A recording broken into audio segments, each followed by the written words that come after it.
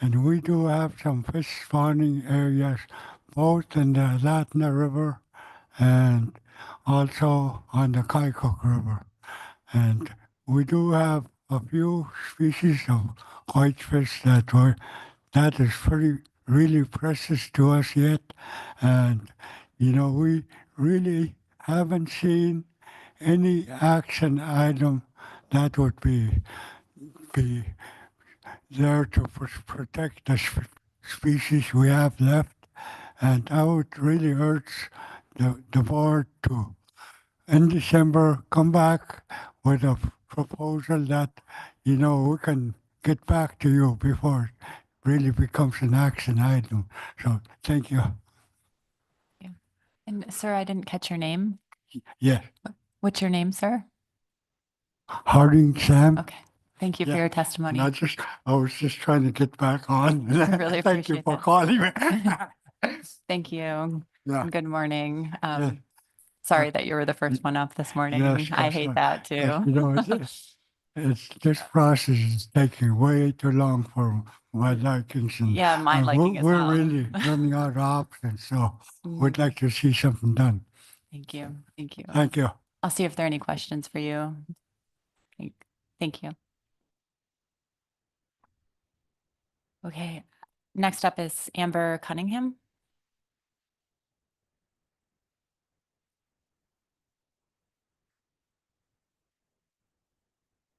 Good morning.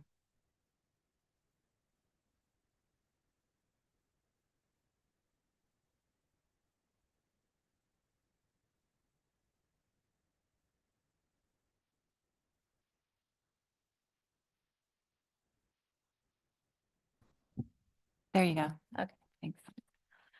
Wow, you caught me by surprise. The most exhilarating time of my life was the time that I caught my first salmon. I was 7 years old. My daughter caught her first salmon when she was 2 years old. She lost her rod and reel to her first catch.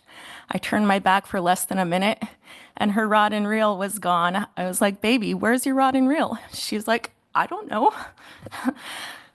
45 minutes later, I caught her rod and reel along with her fish. Good morning, my name is Amber Cunningham. My Inupiaq name is Gabuchak. My maternal roots stem from Yunukli, where I currently raise my children. I've always believed that my ancestors and everyone else's ancestors who chose to make Yunukli their home were some of the smartest people on earth. We have the Bering Sea to our west and the Yunukli River to our east. We have our ancestors made it clear that salmon was the most important reason for settling and raising their families there. My family is a subsisting family. We are very grateful for the land and the water and all that it provides for us. It sustains us and helps us offset the high cost of living in rural Alaska. I have been a subsistence fisherwoman since I was a young girl. I'm very blessed to be able to share the fishing experience with my children and their friends. Since my late grandma taught me to rod and reel, I have fallen in love with fishing. I eat, sleep, breathe, and dream of fishing. I have been offered jobs in other villages to finish my school counseling degree, and I've declined because I'm connected to our people, our land, our resources, and our ancestors.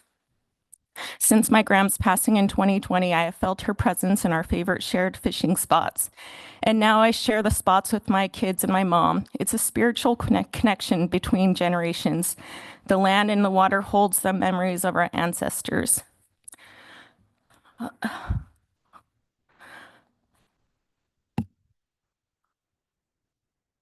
My late cousin, I called him the fish whisperer. Since his passing, I believe he willed his fish whispering skills to me.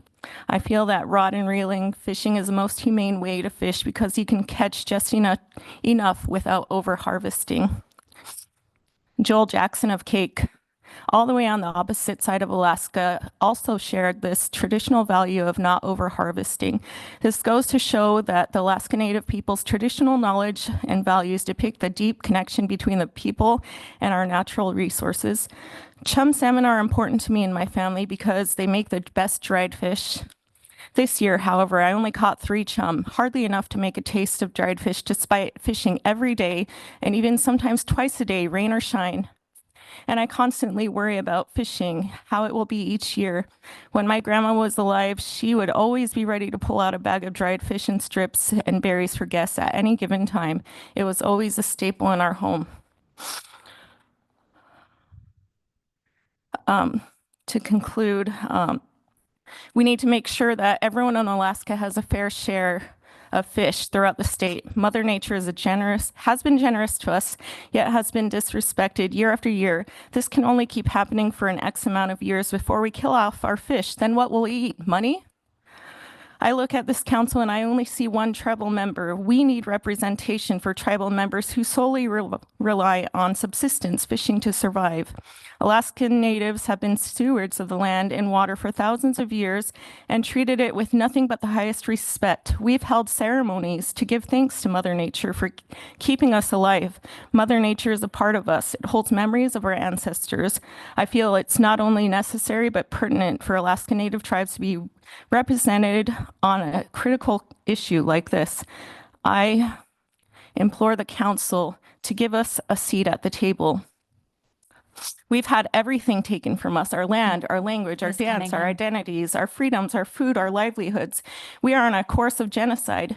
You can make a difference in our lives. You can make a positive change and manage the pollock fishery to benefit both the commercial fishermen and the subsistence fishermen and women by setting caps on bycatch. Thank you. Thank you for your testimony.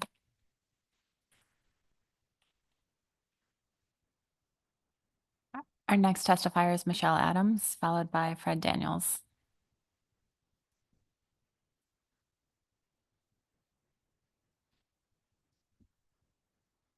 Okay. Fred Daniels, followed by Agatha Foxy.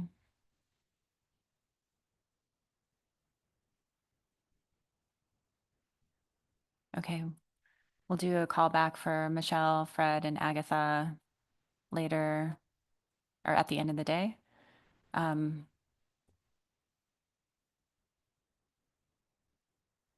Louisa Penipchik.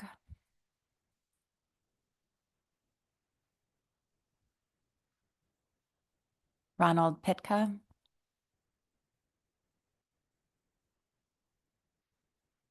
Nathan Topcock. And Marvin Takak. Okay, we'll do a call back for all of those individuals. I know yesterday that they were having travel challenges to get here. So we'll move back to the main list and we'll begin with Richard Young. Morning.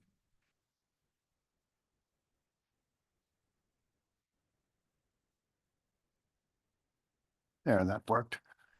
Now, I can't speak as fast as the last young lady that was just up here, so bear with me. My name is Richard Young.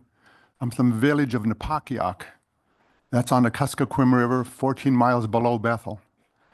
We are part of the CDQ community. We are part of CVRF.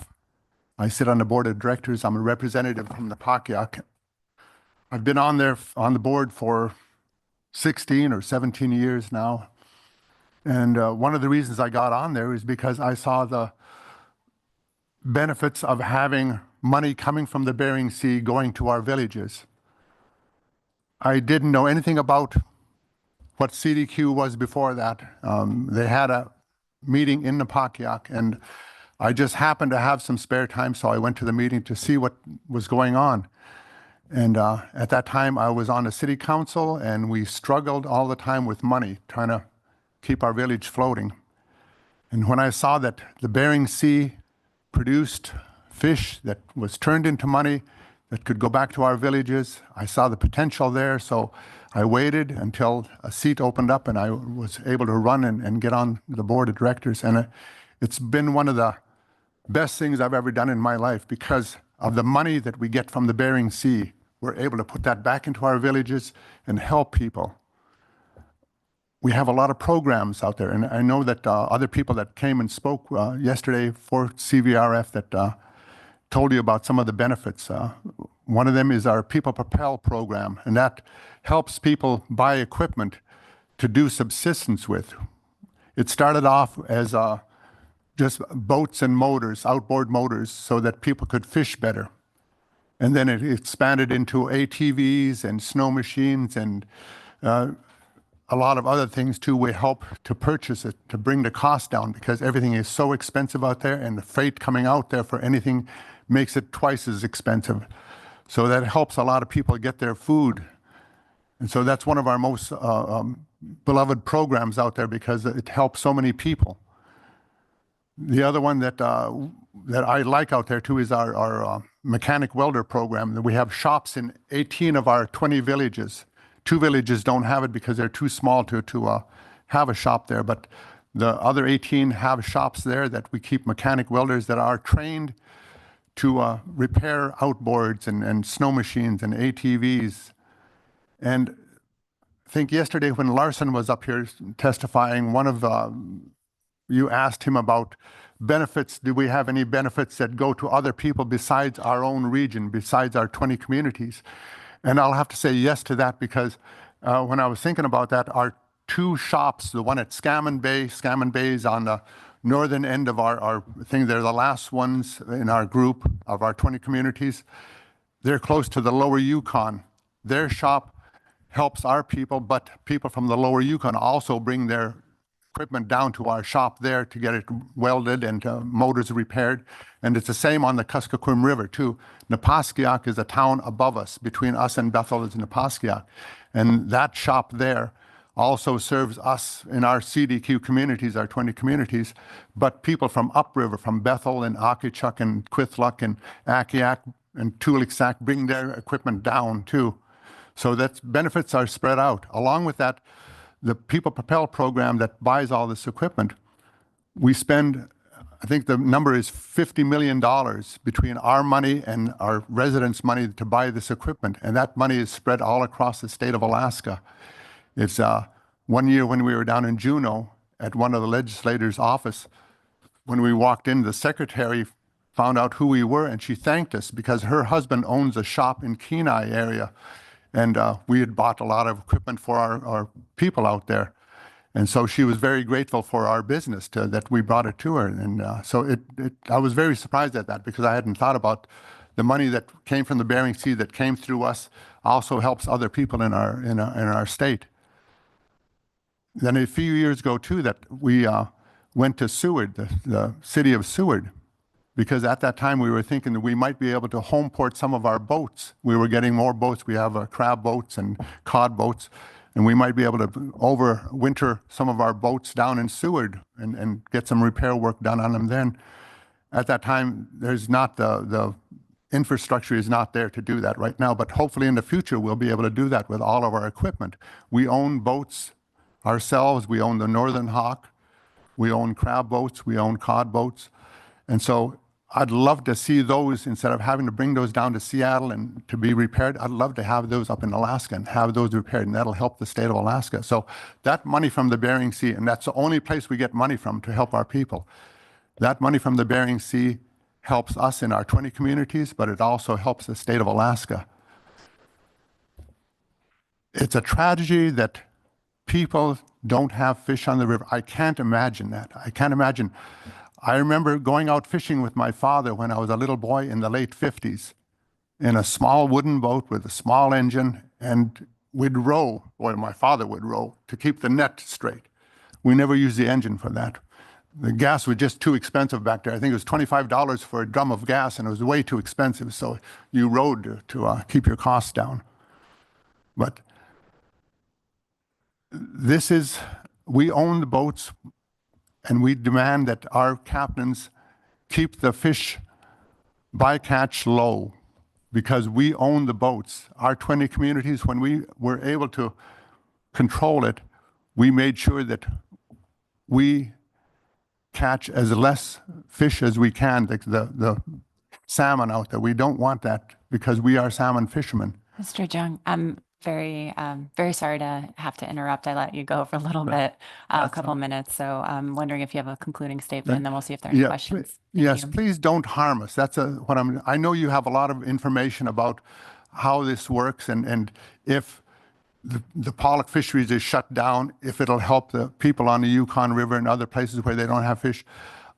All the information I've seen says no, that it won't, because we don't catch enough bycatch. There's not enough bycatch out there to make a difference. But you guys have all that information yourselves, and I'm sure that you can make a great decision that won't harm us and help other people too. There's got to be a way to do it. I know that Mother Nature has ruined a lot of our fishing because of the climate change and the heat that's out in the Bering Sea. It's changing the waters. It's changing the food out there. And there's a lot of reasons for this. And I don't think that the trawler fleet is a big part of that, though. Robin Samuelson yesterday was saying that they're doing a great job, and I believe that too, that we've cut down on bycatch to a level where it's acceptable, that it's not going to harm people. So that is so just do your job well and make sure you don't harm all of us. Thank you for your testimony. We'll Thank see if- you. See if there are any questions for you. Yes, Mr. Moeller. Thank you, Madam Chair. Mr. Jung, thank you for your testimony. What we would all do to have $25 a barrel of gas again, right? But I got to ask, because I don't know, what do you pay for a barrel of gas now in Napakiak? Oh, Lord. It is, I go there with a 100-gallon tank, and it is, what in the world is it now? 800 and so. I mean, it is so ridiculous. It is crazy. I go up to Bethel when our ice road is open, I go up to Bethel by truck, and I'm able to get it for $100 cheaper up there. For 100 gallons of gas, I get it's $1 cheaper in Bethel. So that $25, I remember my dad, when it got to $50 for a drum of gas, he was screaming, you know, it would kill him to see if it's $800 now for, you know, well, $400 for a drum of gas now would be. So, yeah, it was, what a difference. I've seen, you know, I've been around long enough where I've seen a lot of different changes. And I think this is a much better time. My memories of being out fishing have always been these great, warm, sunny days out there on the river, you know, rowing slowly, and I know we weren't out there in sunny days all the time. I know there was bad days out there, but that's how your memory works. The past is always so much better than what we're living in now, but I believe that now is the best time for us because we have better motors, everything is better now. It's just better nutrition. It's just a better time for us. And especially since we're getting money from the Bering Sea and helping our communities, that is so good for us. Thank you. Thank you. Thank you for your testimony. Appreciate your time. Thank you very much. Our next testifier is Brendan Raymond Jacobian, followed by Jim Egas.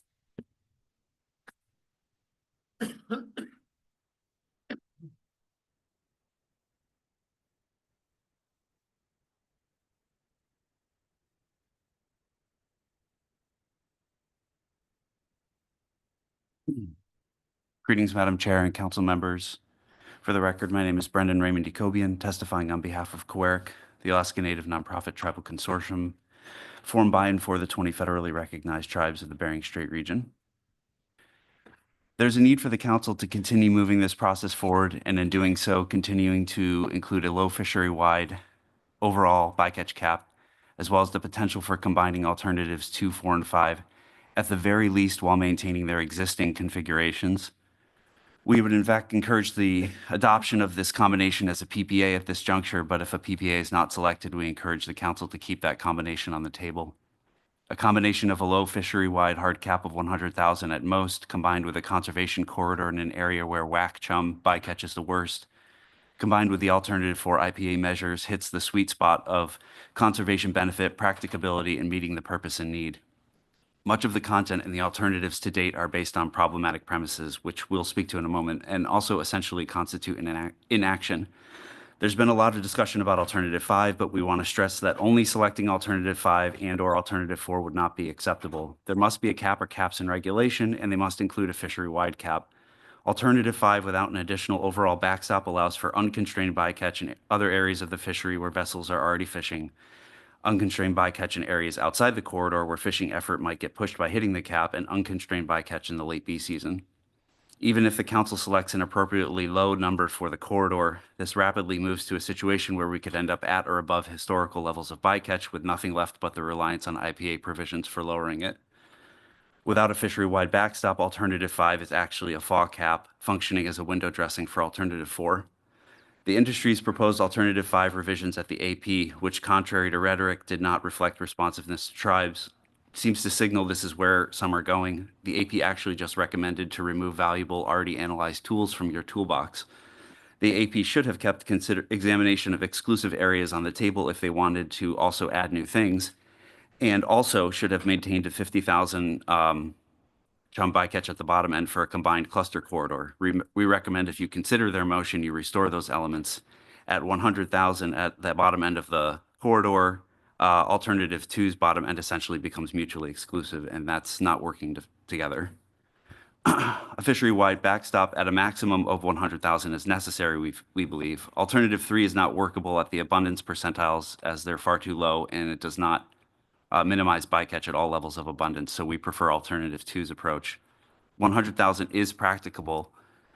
In 52% of the last 33 years, according to the data, industry's bycatch was under 100,000. A cap or even the threat of a cap, as industry has warned, cannot seriously be taken to be unrealistic when it's something being achieved over half of the time anyway. In the last 3 years, the average was 134,000, in the last 275.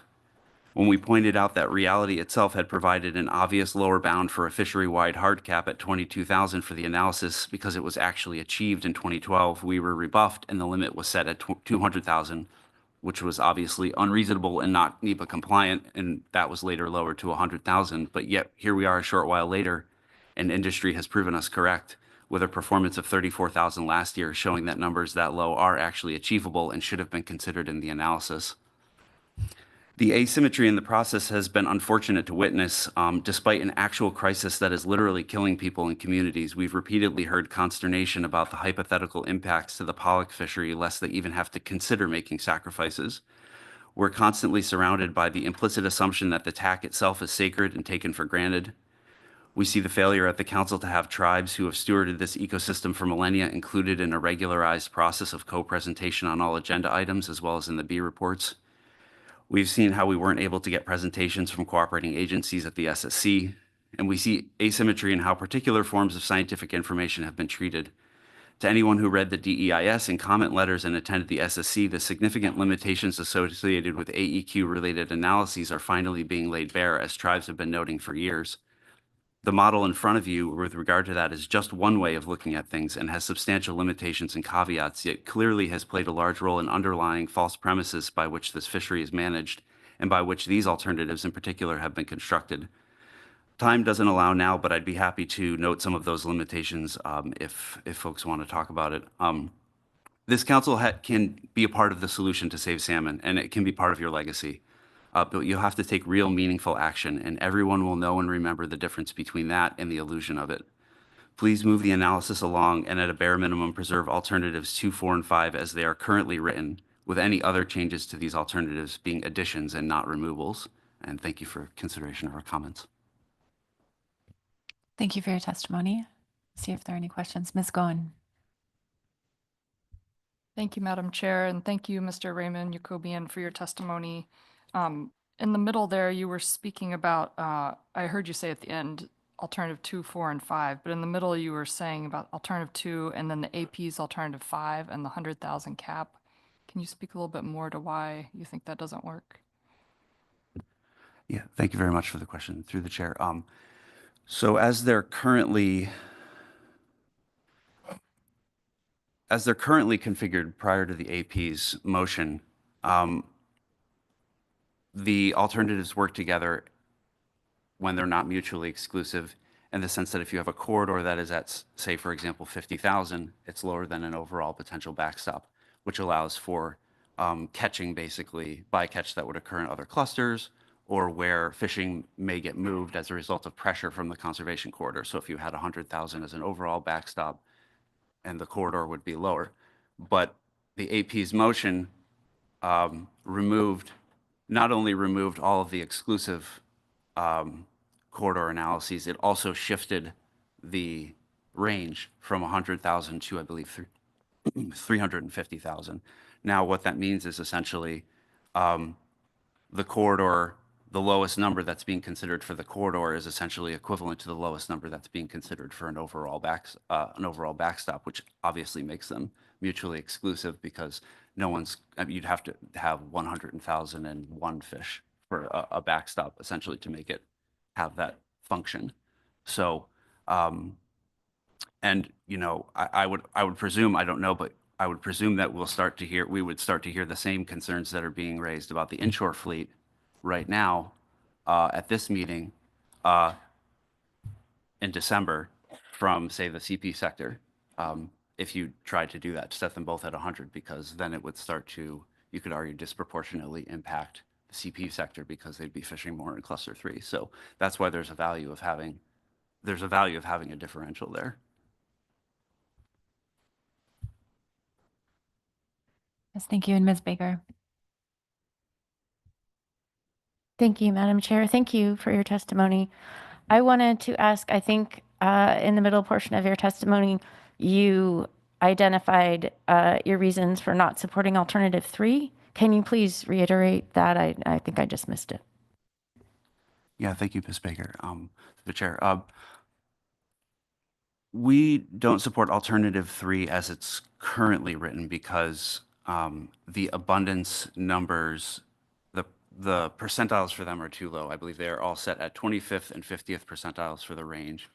And then there are also the bycatch caps as well do not constrain bycatch at all levels of abundance. So I believe that's, I'd have to look at the details, but if you look at the details at the higher end, they don't constrain bycatch.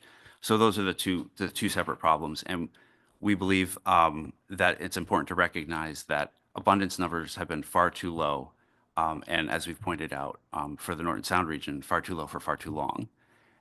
And that if there was an analysis, those percentiles would have to be, of that alternative for it to potentially be an acceptable, workable solution, those would have to be shifted upwards. For example, and we would also say that, you know, for the Norton Sound region, just looking at the numbers themselves, we've discussed before the 90th percentile for the Norton Sound region, because if you look at the numbers, so I don't think choosing just raw percentiles is necessarily the best approach, because there can be differences between regions. And if you look at the numbers from my recollection, the 75th percentile is not actually a whole lot different from the 50th percentile in the Norton Sound region. But if you look at the raw numbers, the difference becomes more obvious. So, so anyway, long story short, the percentiles would have to be moved up and bycatch would have to be constrained at all levels of abundance. If that was the case, then it would be more acceptable, but it's in its current form, it's just, there's too many problems with it.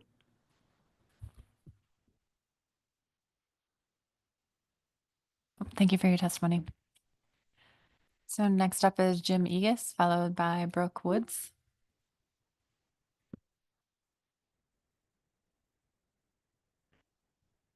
Madam Chair, members of the council, Jim Egas is currently fishing right now. Can you please circle back to him on Monday or Tuesday? Thank you. Yes, we'll make note of that. Brooke Woods. Is she online?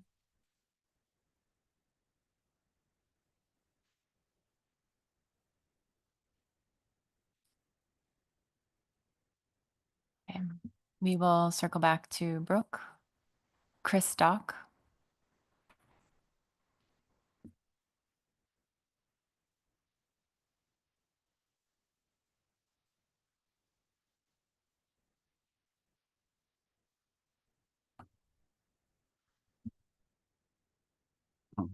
Morning, Madam Chair, ladies and gentlemen of the North Pacific Management Council. My name is Chris Dock, originally from Kipling, Alaska, one of the 20-member communities in the Southwest region. For the past few months, I've resided in Chefornik to be with my family.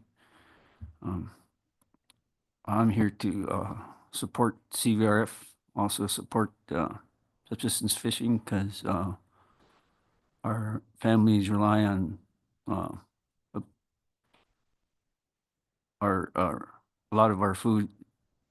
So a lot of our people, rely on salmon to sustain their lives. But in many ways, CVRF have provided benefits to its residents of the member communities, such as community service centers, which employ CSRs, their managers, shop mechanics, welders, as well as youth to work seasonal employment. CSRs provide applications for employment and scholarships for furthering one's education, and qualified students also get funding from CVRF. CVRF also provides internships for students. Shop mechanics provides their expertise in fixing transportations of all sorts year-long. A lot of residents don't have the knowledge and or the tools to fix their machines. CVRF also provides a heating fuel to every household in its member communities, and this heating fuel goes a long way in a cold, harsh community. Youth to Work, since it started, has grown quite a bit and is one good way to teach our future leaders about getting employment after their school is over. Not only do they train and work, they also get to converse with their elders and get some wisdom from them while they are assisting them. The income the youth receive also goes towards helping their households in getting everyday essentials. Thank you for your time. Thank you. Thank you very much for your testimony. I'll see if there are any questions for you. No. Thank you for joining us. So, Daniel Azian, followed by Aaron Bean.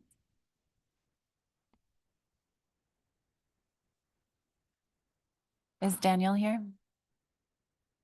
Okay. Circle back to him. Aaron Bean, followed by Nathaniel Betts.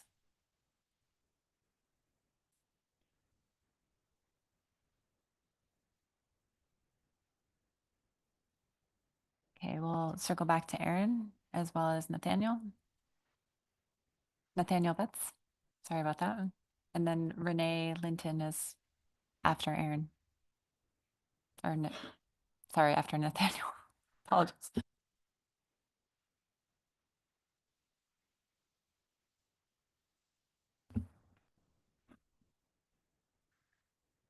Good morning. Time's up already? That's okay. I see I'm not welcome Very here. efficient. Good morning. My name is Nathaniel Betts. I'm the Director of Community Programs at Coastal Villages Region Fund. I've been working here for about 9 years, and I'm not ashamed to admit that before I didn't know much about CDQ or CVRF. I think most people don't, unless they work for us or they live in one of our member communities. But I've learned a lot over the last 9 years, and I have 3 lessons that I'd like to share with you today. Number 1, CVRF is the grassroots. And you may be thinking to yourself, big boats, big business? I don't believe you. But I'm here to tell you that's true, and I'm here to tell you why. It was 30 to 40 years ago that local leaders from our tiny, remote communities on the far coast of the Bering Sea, hundreds of miles away from here, stood up and demanded an opportunity to participate in this lucrative Bering Sea fishery. Today, we look back on those local leaders with pride. We call them our founding fathers, because it was the direct result of their action that led to the creation of what we now know as the CDQ program.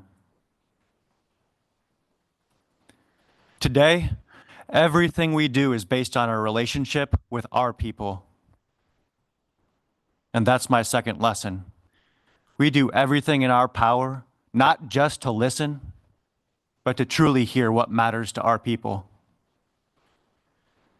We actively document tens of thousands of interactions between our residents and our people every single year. Every other year, we implement a region-wide survey. That survey tells us our residents overwhelmingly support us and the programs that we're able to offer as a result of our stake in the Bering Sea fishery. That brings me to my third and closing lesson. CVRF is a world-class case study in local economic self-determination. In 1992, it was this very council that gave us a window to chart our own destiny. Today, every single one of our 20 democratically elected board of directors is a subsistence practitioner. My message to you is that the CDQ program empowers our 20-member communities to create and live a modern subsistence economy on their own terms. My ask for you today is please don't jeopardize the quota that makes this all possible. Thank you for your time. Thank you for your testimony. See if there are any questions for Mr. Betts. Yes, Mr. Mueller. Thank you, Madam Chair. Thank you, Mr. Belts, for your testimony. As I've asked this of other CDQ testifiers yesterday, but as the director of the community programs for CVRF here, I'll ask the question again. You spoke briefly about the benefits to your member communities. Can you give us some examples where those programs are actually broader than your member communities? If you have any, I'd appreciate it. Thank you. Thank you for the question. One of the geniuses of the CDQ program is that it anchors the global economy in the locality of Western Alaska. A result of that is that we create value up and down that value chain from Tooksuk Bay and Quinnahock and Platinum and Napaskiak and Napakiak to Bethel to Anchorage to Homer to Seattle to Germany to Korea. We provide value all along the way, and we bring that value home to our communities.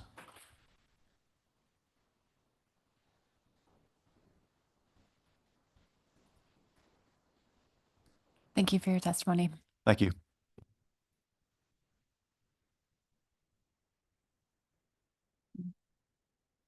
I think Aaron Bean is here. Then after Aaron will be Renee Linton.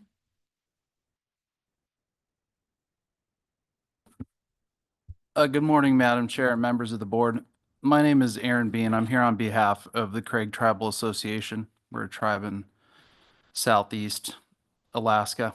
I first just wanted to open by saying we stand in solidarity with our fellow tribal partners up here in the north, and we felt compelled to come and hold a position at least and put on the record what it is our position is as a sovereign government.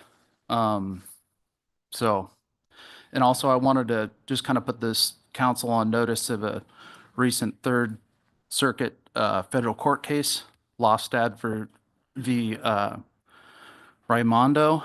And the Third Circuit Court of Appeals ruled that members of the Mid-Atlantic Fishery Management Council exercised significant authority, which made them officers of the United States. Under the appointment clause of the U.S. Constitution, however, because they were not appointed by the president and confirmed by the Senate, the process was ruled unconstitutional. And the court's solution was to strip the council of its decision-making power and reduce them to an advisory role. So I just wanted to put the council on notice of that and ask that you guys follow up with that and maybe take a look at, it begs the question if the council can even have the constitutional authority to make the decisions that it is and has.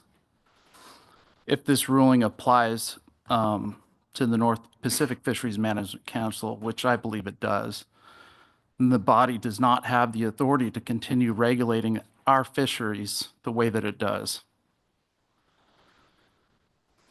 Okay. Because the courts followed the precedent that has been set in Lofstad, this council's decisions may not matter for very much longer. We've looked at the data, or rather the flawed and manipulated numbers that the council relies on to justify its policies. At every meeting, we're told that decisions are made based on the best available data and science. But let's be honest, the science and the data is what's got us here. At some point, we have to practice the scientific method and look at the results of what it is that we're looking at. If the science and the data have resulted in the negative impacts, then it should be looked at and it should be adjusted accordingly. Like anything else that's studied and randomized studied, anyone else in academia can tell you, if your results are not what you expected, then you change your methodologies and you go back and you do it again. You don't repeat the same problem. The models and reports that dictate federal fisheries management have consistently failed to predict, prevent, or even acknowledge the destruction that's happening here in real time. We've been told repeatedly that bycatch limits were keeping populations stable, yet salmon runs have completely collapsed. We've been told that trawl impacts are being mitigated, yet we've seen entire ecosystems at this point disrupted. We've been told that the current regulations are sufficient, yet here we are fighting for what is left, and in some cases, which is gone and needs to be rebuilt. At what point does this council acknowledge that the industry-funded data has created a self-fulfilling cycle of destruction? Regardless to who takes what out of the ocean, the net result has been the same. The fish have not come back. There's entire river systems that do not have fish that have returned for millennia. And I know it's really easy to marginalize a group of people that aren't moneyed, that don't have the education necessary to articulate their position or what it is that they need to accomplish in the law. But at some point, you have to take a look at the reality. I mean, every day and this is why we're here. And when I say we, I'm talking about my tribe.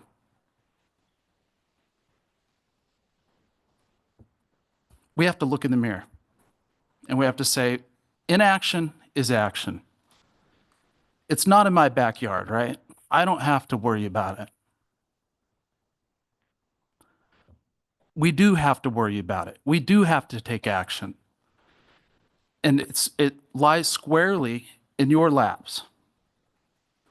Something needs to change. We can't continue the way that things are ran, the way that this body, for whatever reason,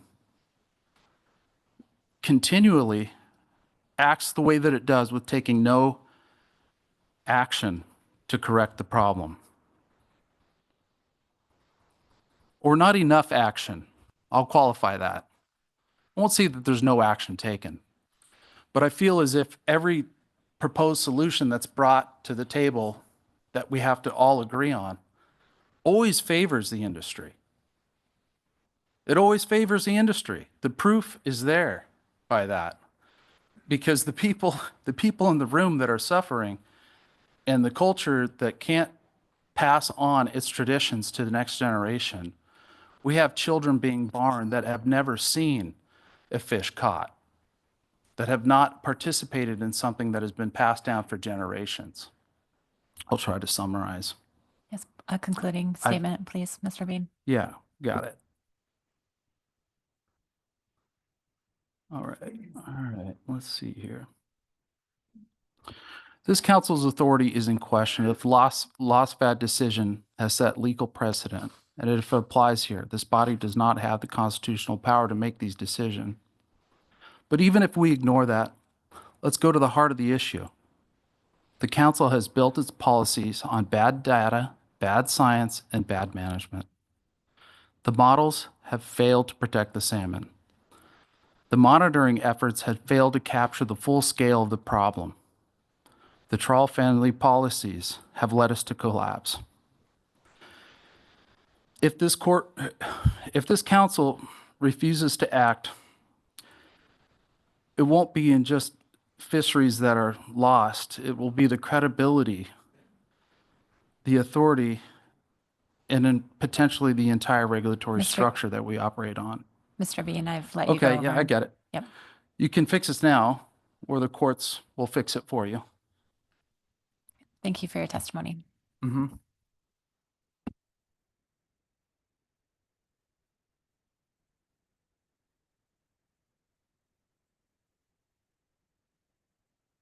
Our next testifier is Renee Linton. I think she's joining us online.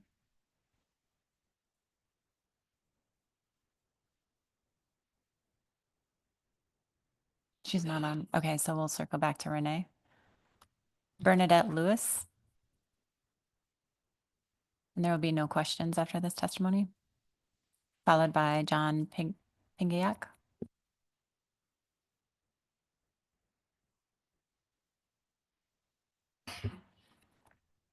Good morning. My name is Bernadette Lewis. I'm the tribal administrator from Shifornik. I'm here to talk about CDQ, how it's helping our communities.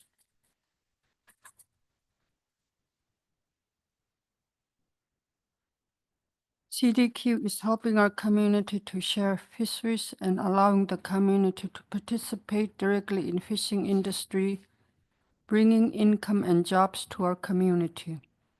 Heating fuel that our elders get from CVRF greatly helps them during cold winter months.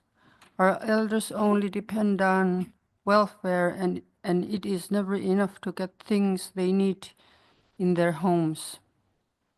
Youth to Work program is very important to our children, for they are learning what to expect before they get office jobs, preparing them for their future work.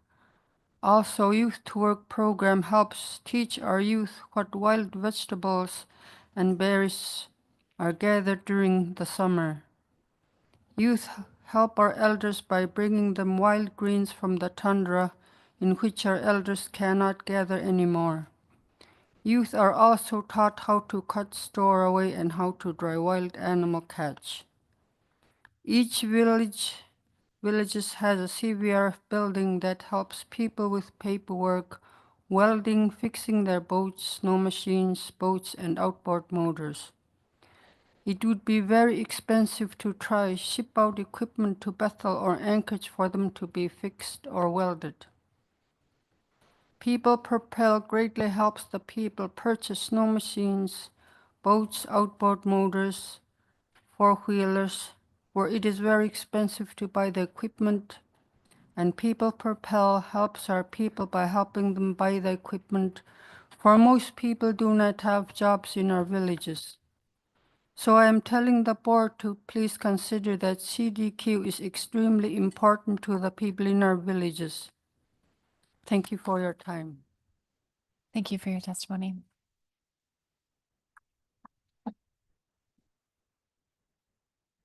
Next up is John Pingayak, followed by Liana Pingayak.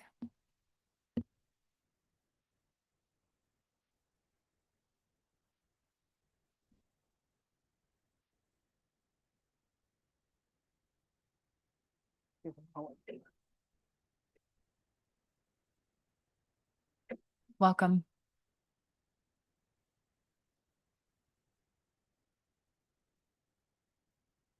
I've been preparing to meet each and every one of you, and I didn't know what I was getting into. I tell you the truth as an elder, because right now I'm from a Kishunamu tribe in Chivak. We're the Chupik people of the Western Alaska. You know, before I talk about what I'll be talking about, my wife cautioned me to be not be aggressive in what I'm going to say, but with kindness and the way my ancestors speak. Because all my life, 76 years of my life, I try and follow the words of our elders. Because right now, when I interpret our way of life and what those elders went through in those days, they had no status in state of Alaska or the federal government.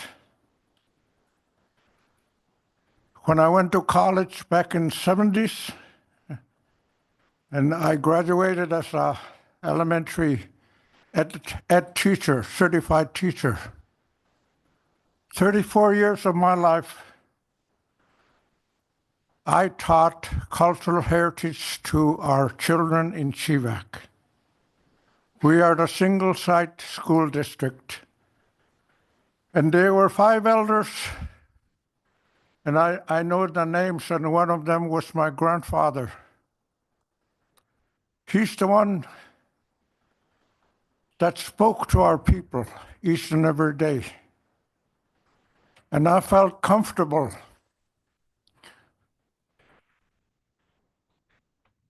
because I had support. I didn't feel lost where I'm going in our life. Out there, we don't have resources that can help us and generate revenue to help our people. We have a hard time acquiring any monetary help from people like you. But I know for a fact that you were responsible in starting our CGQ. You represented United States government, and I was recipient of how we're living right now. And before I forget, you know, I respect each and every one of you. That's what my elders would do. And I tell you, I want to let you see my shoes.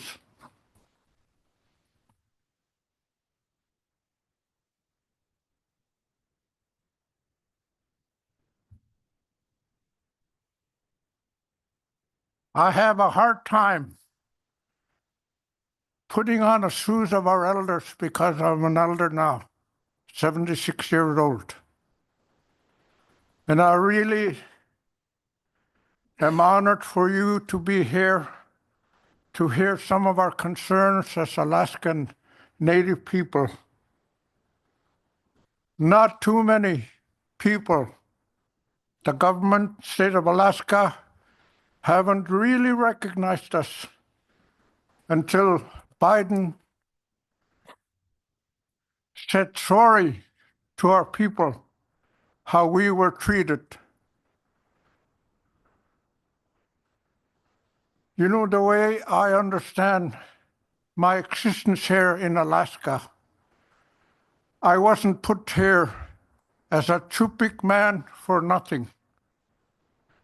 I was put here to show the people our humanity, and everything that we grew up with came from the sat house of the elders, and those elders were transforming us to become the hunters of this land and elders of this land.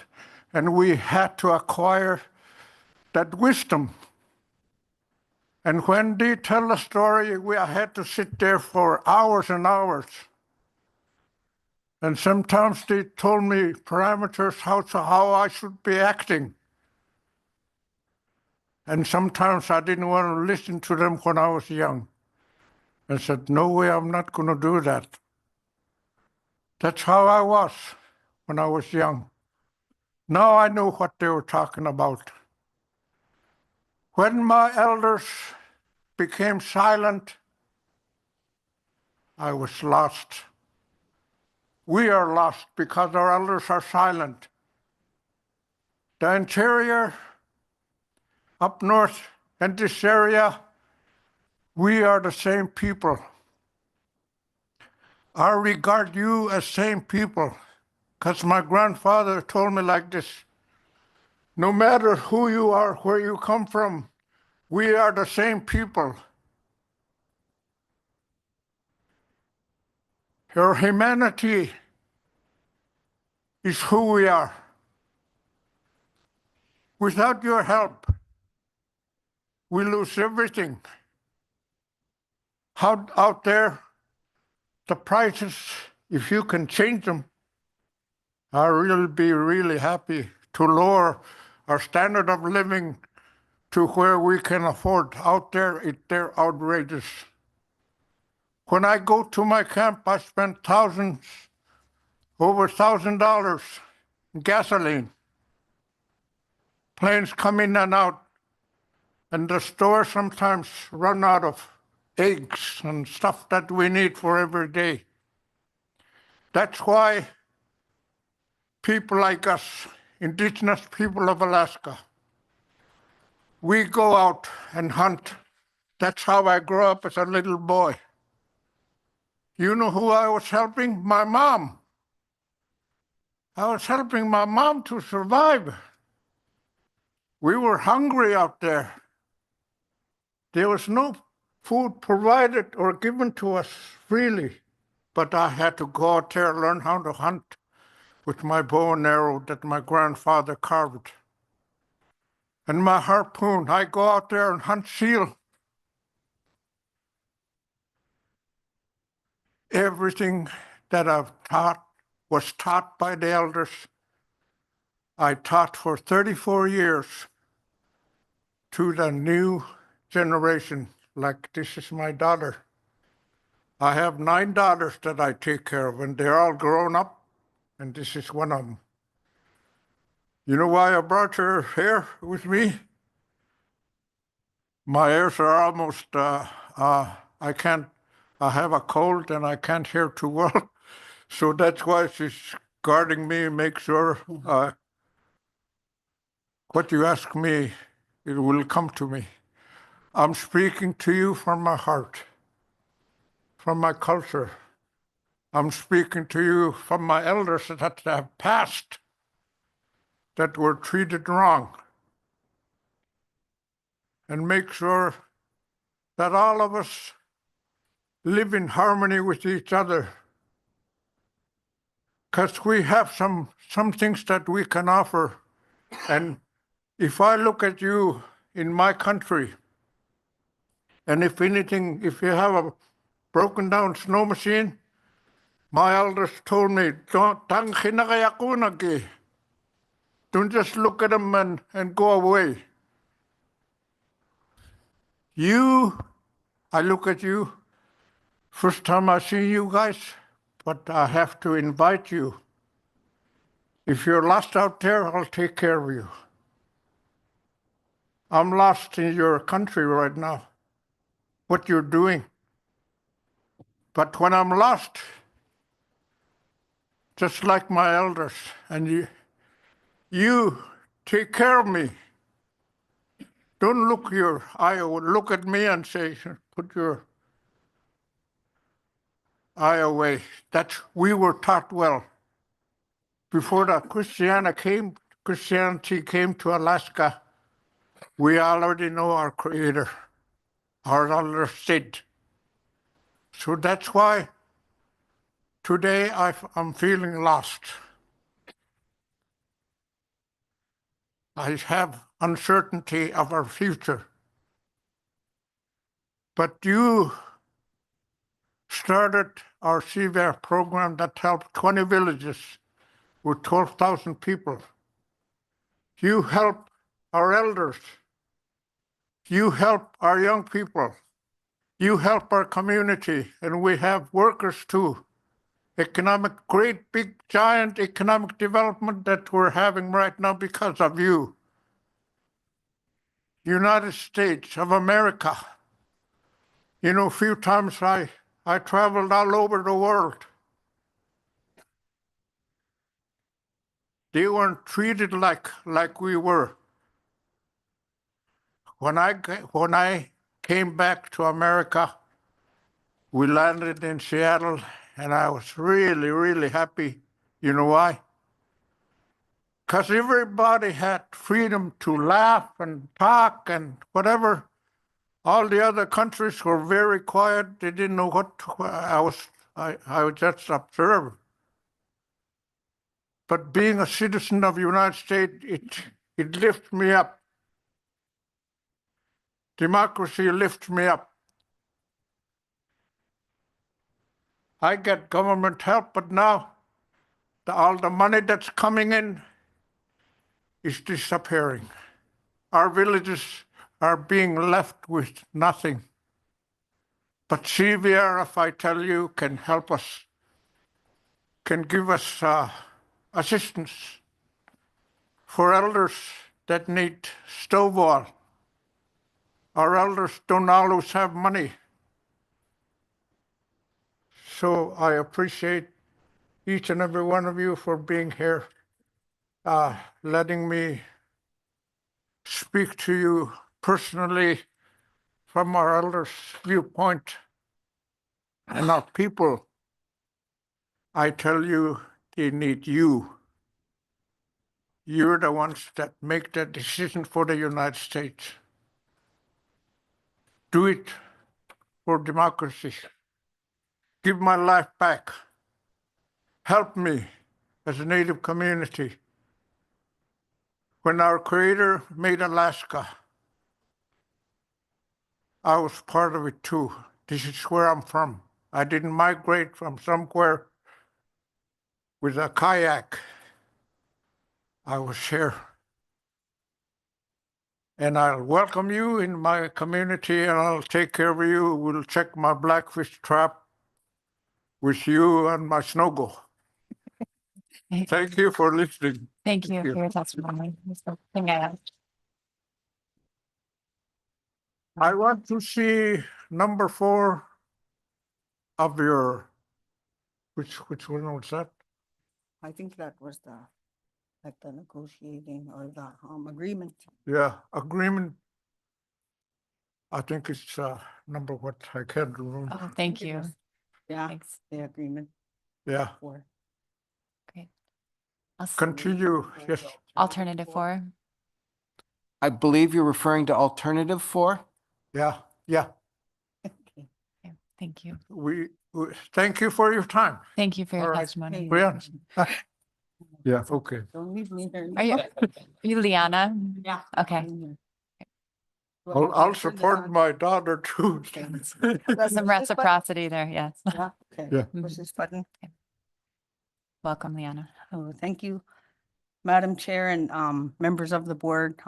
My name is Liana Pingayak, and my hometown is Chivac, a community located in the CVRF region. I'm a community service manager for the highly populated areas in our community, and I also help run a few programs in CVRF, the heating oil program, the elder program, and the funeral assistance program. I truly believe that Coastal Villages Region Fund understands the nature we live in, the struggles we face, and what its residents need to continue thriving in our communities. We have great programs that are eligible for all community members and make sure we benefit all homes in our 20-member villages. The jobs are provided in our communities to provide great customer service and first-hand assistance to help our residents with their needs. We work with people of all ages in our community. We benefited 596 youth over the summer with summer jobs, and we helped 873 elders. We even work with those who have language barriers and people with technological challenges.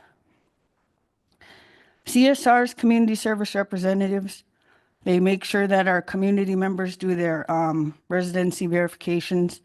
All people who participate in our program, they're CVRF members. So we only provide assistance for those who qualify for our programs. And that's all the about 12,000 residents living in our communities. But we live off all our communities, they're in rural areas off the road system. Like it'll cost me like $300 one way to go to the nearest hub, $600 to come back. And the hub is where all our 20 villages meet in our communities, and everything's like at a higher price. So it's harder to get economical supplies needed to support our daily living or have a long-term economic development where finances can thrive. We're all subsistent reliant communities.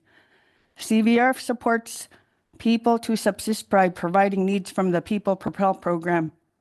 Members can purchase boats and motors, vehicles, appliances, and nets at a lower price than the actual cost with freight with freight included. So and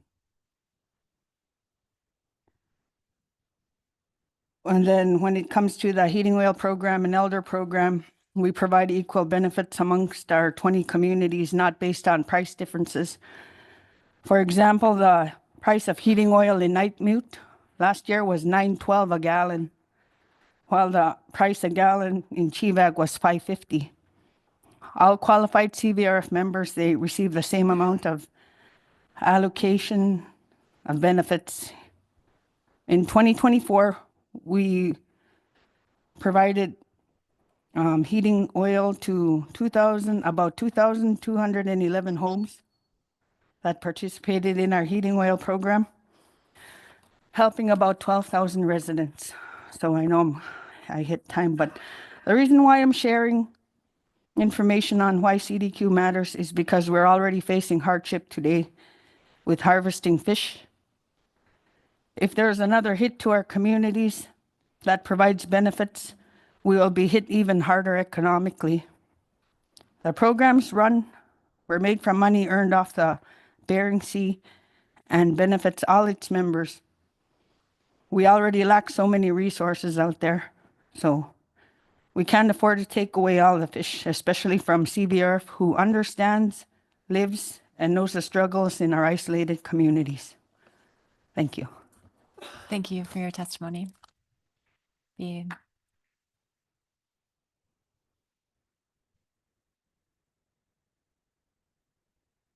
Dolores Lozano, followed by Marcia Nanuk.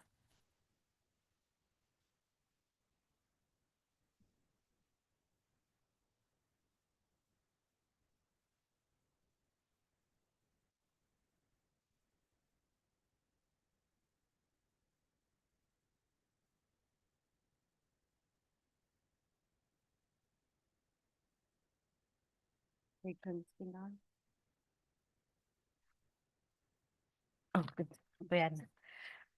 Kuya Wikluko, Chananguk, Lianaklukalaklutik. I just want to thank them for talking. Yuhtun at ka kalihtok kangirna kamiungungaslo. My name is Dolores Lozano. I'm from Kangirnak. I work as a community service manager under CVR. I've been working for them over 12 years now. Not only I work for my own community, I work with all communities through the scholarship program, the internship program, and the tax assistance program.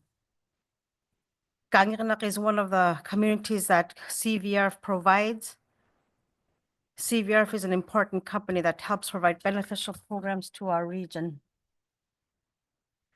Programs like Youth to Work.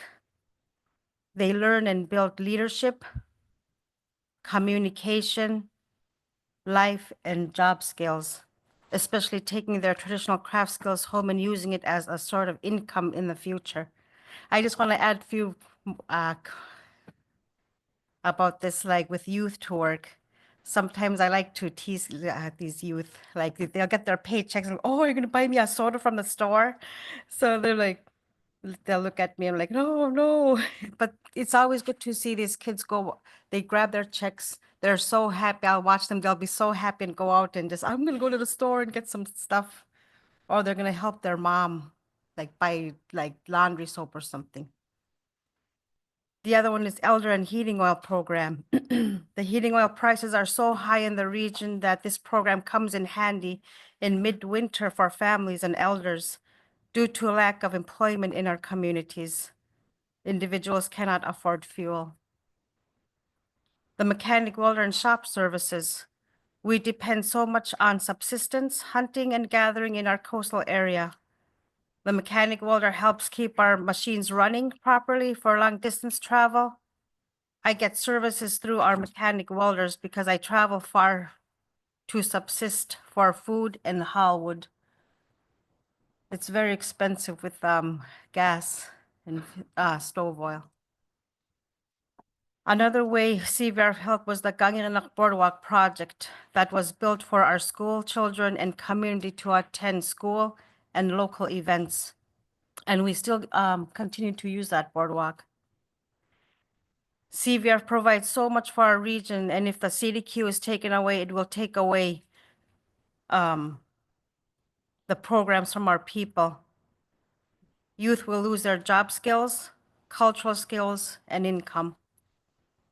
Elderly and families depend on the extra assistance that CVR provides. I have been with CVR for many years. I enjoy helping people in need, especially the elderly. The kind words they share and how very thankful they are when receiving benefits from CVR. Another thing is like if I'm in Good News Bear or something, or if I'm on the phone like with someone in Platinum, oh, you'll get this this amount of stove oil. They'll be so thankful. I'll be like, I can't wait. I can't wait till I'm an elder, so I'll get stove oil too. So I would recommend that you look further into this issue. Work together and then go from there. Kuya, nanityo ko nila. Thank you very much for your testimony.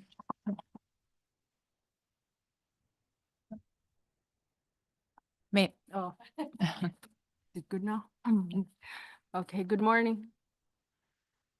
My name is Marcia Nanuk, lifelong Chupik resident from Chivac and community benefits coordinator with the GIS mapping program at CVRF.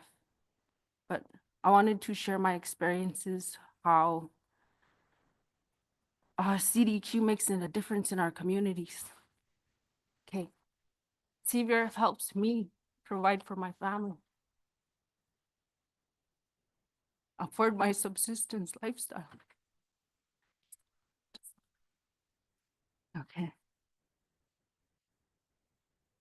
I'm that one person in my family that they go to for help, applications, help filing taxes, or even making a phone call and researching who to call. And then when family members pass away, I donate to the designated family member because it's really hard for family members that pass away out there too.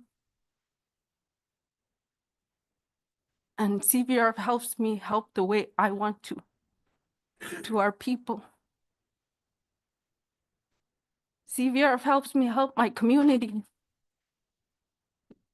In a way, CVRF is that family member in our communities where we don't have to apply for assistance. We reach out to our community members and ask them if they want to participate in the program. We don't wait for them to come to us. We reach out to them, we call them.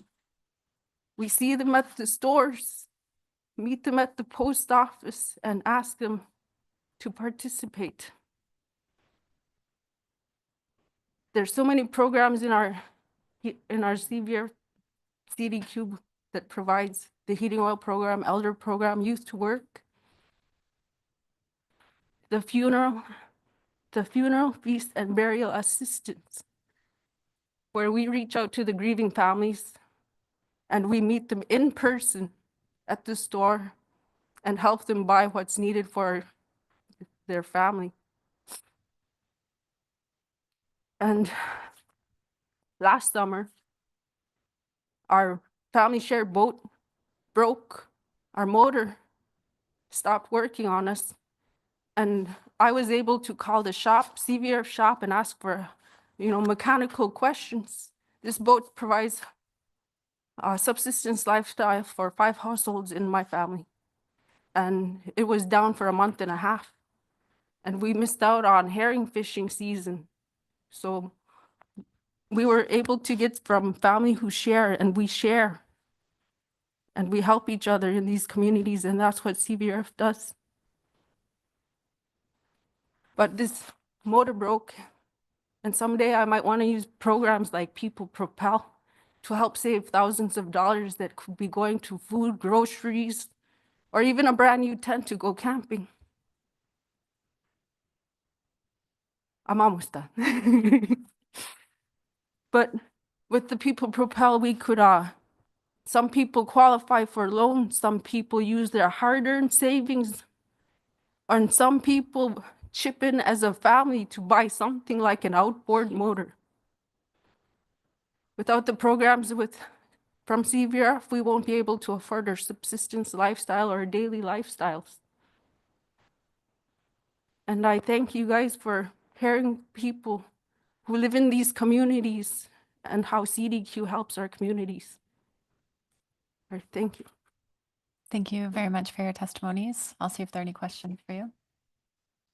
Yes, Ms. Kimball. Thank you both for your testimony. And I just wanted to hear a little bit more about the Youth to Work program. Several CVRF folks have mentioned that. And does that provide jobs in your resident communities or in Alaska or even outside of Alaska? What is the range of where you're finding employment for youth?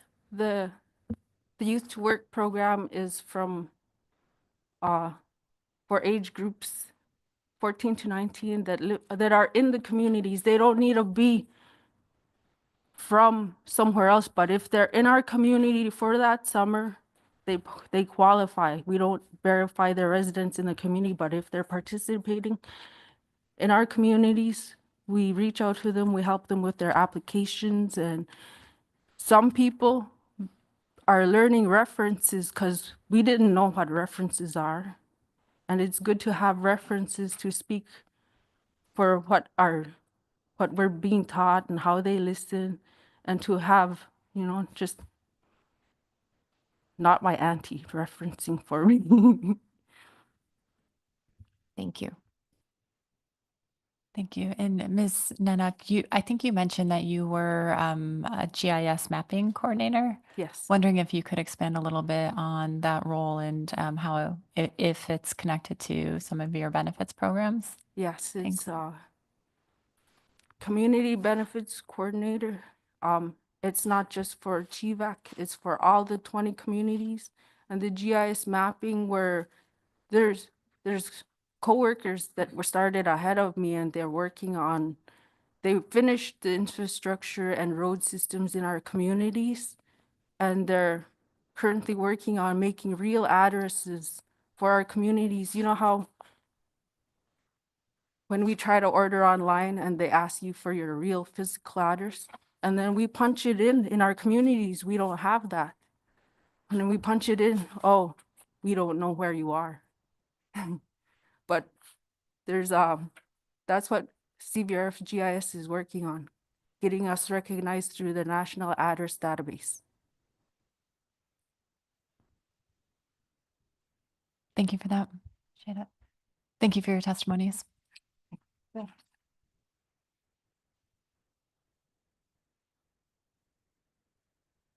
So next up is Craig Scheifluck, followed by Steve Ritchie.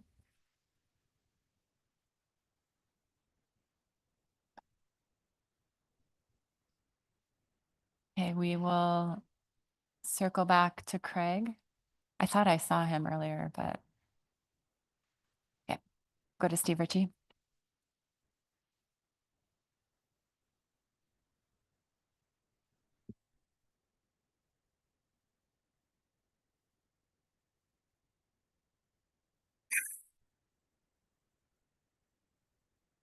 Good morning. Steve Ricci, Quota Manager for the Bristol Bay Economic Development Corporation. Madam Chair, members of the Council, BBDC believes that hard caps under any alternative have limited utility in accomplishing the purpose and need and present structural challenges. BBDC supports expanding alternatives, incentivizing the Pollock fleet to continue recent mitigation success. This will ensure the response is proportional to the impact attributed to the Pollock industry.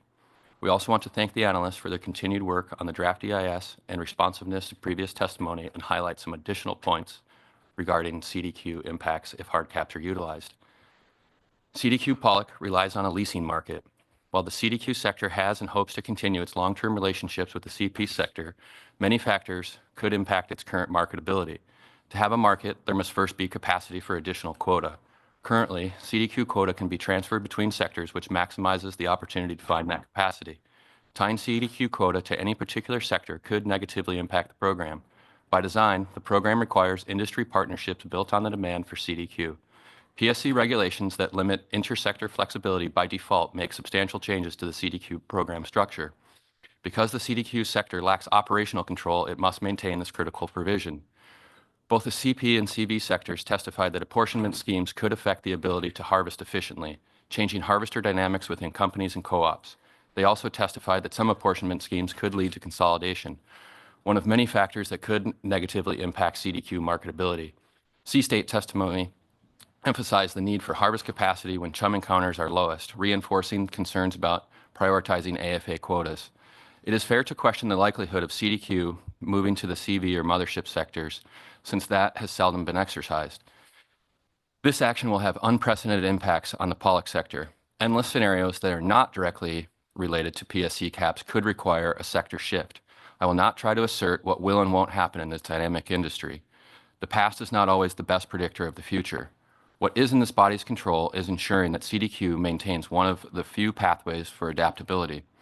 Many have used the term flexibility in testimony. CDQ is asking for the same. The Pollock fleet can adapt in many ways. Co-ops and IPAs are designed for that reason. CDQ can only move quota between sectors. Removing that flexibility creates a more restrictive management. BBDC is asking that sufficient analysis be performed to accurately illustrate the impacts on CDQ if it no longer harvests on CPs. Ideally, the next iteration of the analysis will include at least a portion of the CDQ B season quota in the quantitative analysis as if it were harvested in the CV or mothership sectors. By applying a PSC rate commensurate with the respective sector that CDQ chooses to harvest in, CDQ will maintain parity and flexibility. We are sensitive to each fleet's unique challenges and how apportionment could impact them. We respectfully ask that the same care and consideration be applied to the CDQ sector. Thank you for your testimony, Mr. Ritchie. I'll see if there are any questions. Okay. Yes, Mr. Twite. Thanks, Madam Chair. I have a question that's relevant for BBEDC, but a little outside of Mr. Ritchie's testimony. I was going to ask about the BBSRI. Do you want to? I think that there may be someone else testifying afterwards that could provide some context for that. Thanks, Mr. Ritchie. Yes, Ms. Baker. Thank you, Madam Chair. Thank you for your testimony. do you have a specific recommendation for what portion of CDQ quota potentially harvested in another sector should be analyzed? Sure, Ms. Baker, through the chair, thank you for the question. Not specifically like what portion should be analyzed, but I do think it's important to put this all in perspective. CDQ is 10% of the total pollock quota, and of that, the bee season portion is 55%. So on in an attack of 1.375 million, that's 137,000 metric tons for the CDQ sector. You take 55% of that, that's 75%, or I'm sorry, 75,000 metric tons. Of that, it's going to be some portion, depending on which group or how many groups, that could range from 20 to 30,000 metric tons. The impact there, is relatively small. The total amount of PSC that would be required to shift into another sector would be relatively small. So while I don't have a specific ask or request, I do think it's important to keep it in perspective as we move through here, that it's probably not the entirety, but some portion of the bee season.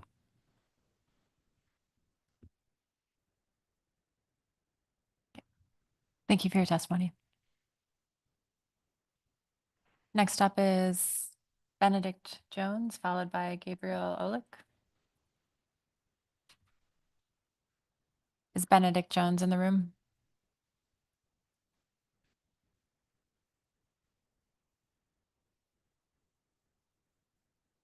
Okay, Gabriel Olick, followed by Thomas Naglaska.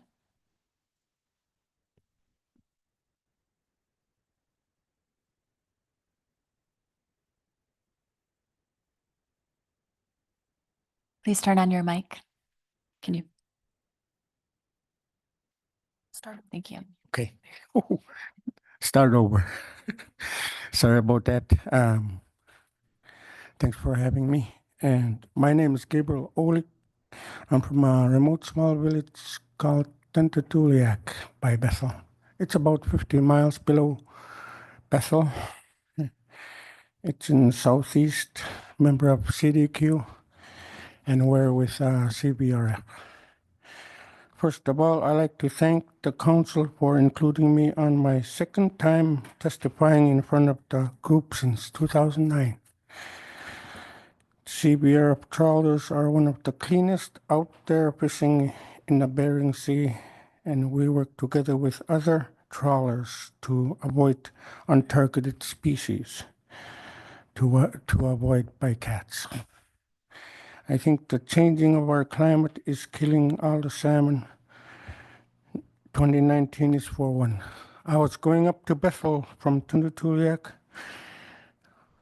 June, I think it was July 2019, and then me and my niece seen hundreds and hundreds of some floating down the river because of warming waters. And I think that's one of the reasons why we're losing fish back home due to climate change. CBRF does benefits programs, subsistence tools like snow machine, boats, motors, and it's very expensive out in the village. And our stove oil right now, I think we pay like $8 something a gallon, and gas is about the same. And CBRF does scholarships, youth work, elder heating fuel, and funeral assistance. Without CBRF, it'd be harder. And I think the council should consider all the options before making your decision. Thank you. Thank you very much for your testimony. Let's see if there are any questions for you. Yes, Ms. Baker. Thank you for your testimony. Did you say it was 2019 when you saw the chum floating down the river? Yes, ma'am. Is that right? Okay, thank you. Thank you. Next up is Thomas Naglaska, followed by Rob Samuelson Jr. or Sanderson Jr., excuse me.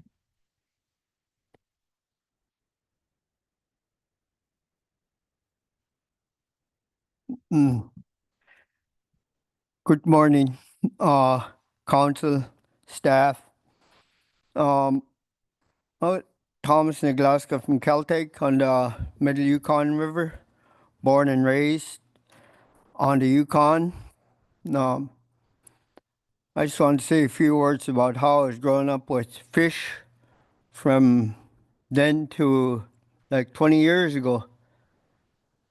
Last 7 years, whenever fish were well regulated in the Middle Yukon River, and our resources dwindling to where we get nothing.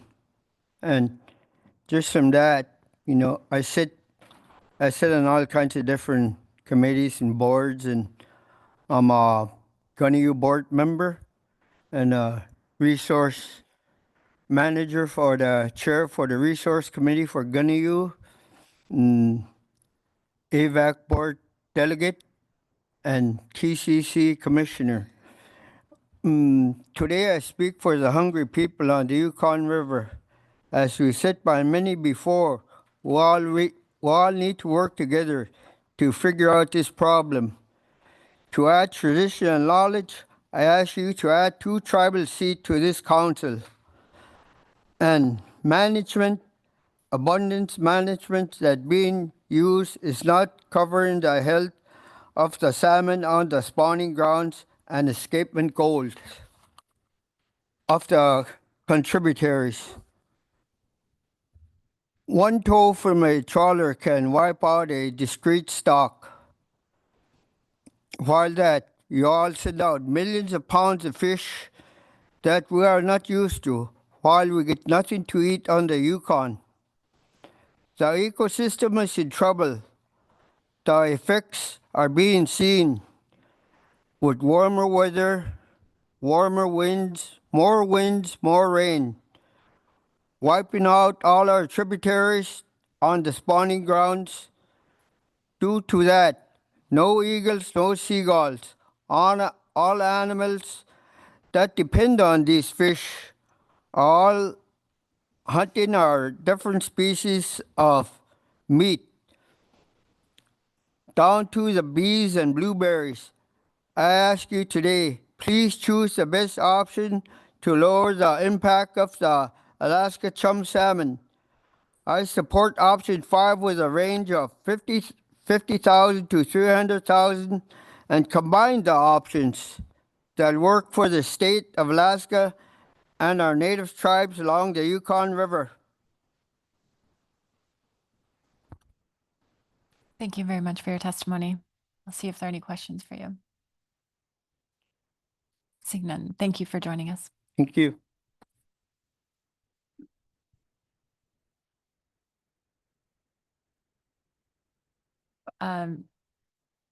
Individual with a travel conflict asking to go before Rob Sanderson, so I think we can accommodate that. Kenneth Esmelka.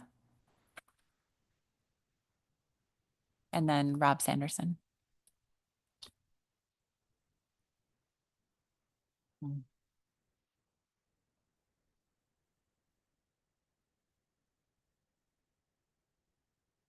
Hello, council members. My name is Kenneth Desmolka.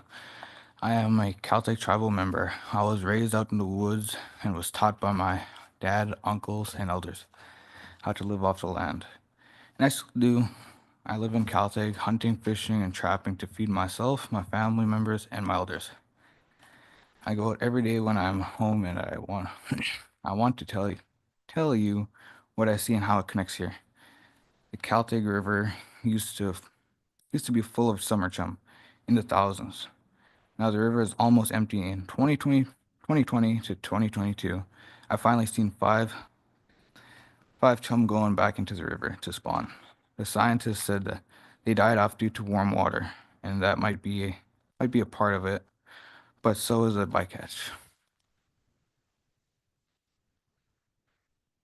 We say every salmon counts because we know it's true. When you only see five salmon in a river that once had thousands, you know it's true that every salmon counts. What I see and know is that once you take our salmon, then they'll take our moose too and try to make us leave our land. This is how you are impacting my life and my right to live my way of life, as I was taught to do by my parents and them by their parents. I hear people say that by taking away fishing will hurt them. It's like you think taking our fish is the same as taking away pork or beef from you, but it's not the same. When you take our salmon, you take a part of us. So I'm here to ask you, the North Pacific Fisheries Management Council members, to stop the trout fisheries and wait for 8 to 12 years and see if our fish will come back. We have proof you will survive just as we did. We had no choice but to learn to live like that with no fish. I know you won't do that, but that is what I believe you should do. Because I know you won't, or you will also, well, you won't, I will also support alternative 5 with as low of a cap as possible.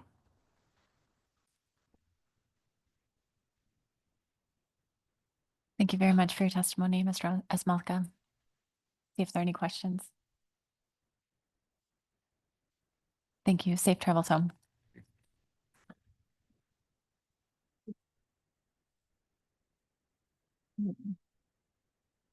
Rob Sanderson Jr. is next, followed by Kimberly Nicholas.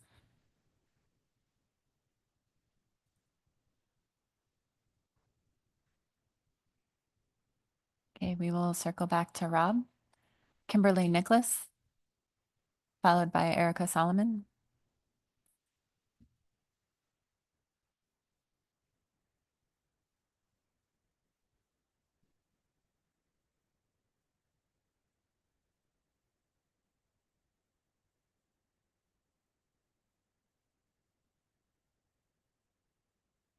Good morning. My name is Kimberly Nicholas, and Nazoon Sauza Gafta Huts and Sedanslit, Fairbanks Listaw. I told you my name is Kimberly Nicholas, and I'm from Caltag. And the name of Caltag is, in my language, is called Gath Daw. Gath is king salmon, and Daw is place. So where I'm from is the place of the king salmon. And so I know I only have 3 minutes up here, and I just started doing, paying attention to this work because since I haven't been able to fish for 5 years, I've been thinking, what can I do? What can we do?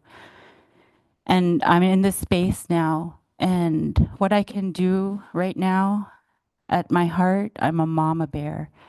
And I want to tell you that I have an oldest child, as old as my nephew back there. Kenneth Ismailika is my nephew, and he's brave enough to come up here and tell you how not fishing has impacted his life. And I want to speak for my kids too, because my son is 11 and he hasn't been able to fish, since he was like 7 or 8. I have a 19-year-old who hasn't been able to fish, and I have a 13-year-old who hasn't been able to fish. And my mother is 76 years old, and she hasn't been able to fish with us in our smokehouse.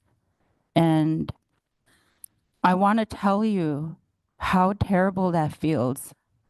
Imagine your families, imagine your kids right now not having that time with their grandparents. We grew up in multi-generational households, and we still live like that with our parents in our house all the time, our grandchildren. And that bond is strengthened. I hear a lot of people saying, we're salmon people. We're salmon people, and I know what that means. I know what that means at my core.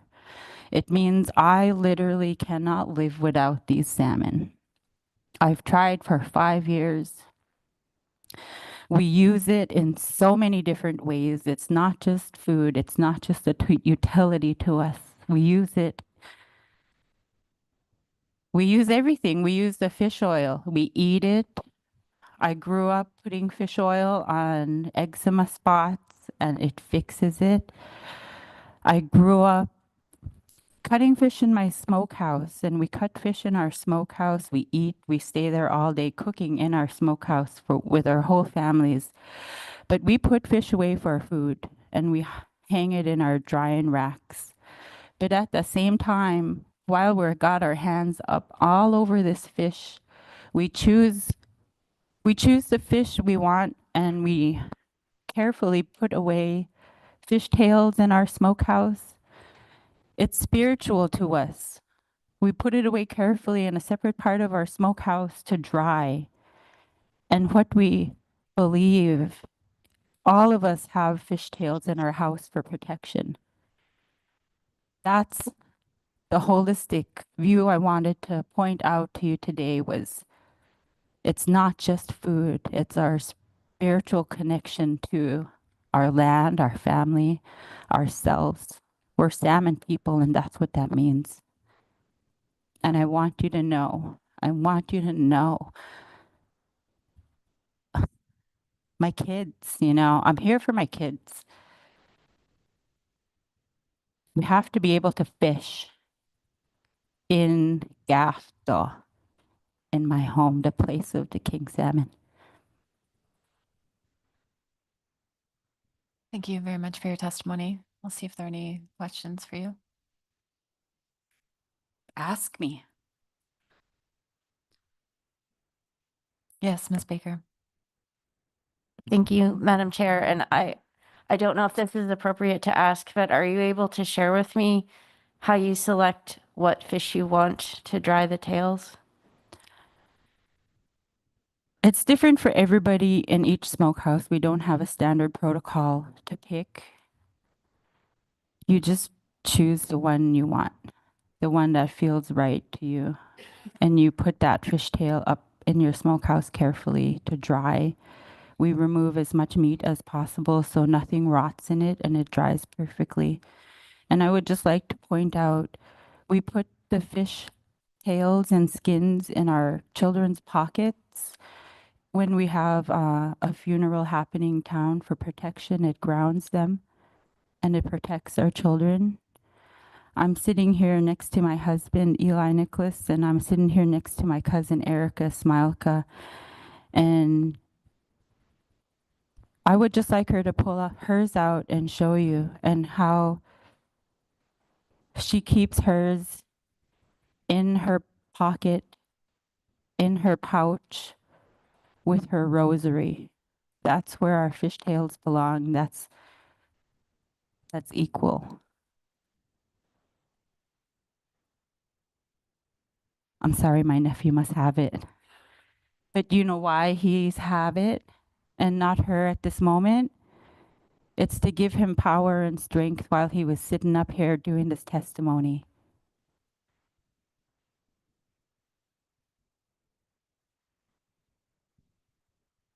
This fishtail here is from years ago. And it's protected in this tape now. That's what we have to do because we haven't been able to replenish things like this. And what we're going to do in 10 more, 20, 15 more years when we can. That's part of our lives. This is how we're raised, and we're raised our children. This is our family. Thank you. I hope that answered your question. Thank you. Thank you for sharing that. Thank you for your testimony.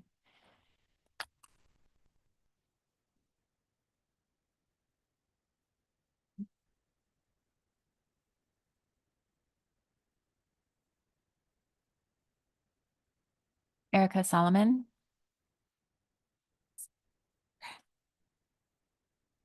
Thank you.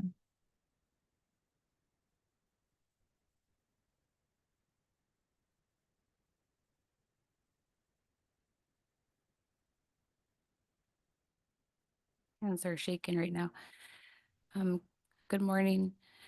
My name is Erica Solomon, a Yukon Koyukuk Athabaskan from the native village of Kaltag, located on the Middle Yukon River, where I was raised by my parents and late grandparents, along with my siblings, living a subsistence lifestyle, going from season to season, harvesting all of our native foods. The largest part of our diet was the king salmon, which filled our family's freezer year-round until the next year's harvest. We also used, like my cousin said, you know, traditionally, spiritually, and like I said, I have it right here. And, you know, I was blessed also to raise my children the way I was raised. And my son, Kenneth, he just came up here. He'd been living off the land from really young age. He don't stay home. And they were raised in the smokehouse and off the land. Each baby walked through that smokehouse in a baby walker around us while we were hastily cutting fish during the hot summer days, making sure we efficiently put away each part of that king salmon, never wasting any part of that fish. We called it our Yukon Gold. In between the breaks of cutting fish, we're there canning.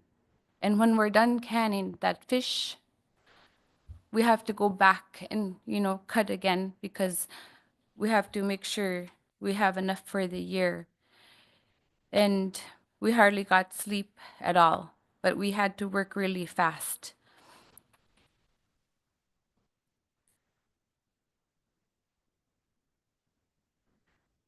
My youngest child, Kenneth, in the morning would walk in his baby walker to the cupboard and choose a jar of king salmon for breakfast, for lunch, for dinner. My son and daughters grew up helping me cut and can the fish, knowing how much it meant to them, and having our freezers and cupboards full for the year. They never relied on store-bought foods. On cold winter days, each child would go out to the freezer and happily dig out that bag of king salmon strips, knowing how it fulfilled their appetite for the whole day, especially when it was 50 below. My 73-year-old parents still walk through their smokehouse dreaming of cutting fish one day again. I want to go back to where we as families cut fish together. I choose alternative 5. Thank you very much for your testimony. I'll see if there are any questions from council members. Okay. Seeing none, thank you for joining us. Thank you.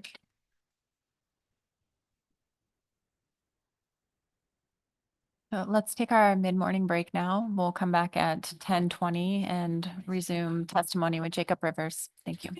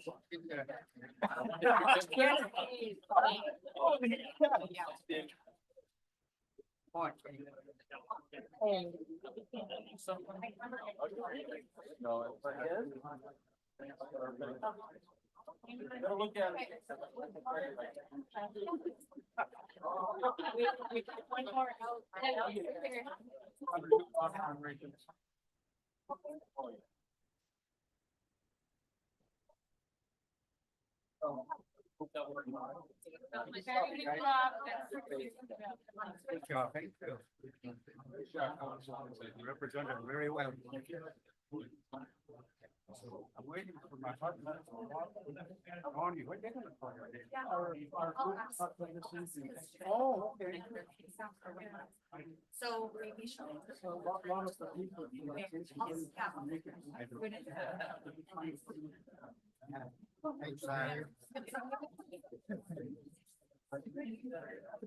How are you doing, Jerry? I'm doing well. But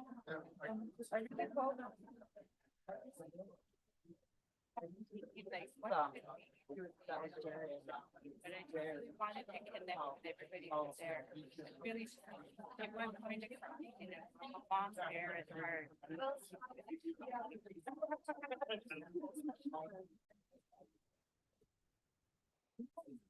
We had to look around for been surrounding us, and I didn't know, he had.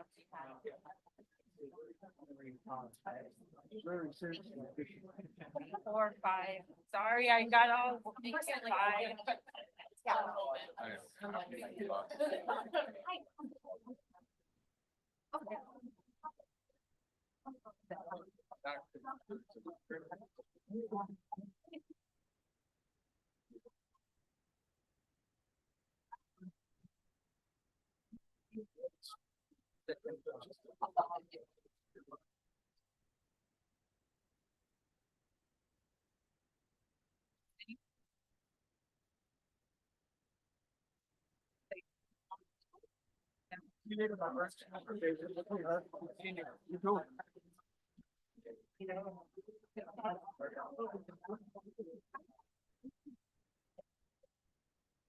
Well, the advice we got was they've been asking for her to and with no result. So what are we gonna do?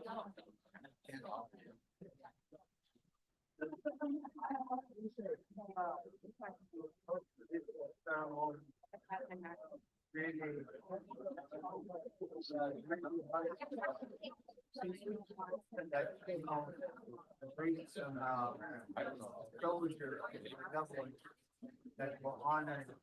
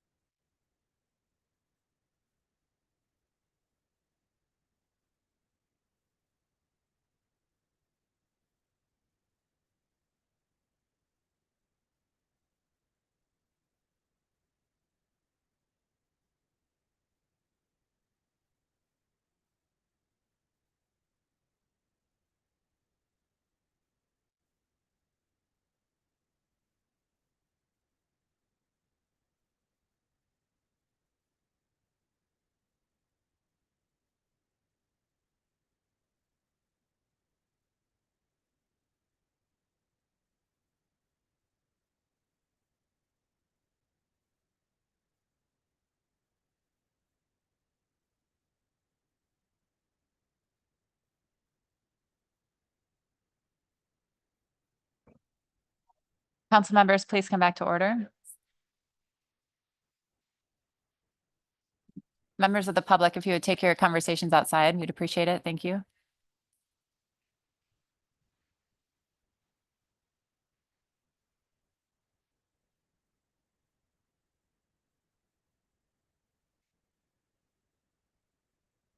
Oh. Excuse me, everyone, if you could please take your conversations outside. Thank you.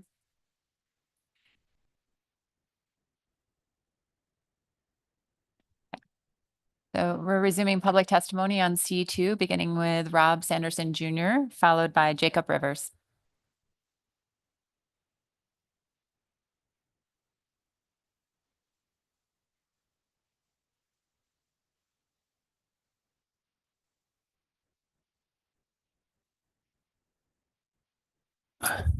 Appreciate the time, Madam Chair. But before I start, am I allowed my 6 minutes? Oh, there it is. Okay, thank you. Well, good morning, Madam Chair, members of the council. A lot of you know me. I've been attending these meetings for many years. Rob Sanderson Jr., Vice President, Clinton Haida Central Council, Indian Tribes of Alaska. Clinton Haida is the largest federally recognized and state recognized tribe in Alaska, representing over 38,000 tribal citizens. While this issue is focused on the Bering Sea, Aleutian Islands, and the Bristol Bay area, in the Yukon and the Kuskokwim, Clinton Haida maintains relationships with tribes throughout the state of Alaska. Clinton Haida will defend tribal sovereignty, protection of Native Alaska Native ways of life, and will continue to evaluate concerns of wasteful bycatch and underlying management issues. Trawling is banned in Southeast Alaska. Bottom contact fishing is banned thanks to the foresight and active efforts of fishermen, community members, tribal advocates, and local government.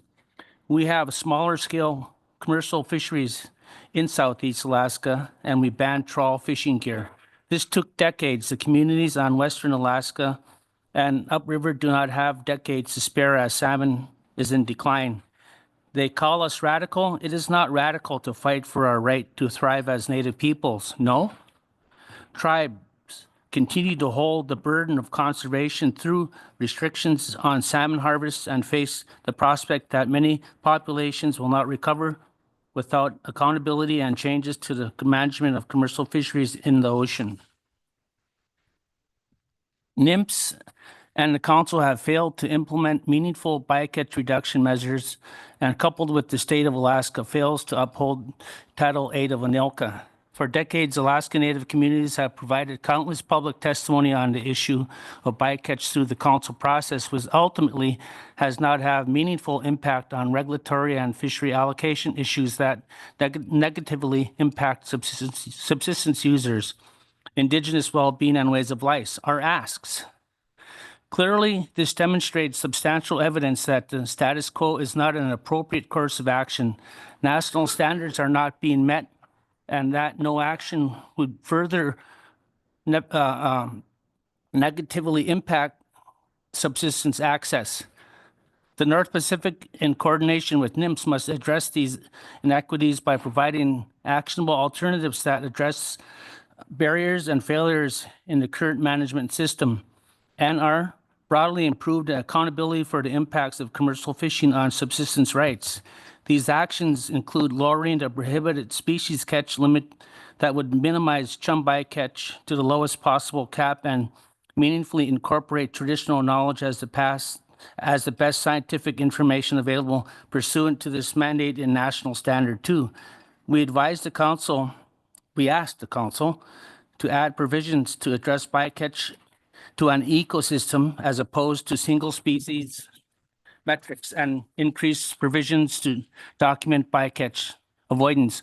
Optimum yield and maximum sustainable yield do not and cannot incorporate traditional knowledge.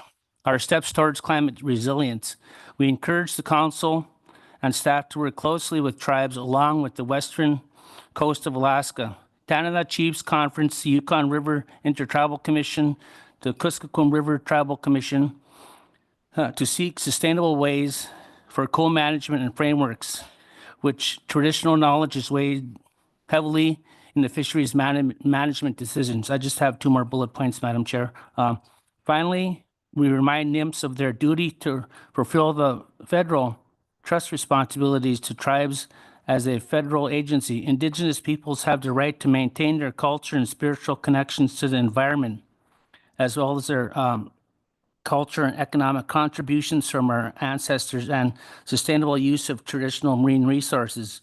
Teenage stands in solidarity with all tribes impacted by the salmon declines, united as salmon people and deeply connected through our shared responsibility and bond. Madam Chair, Tlingit and Haida does not look to take away anybody's bottom line. You know, we understand that there's a crisis out there, out west, and I touched on Southeast, and I'm not the best at reading off of paperwork, so I usually go from what I know up here. Being a participant of this body for about 20 years now, you know, I really have not, personally, this is just my take, Madam Chair, I have not seen the needle move in a positive direction. And you know, somebody can correct me if I'm wrong, but that's my personal take.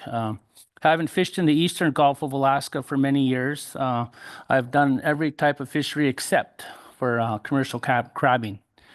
And we need to find a way to work together. All tribes do.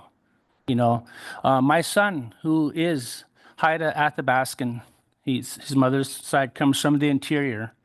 You know, he, as many of you know, he works in this field in marine biology. I don't know what his title is from UAF, but I learn a lot from him. I learn a lot from our younger people. I learn a lot from our elders. You know, I try to incorporate that and not just try to see one side of an issue. One thing have learned, and this is for the benefit of our precious Native people sitting behind me, is that we need to find a way to work with each other. You know, going at each other, you know, that's not going to work. We already have other government agencies that we are continually battling every day for the betterment of our people. And it's our position at Tlingit and Haida that we want to see the best possible outcome on this decision that you guys are going to make for our people here in the state of Alaska.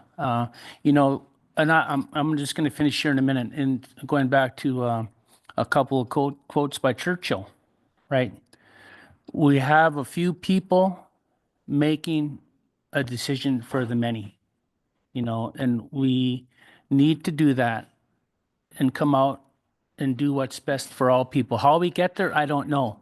You know, that's the 800-pound gorilla in the room. How do we get there to make this work? It's my opinion, Madam Chair, in everything I do and read, that this fishery will collapse in our lifetime. When I was out in Hawaii meeting with Indigenous leaders from throughout Micronesia, South Pacific, we met for 2 weeks out there. The climate change clock has passed midnight. We are beyond that point of ever probably going back to the way it was in our lifetime. And that's a very scary thought. So there's a lot of things that we can do locally, but throughout the world, big governments, China, India, this and that, what do? It comes down to just doing the best we can in our area of expertise as Indigenous people working with these different agencies to protect our way of life here in Alaska. And lastly, think about your grandchildren, your children, when you are making these decisions, because it's not going to only affect tribal peoples, it's going to affect you that are sitting at the tables in front of me. And so with that, Madam Chair, I would lastly like to say, please, you know, I just flew up from Ketchikan, where I live. I'm from Heidelberg. I was there for 7-8 days of Board of Fish meetings, right? Okay, then I jump on a Mr. plane. Sanderson, I'm sorry I let you go over a couple minutes. Okay, If but- you just have a concluding Real- statement. Yeah, thank you. I appreciate that. In closing, I'm asking this body and I've asked the Board of Fish, and you know, there's others that asked the Federal Subsistence Board to let's split these meetings up. you know, they're all happening at the same time and we're all having to go this and there. And it's like, just like big jig, puzzle. So I do appreciate the time though. I really do. So thank you. Thank you, Mr. Sanderson. I'll see if there are any questions for you. Yes, Ms. Goen. Thank you, Madam Chair, and thank you, Mr. Sanderson, for your testimony. During your testimony, you mentioned about adding provisions to address bycatch as an ecosystem instead of a single species. Could you elaborate a little bit more on that and how you see that playing into this analysis? Well, it's my opinion, usually I have my halibut hook on me and I could be wrong in answering your question, but in my thoughts and what I think about single species versus all species out there, right? That's a difficult question to answer. And that's one that I really can't really answer. I don't think really anybody can unless we all get together and work on that. Whatever happens in the Bering Sea directly affects us in Southeast Alaska, especially on halibut, right? We've caught tagged halibut down in the eastern Gulf of Alaska.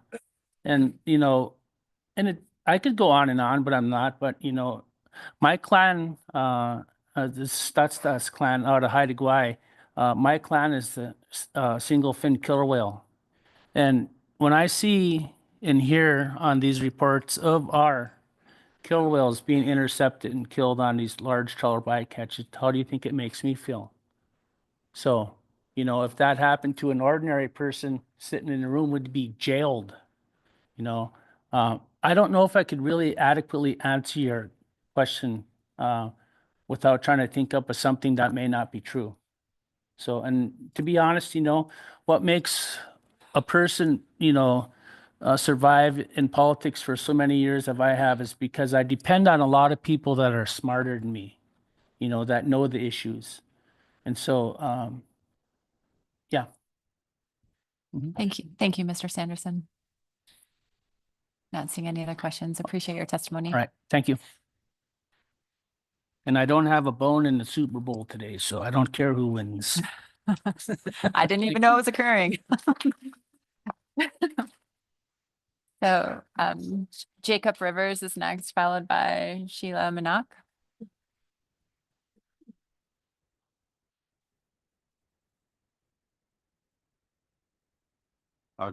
Good morning. I brought Eric Duck. He's on the list, but our testimonies are short, so we kind of see if we could pair up. My mom is 80 years old, and even with the restrictions, she still looks to hope for fishing every summer. My dad told me once, never sell your permit because fishing won't always be bad. My name is Jacob Rivers, and I was born and raised in Scammon Bay, Alaska. It is located in western Alaska. I was born to hunt, trap, and fish. This is a lifelong accomplishment passed down to me from my parents. This is not the first time the council has done something like this. I testified back in 2009 for Chinook hardcap. Now I sit before you guys fighting for fish, my job, my lifestyle in 2025. Here we are again. I've been working for CVR for 18 years as a mechanic welder, and now a manager with 12 guys mentoring them to eventually take over. This is one of the many programs that CVR does to serve our people. We mechanic welders fix snow machines, Ski-Doo, Polaris, Yamaha, fix Honda ATVs, weld and fabricate aluminum boats, make wood stoves for steam bathers, make trailers, etc. We do this for the 20 communities and beyond. We also now do warranty work for Honda. In August of 2024, there were 3 certified corporate Honda American technicians that came out to Scammon Bay to host a training. There were multiple guys from our 20 communities that had joined. Who else is going to do this for us? We hear stories from our community that they are glad they don't have to ship out their snow machine, ATV, outboard motor to Anchorage just to plug it into a diagnostic tool to find out it was only an oil pressure switch. That costs over $3,000 to ship over and back for a $30 part. We diagnose our machines with help from our own coastal power sports located in Homer. We don't have a road system. Everything must be flown in and out of Scammon Bay. I know fishes are our way of life. Every summer since I was a little boy, we would go to Black River to commercial fish and subsist. Fish was abundant and all families got their share and would last through the winter. No one was fighting or blaming. This is also great need for our economic development in our villages. There must be a balance. If you can please understand the cost of closing or restricting this pollock fishery down, that means no more revenue to provide essential services to our residents and communities that rely on CDQ program for basic necessities. Please use scientific-based evidence in your decision. Thank you. Thank you, Mr. Rivers. Hi, I'm Eric Dopp from Kipnuk. I run a mechanic shop for CVRF. We have programs built to support the southwestern village communities funded by pollock fisheries. Selecting a chum bycatch cap could affect our 20 communities that I help serve every day and would be devastating. We have a slogan, pollock provides. A chum and chinook salmon bycatch cap could make it that much harder to provide services to our communities. All 20 of our communities have some sort of economic struggle. We provide services that give some relief to those struggles. Some of those programs are the following. The first is my program, the Mechanic Welder Services, which provides maintenance and repair for our communities, snow machines, four-wheelers, and aluminum boats. There's no other entity that can provide these services in this region at such low costs. Secondly is the People Propelled program. It has helped over 5,000 residents purchase $42 million worth of equipment, in which 14 million of that has been contributed by coastal villages. We also provide scholarships and internships. The lowest funding memorial scholarship, which helped me through college, began in 1993 to aid CVRF residents pursuing higher education or certificate programs. In 2019, 112 individuals received scholarships and training awards totaling roughly $433,000. If a bycatch cap cuts into this fishing revenue, programs like this could take a hit. Thanks. Thank you both for your testimony. I think Mr. Rivers is willing to take questions. Is there any? Yes, Ms. Kimball. Thank you. Thank you for your testimony. I just had a brief question on, because I've heard so much now about the Mechanic Welders program. Where does the training occur for those folks? Is that in Scammon Bay? Is it in several communities? Is it in Homer? Any light you The can training varies. When I first started, we had come here, we had trained on Toyo stoves because that's what people rely on nowadays for heat source. And if there's issues that they have in their houses, we go and fix them. So, and the recent training we had was Honda training, where we had 3 technicians come to Scammon Bay. And it's ongoing for us. We all get certified welding. We become Honda technicians where people don't need to ship out any more machines. We do it right there in the villages. And not only, I'm from Scammon Bay, the northernmost village right there, and we serve the communities of Alaganak, Imangak, Mountain Village. They all bring their machines because the shipping cost, like I said, is too much. So our trainings vary. Sometimes we do it every year, and it could be in the different villages, the 20 communities that we have, or we come out to Scammon Bay. I mean, come out to Anchorage. Sorry. Yeah. Thank you. Yeah. Thank you both. Thank you.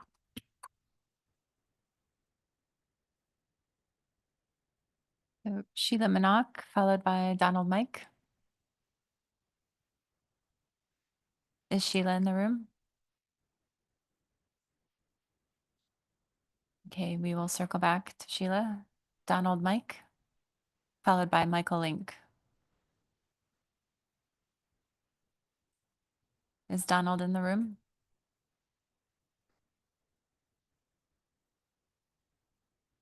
Okay, Michael Link, followed by Francis Thompson.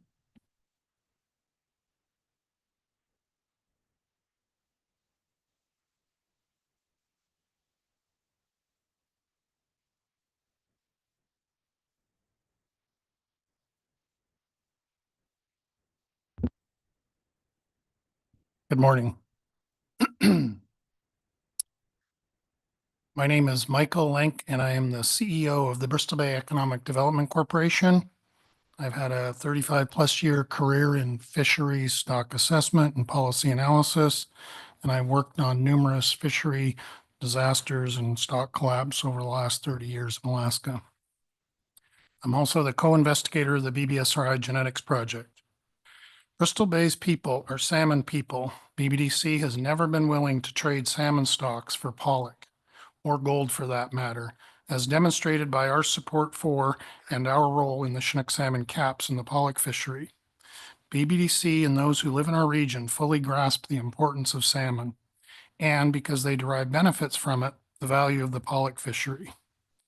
Several million chum salmon are missing from Western Alaska rivers, largely due to Mother Nature, but also a likely contributing factor is the competition from large-scale foreign hatchery production of chum salmon. A complete closure of the pollock fishery will not fill rivers and smokehouses in Western Alaska with chum salmon. In fact, should the fishery be shut down today, it will be difficult in many locations to detect an increase in the in-river abundance of chum salmon. Many people, including those in Bristol Bay, are suffering from the decline of Chinook and chum salmon. People are angry, and I feel the pain. Although it might provide a sense of satisfaction in the short run to inflict harm on neighbors, closing this fishery or cutting it into a fraction of its size will not deliver an abundance of chum salmon that we all want and need. If that arithmetic were different, we would have an easy choice before us. We would simply close the pollock fishery. Regardless of the size of the pollock fishery's impact on Western Alaska chum salmon, BBDC supports finding ways to further reduce its impact. The threat of this pending action has everyone highly motivated, and we should capitalize on this energy now to do more. Every single stakeholder at these meetings and those up and down onshore rivers support regulatory action that focuses on protecting Western Alaska chum salmon. Everyone agrees that the incentive plan agreements drive behavior that helps the fleet avoid chum salmon. We support strengthening the IPAs, including the use of real-time genetics and a detailed annual reporting process of how that information is used to reduce impacts on Western Alaska chum salmon. Simple hard caps on overall chum salmon catch are ineffective at reducing Western Alaska chum catch. These caps also create all sorts of collateral damage, including increasing Chinook salmon bycatch. They have the very real potential to devastate the fishery and the thousands of people who derive benefits from it for no increase in Western Alaska chum abundance. Alternative 5 is conceptually attractive, but at this point it is not yet driven by Western Alaska chum catch and therefore suffers from similar issues as other caps. We recognize that leaning heavily on the IPAs alone is not satisfactory to many involved at this point, and that this is a political process. Alternative 4 alone may not be politically possible. We also recognize that a simple and fixed Western Alaska chum cap has its own set of problems, including a general inability for vessel-level assignment of Western Alaska bycatch. Most importantly, if it's fixed, it cannot change as the Western Alaska chum salmon populations decline further or if they begin to recover. So why do we not have before us options to better incentivize the fleet to avoid Western Alaska chum? in part because it was deemed that there was no way to know the level of Western Alaska bycatch while the fishery is being prosecuted. With Jordan Head's presentations and testimony this week about last summer's genetics project, it should be clear that it is possible to provide the fleet and others with the level of Western Alaska chum catch during the season. Producing in-season estimates of Western Alaska chum salmon in the pollock fishery is not difficult, and it is not expensive. In-season genetics provides two valuable things. First, it's a way for the fleet to focus on conserving Western Alaska chum, and the IPAs can be made to be even more effective if mandated to use that information. Second, it can provide longevity and robustness to a regulatory action that you will make this fall. Without a performance measure of Western Alaska chum when the fishery is active, we will be back here in a lengthy re-examination of this action in just a few short years.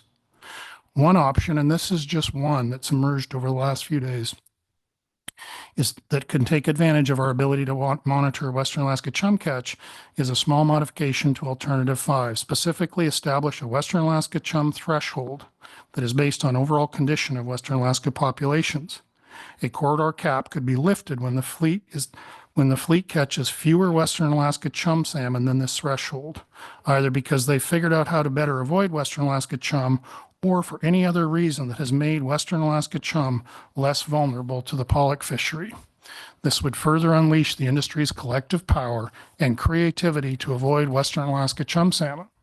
It also provides two critical assurances. If Western Alaska chum salmon weaken or their distribution changes in a way that they become more vulnerable to the pollock fishery, the fishery can remain severely constrained. On the other hand, on the other hand, we would not severely impact the pollock fishery when the Western Alaska chum salmon recover, which they will. To ensure that this conservation measure tracks the health of Western Alaska populations, the cap could be based directly on a broad-based index of chum salmon abundance from Kotzebue to Bristol Bay. In-season monitoring of Western Alaska chum catch provided by genetics would guide industry behavior, but such information would not be needed in regulation. Instead, the information for success or failure to stay under the threshold could use NOAA's postseason catch estimate and ADF&G's catch escapement and run reconstruction information from the region. Again, this is one option that in-season information provides us. Wrapping up, we recommend that small tweaks to the IPAs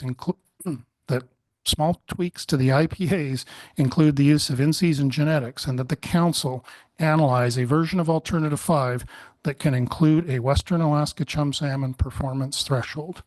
Thank you.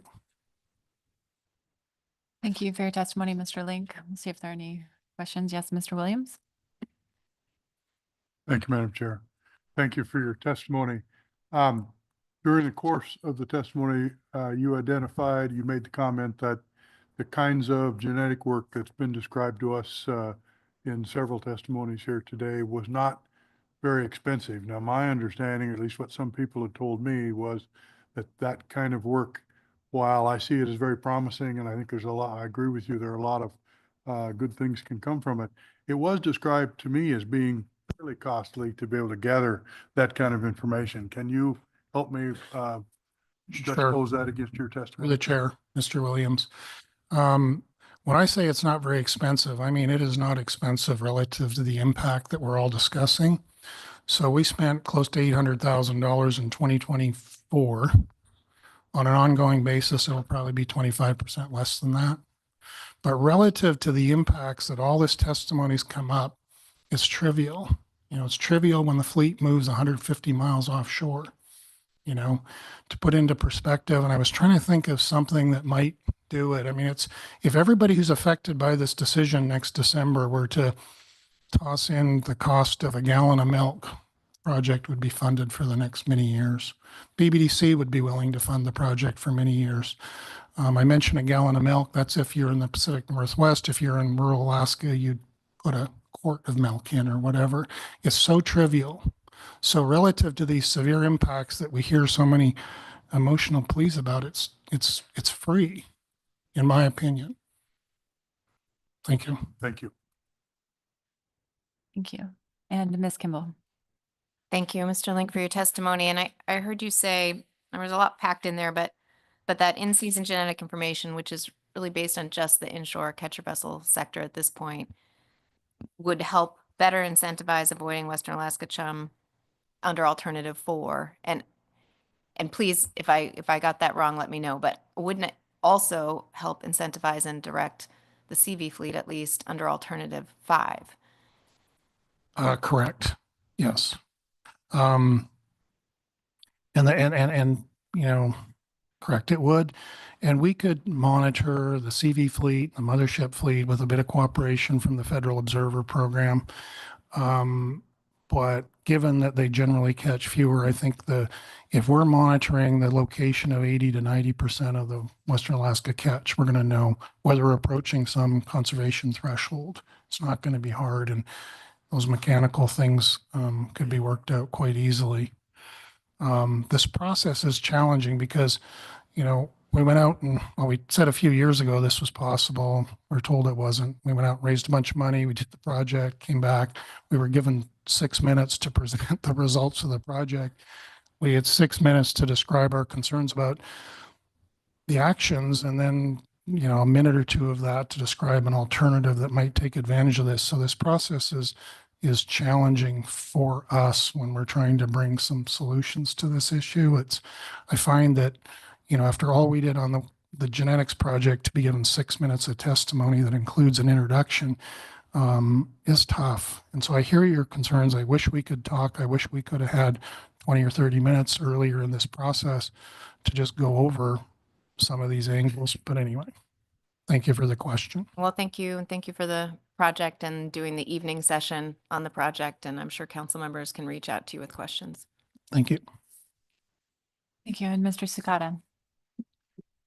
Just a quick follow-up to the last question. Is that evening presentation posted somewhere for viewing? Yeah, Jordan redid it, just kind of narrating it on a computer screen, taped it, and it's on a YouTube link on the BBSRI website. So it's bbsri.org, and then there's a link to the genetics project. So he's taped that or recorded that there. Thank you. Yes, and Mr. Twite.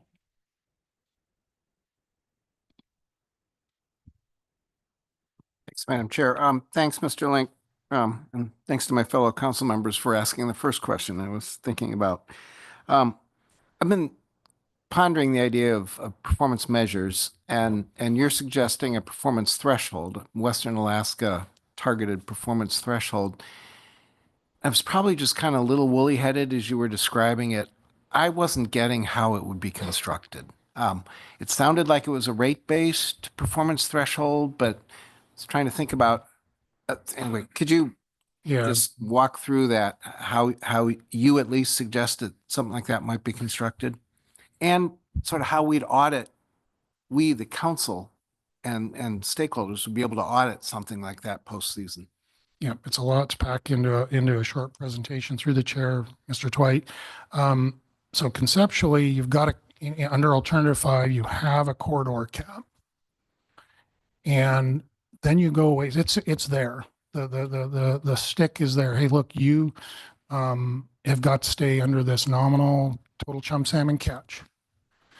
Should you be able, then you calculate, based on how well Western Alaska chum salmon are doing, you calculate what would be a insignificant or trivial bycatch of Western Alaska fish.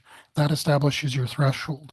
In season, you operate under a nominal chum cap, nominal meaning just you don't care where they're from. But should you be able to perform and not catch, be able to avoid Western Alaska fish, which is everybody's goal, the cap doesn't apply because you're going over the cap because you're catching a bunch of other fish, Asian fish. And so the performance threshold only kicks in under a scenario where the industry figures out how to avoid Western Alaska chum salmon. So I know there's some legal issues that came up yesterday and today about how can you do this. We had originally envisioned coming up with a threshold that was based on the total run versus the removals by Western Alaska. So what would happen in 2025, for example, is you go out and fish. You might have a Western Alaska threshold of 15,000 chum salmon. Should the industry catch fewer than 15,000 chum salmon in 2026, the threshold, the cap doesn't apply. So they're rewarded for figuring out how to stay off Western Alaska fish. And through the season, they would be accumulating Western Alaska catch, and they would know whether they're coming near it, and they would know how much money and time to spend to stay below it, because in the following year, it makes a huge difference. Now, there's a timing issue that we have to research, but this is just one way of incorporating it. You could do it in real time in a given year with some other form. Then then we hear, well, the federal government doesn't move that quickly. We can't take this information and make a decision. It takes us a month or two to make the decision and so on. So we were trying to come up with something that was a little more robust to the snail's pace that regulations can be promulgated, fisheries can be closed. In state fisheries, we do it, hour to hour, but so then that's how it evolved into this. Hey, you figure out how to avoid Western Alaska fish and you can continue to pollock fish. So the concept remains, the mechanics still would need to be worked out, but we hope that, the overarching mandate here is figure out how to get the fishery off of Western Alaska fish. What better way than to, reward them if they do, instead of they catch a bunch of Asian fish and you got the race for the fish, you got all those other issues that occur with the nominal cap. Over. Thank you, and Ms. Goen. Thank you, Madam Chair, and thank you for your testimony, Mr. Link, and really coming forward with creative solutions here with information now that we have in season. It's really exciting how this is progressing. My question's following up on Ms. Kimball's question a bit. Can you speak to, and you may have answered it, I may have just missed it. There's a lot of information here. Can you speak to how the catcher processors would be tracked in season? Through the chair, Ms. Goen, we can work something out. So what you could do is you could apply the existing rate in the inshore on their harvest. So the encounter rate of Western Alaska fish, if you wanted. That, of course, would be an exaggeration of what's really happening. So you could adjust your cap based on that, or you could just come up with a historical. So that's one way without sampling their catch to take them into account. Right. So if it's a bad chum year, Western Alaska chum year, it's going to be a bad year for a bunch of folks, including those that are fishing outside the corridor, for example. Well, if it's fishing in the corridor, the threshold would apply in the corridor. So you could do it on an assumption based, or they could, whenever they deliver fish, they deliver their samples and we generate an estimate of their Western Alaska bycatch 2 weeks later. And so over the 4.5 or 4 month season, they're just offset by a couple of weeks, and you can assume their last percentage, or you can assume the percentage of the inshore sector until such time as you could update that. So one of the benefits of this idea of staggering it across seasons is none of this needs to be in regulation. The industry works together to say, how bad a year is this? These aren't binding. They're going to be computed at the end of this year by NOAA with their randomly sampled stock comp estimates. And so they're all striving to stay off Western Alaska fish, and they would use the information like they do in IPAs. And you don't have to worry about all the mechanics legally, if that makes sense.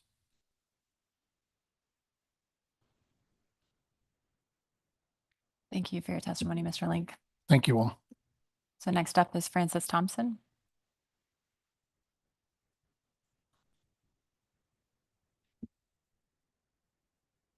Followed by Heather McCarty.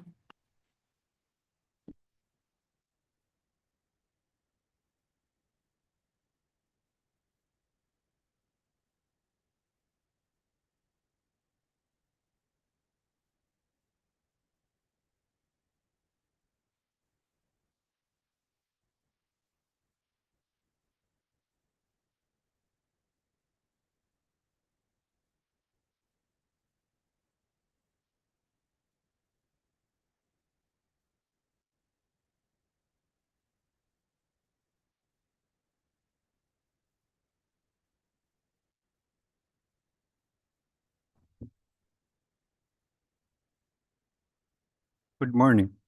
Anagilak Tangatit, Ashtiktua Guyana. Koyana Kiuludin in my language. Thank you. Thank you.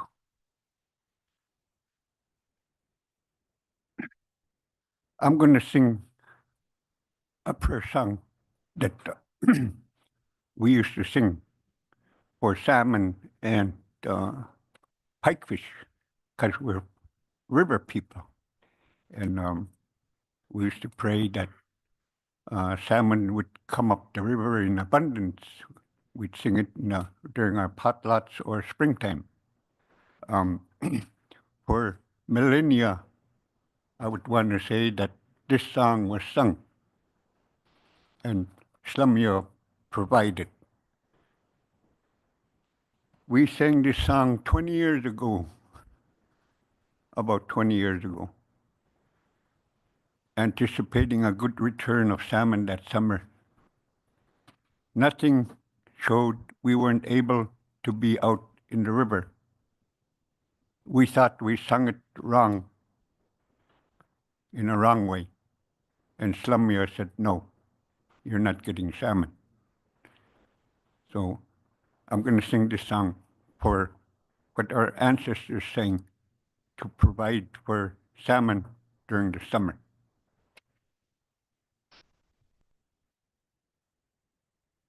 Dago ga kuyang azu, dago ga kuyang azu, naskek tuk dagu yahu, ayayu aya hanga, iyang ay. Dago ga kuyang gu, naskek tuk dagu yahu, ayayu aya hanga, yang ay. The first prayer, I'm not going to sing the second prayer due to time. The first prayer, Yugiyama Takuyahu, Tagayakfak Asgulga, Kalukun Nalok Nakan. Yugiyama Takuyahu,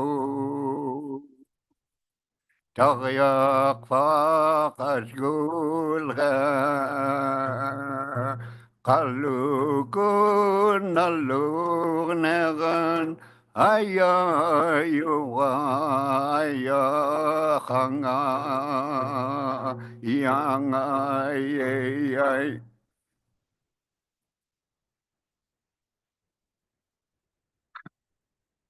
The song says to look down the river. Slumyo telling the people, look down the river, the salmon are coming, get ready.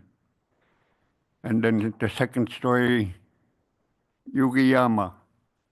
My people, look down the river, the pikefish are coming. Use your manuks to pull them out. The first one was use your dip nets to pull out the salmon. So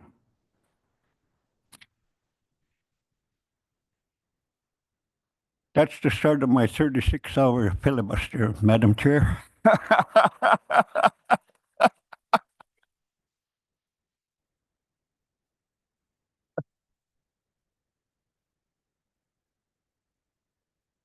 And I've met a few people, I've met council members, and the Honorable Brian Ritchie.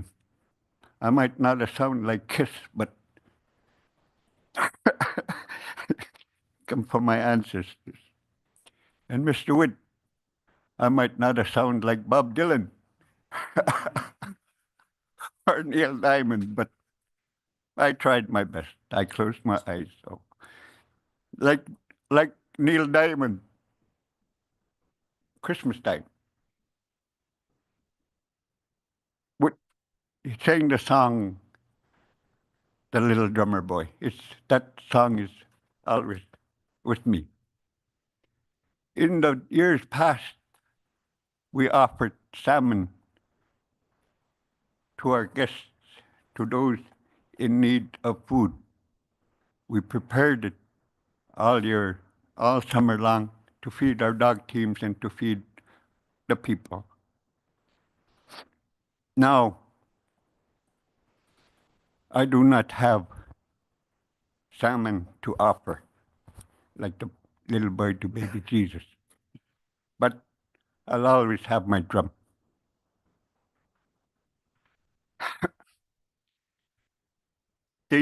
The Chinese year this year is the year of the snake. All these testimonies I've heard from the inshore, offshore, are already planning what they want to do for December 20 or to be approved in December 25 and to be implemented in 2026. So I would like to say to the industry for this year, the year of show me. Show me that what you're saying, you can implement it in 2026, but we want you to do it today, now, because our salmon are dire. Have them prove it. Tell them to show you. Our battle is not with those that make every best effort to reduce bycatch, and we know who they are. We want you to look and do a self-evaluation of your fishery. And for those that are putting harm to some salmon, you need to discipline them. And I hope you do. And we know who they are. And we've heard it over the years that the shore-based is the dirty fleet. We've called them, industries called them too. So 300,000 they want. That's over the course of 20, 30 years, their average is 315, 350,000 some. So they want 50 to 300,000. The fish are so depleted now that 100,000 fish is like the time when we caught 500, the industry caught 500,000, and much more came into the river. We need to think about climate change because that too has been thrown into the table for discussion. If climate change is going to be something that you're going to use, then you need to protect the salmon twice more. You need to also talk to the state of Alaska with the area and fisheries to please come to the table and let's reduce salmon. 1 + 1 = 2. The industry plus the area and fishery makes 2. 1 × 1 = 1. So you need to talk to the industry and reduce chum. The benefits of 1 chum into our river, 1 female chum, 300,000 or 3,000 eggs. We all know 90% makes it dies and 10% make it back. That's 30. Our goal is to reach 400 to 500,000 Chinook into the Yukon. We want to see 6 million chum come into the Yukon, so we'll come back to become hopefully normal, our fishery and things like that. The problem is in front of us. It flashes out at you, and we need to address that. The bee season is June to December. We're only asking that it be closed June, July, and August, so our salmon can pass and reach us. So Slumyo can answer our prayer. Thank you. Thank you for your testimony, Mr. Thompson. I'll see if there are any questions for you. Yes, Ms. Baker. Thank you, Madam Chair. Thank you, Mr. Thompson, for your testimony. And I understood your recommendations for our action here. If I may, I wanted to ask about the song.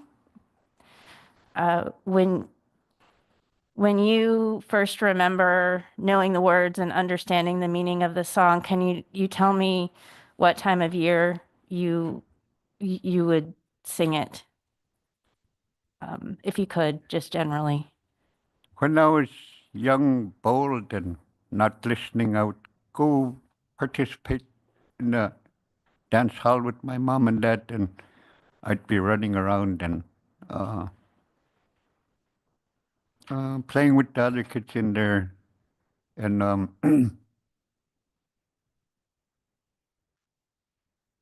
for some of us, even we're mischief, we hear and we learn, you know. Like my uncle Willie Joseph. But anyway, yeah, I heard this song when I was young, and we tried to carry that song on best we could. It provided in the 80s, 90s, and our prayer in the 2000 to now. It's hard for us to sing because this is man-made. 10,000 years plus, Slumio answered our prayer. And in 50 years, the salmon went like this, down to nothing. And it's going to die more. So we need to address this for you and for us in the river systems, for your children, for your grandchildren, and for our children, and for our grandchildren.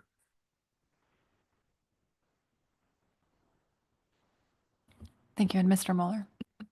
And thank you, Madam Chair. Francis, you and I first met on the banks of the river. And the stories we're hearing, the testimonies we're hearing is so heartfelt and heart-wrenching, quite frankly. You touched briefly on other factors. The action in front of us this week has to do with Bering Sea pollock. But you touched a little bit on other factors, of which was also addressed in the one of the cooperating agencies' work relative to habitat. So my question is, any discussions amongst yourself and your elders relative to habitat that may be impacting conditions of salmon, chum salmon in particular? And the reason I ask that is you and I have had these discussions over the years relative to in-river systems and whatnot. And although we have a singular action in front of us today, we've been hearing in public testimony that this is likely a holistic problem as well. And so I'm really curious in terms of what our elders may be telling us and telling you relative to, you know, in-river habitat that we may want to be aware of as a council here. To the chair, Mr. Mueller, thank you for the question. These past, I would like to say 5 years, we've had different kind of weather. Rain, wet, rain. We've had different kind of winters, warm, wet, rain. The salmon, another thing too is global warming. Our winters seem like getting shorter, longer, warmer days. It snows in bulk of the snowfall in March, and we wish that it would fall in November so it would pack and fill the mountains in the interior with snow and pack it down. With the warming conditions, melt is quick, fast, over. Our river in springtime would drop drastically because it would be dry for a while and then the rains come and then rain, then our water rises again. We had 8 foot above normal water levels all summer long in St. Mary's because of the rain. We're worried that when the fish come in and spawn with the flooding of the river systems in the creeks in the back, torrential rain, and then of course the water would go down, but the water would rise from the rain and it rushes down the river. We're afraid that those eggs are getting washed also down because of abnormal weather, wet rain, a lot of water. Those kind of things. When there's a lot of snow in the interior, we have a long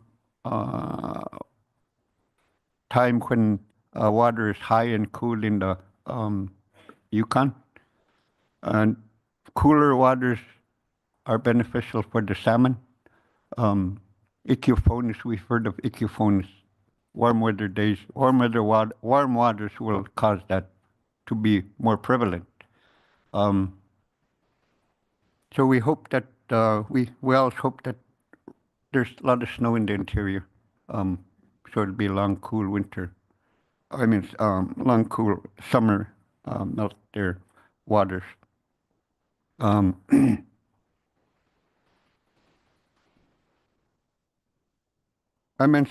heard the story of the CDQs.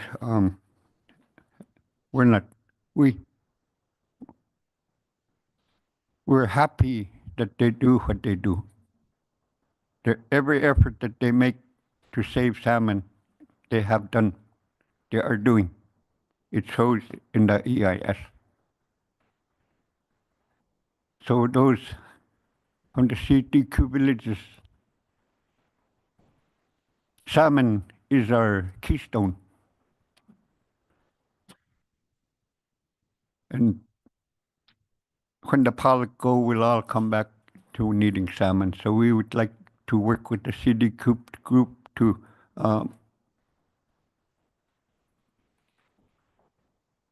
ask the council, for some and Chinook protection. That's all we're asking. We want our salmon back. We have sacrificed 10, 20 years not fishing to get the fish to the spawning ground. And we have not fished on our sacrifices. We would like to show that our efforts are positive, but have not been lately.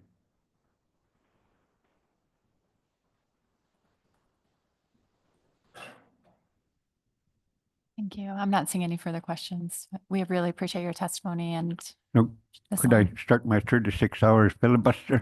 That was just the beginning. Huh? like that young man said at home. Yeah. The industry has $10,000, but for me, I have 10,000 words that I can tell you. So, thank you. Thank you.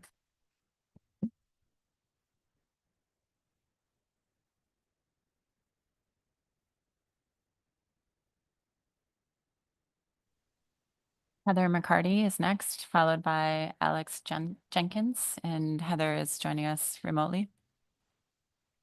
Madam Chair, this is Heather. Can you hear me okay? Yes, we can. Good morning. Good morning. Madam Chair and members of the council, I'm Heather McCarty, and I'm speaking today on behalf of the Central Bering Sea Fishermen's Association, or CBSFA, which is the CDQ group for the community of St. Paul. St. Paul is one of the largest Unangan communities in the world. The Unangan people are the original inhabitants of the Aleutian Islands. CBSFA has used revenues from Bering Sea fisheries to provide millions of dollars worth of social and economic benefits to their community in the decades since the inception of the CDQ program.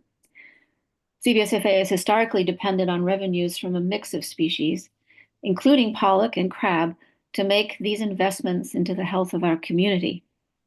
Pollock has been a stable source of revenues for our community programs and projects, and the returns we have had over the years from our investment in American seafoods has allowed CBSFA to make investments in harvesting vessels, fishing permits, and crab harvesting and processing quotas. In addition to participating in the catcher-processor pollock sector, we have ownership interests in 3 catcher vessels that participate in the shore-based pollock sector. With crab's decline, pollock has become more important as a component of our portfolio. Before the Opelio crash, pollock made up about 1/5 of CBSFA's net revenues. Now, pollock makes up a bit more than 1/3 of our net revenues. And the revenue from this pollock helps CBSFA continue supporting the local harvesting and processing of halibut, which instead of salmon is what the people in the community of St. Paul depend on for both subsistence food and commercial fishing income. The people also subsist on meat from fur seal and sea lions, and they hunt reindeer and they gather seabird eggs. As many of you know, CBSFA worked with stakeholders and the council for more than 10 years to better manage halibut bycatch in groundfish fisheries. We know how important this action is. We work closely with our partners to minimize chum bycatch and Chinook bycatch in our operations wherever possible. One of our catcher vessels recently took a 1-week voluntary stand down because some CVs are encountering Chinook salmon in higher numbers on the grounds. Also, the city of St. Paul, the municipal government, has been almost completely dependent on crab on the fish tax revenues from crab processing. With the closure of the Trident plant, those revenues are completely gone, and the community is even more dependent on CBSFA's resources for social, economic, and educational programs. Overall, as fish disasters multiply, our CDQ group and all CDQ groups are taking on a larger number of the social and community functions of municipal and state governments. As CBSFA is dependent on pollock and the people of St. Paul are dependent on halibut, so are the people of indigenous communities in Western Alaska dependent on salmon. Hearing the testimony this week of people who live in Western Alaska is an emotional experience. They have brought to this council and the public a powerful story of indigenous cultures that have existed for millennia. It is a story of strength and resilience, of poverty and loss and sacrifice.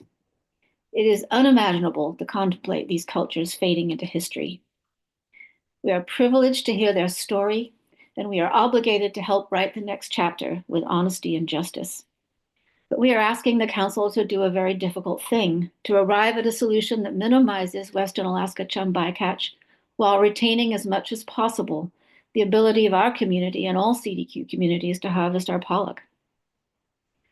Regarding the alternative, CBSFA supports the retention of Alternative 4 that captures in regulation the principles of the IPAs and their flexibility to help manage pollock fisheries to specifically avoid Western Alaska chum salmon. The AP motion recommends the council revise Alternative 5.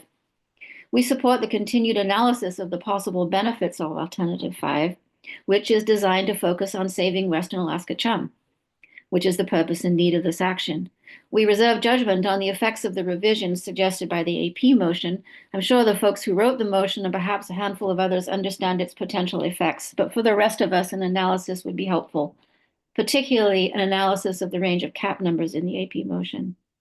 Michael Link's recent testimony clarified how Alternative 5 might be modified to manage fisheries through incentives to avoid Western Alaska chum salmon. It sounds hopeful, and we support our development, and we pledge at least the amount that it costs to buy a gallon of milk in St. Paul.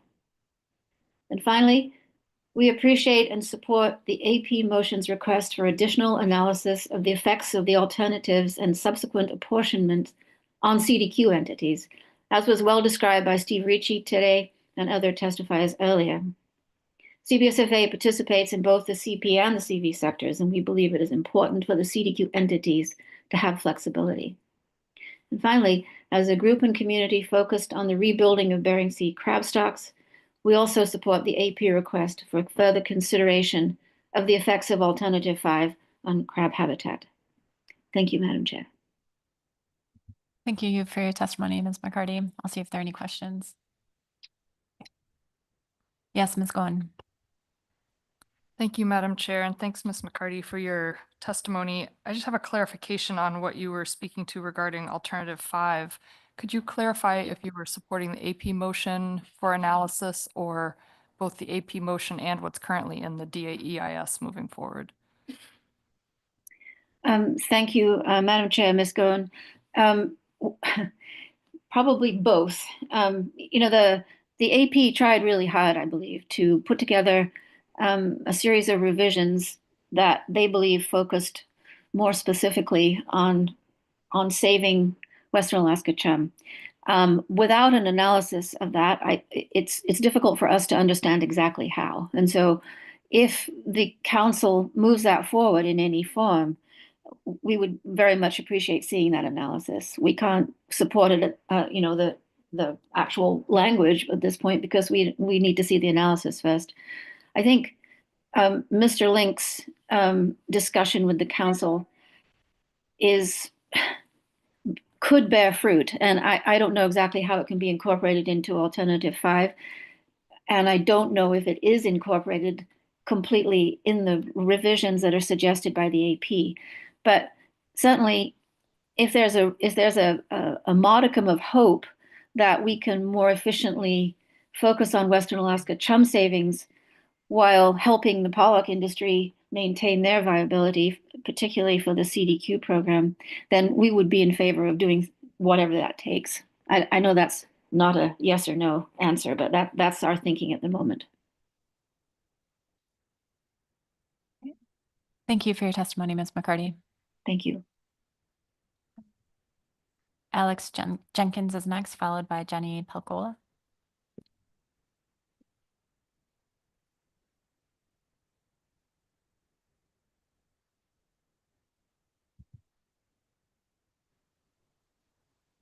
Thank you to the council and to the chair. My name is Alex Jenkins. I'm a graduate student in fisheries at the University of Alaska Fairbanks. I'm here representing myself.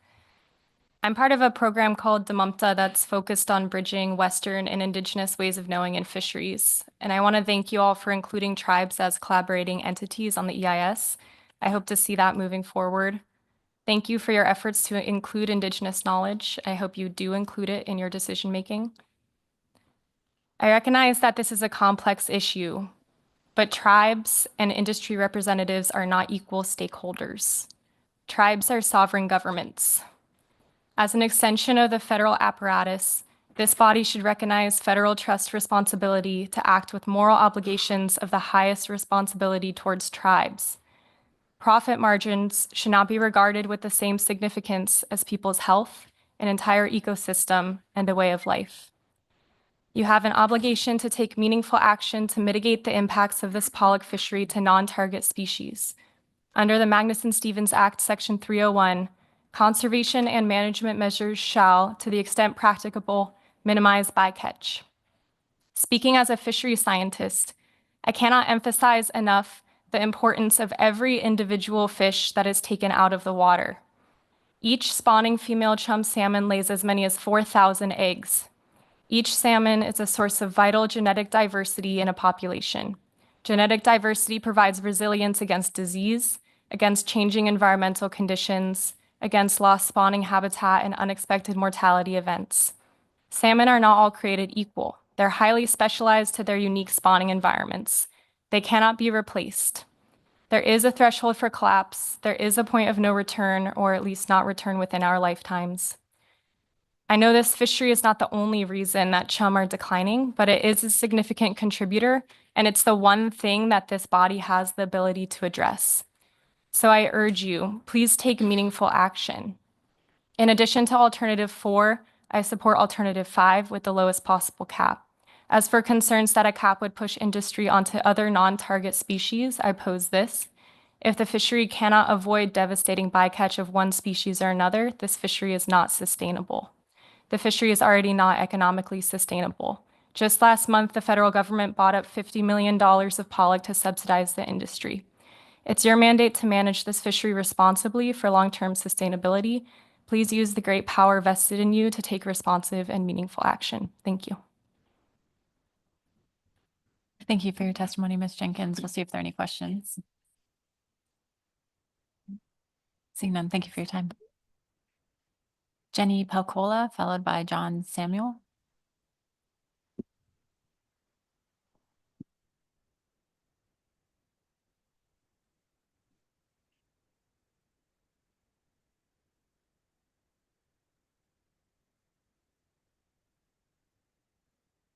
Good morning, Madam Chair, Council. Gee, when I signed up, I was 100th person, so I didn't know I was going to get up here or not. But thank you for being here. My mother passed away when she was 82 years old, and I'm a year away from that age. I speak a little slower than I used to. I'm a member of Kaikok tribe and the Galena Loudon tribe in Galena. I also sit on the Western Interior RAC.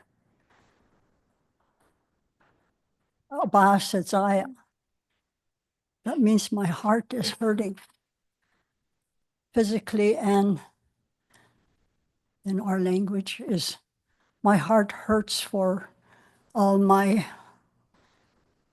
fisher people, my people who've depended so much on fish. When I was little, there was abundance of fish all over the place. We ate fish 3 times a day, morning, noon, and lunchtime and dinner time. And we didn't complain, we were happy. And ladies, I want you to know that fish grease was the best conditioner.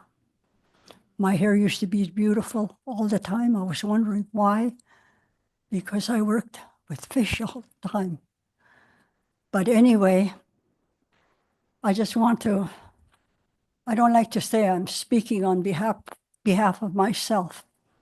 I'm speaking on behalf of all the youngsters who one day will not have any fish and who are suffering right now from not having no fish. I'm sort of happy my mom is not here. She would have been really, really suffering. And some of our elders that have passed on, I'm glad they're also not here to see what's happening. We are suffering on the Yukon. We don't have any fish, and it's sad. I've heard a lot of testimony. I can tell you a lot of stuff, but a lot of the people said what I already wanted to say. I don't know if you'll hear what I have to say or not. You probably come here with your own agenda. Your mind's already made up. But I hope, thank God, I just pray that He'll touch your heart and change the way you think. We're all human beings. We all came here on this world with nothing. We're going to go back with nothing. Money is nothing.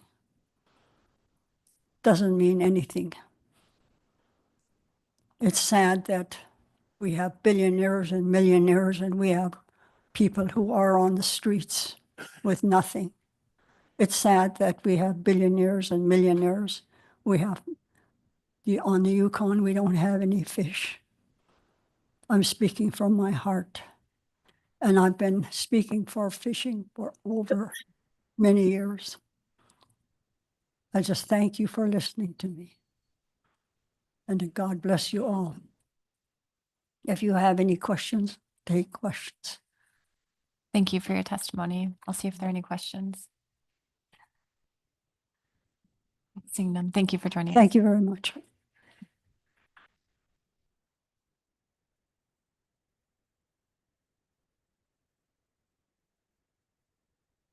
Next up is John Samuel, followed by Benjamin Angiak.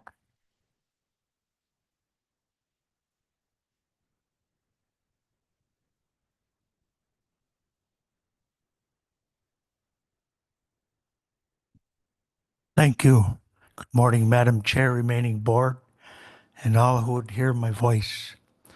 First, I'll give you a introduction, and I'll be mostly reading my testimony, which I saved on my phone last week.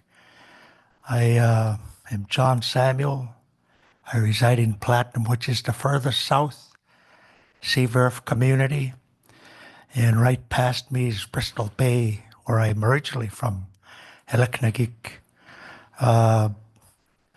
My wife and my kids, myself, we have grown up and still live mostly subsistence life.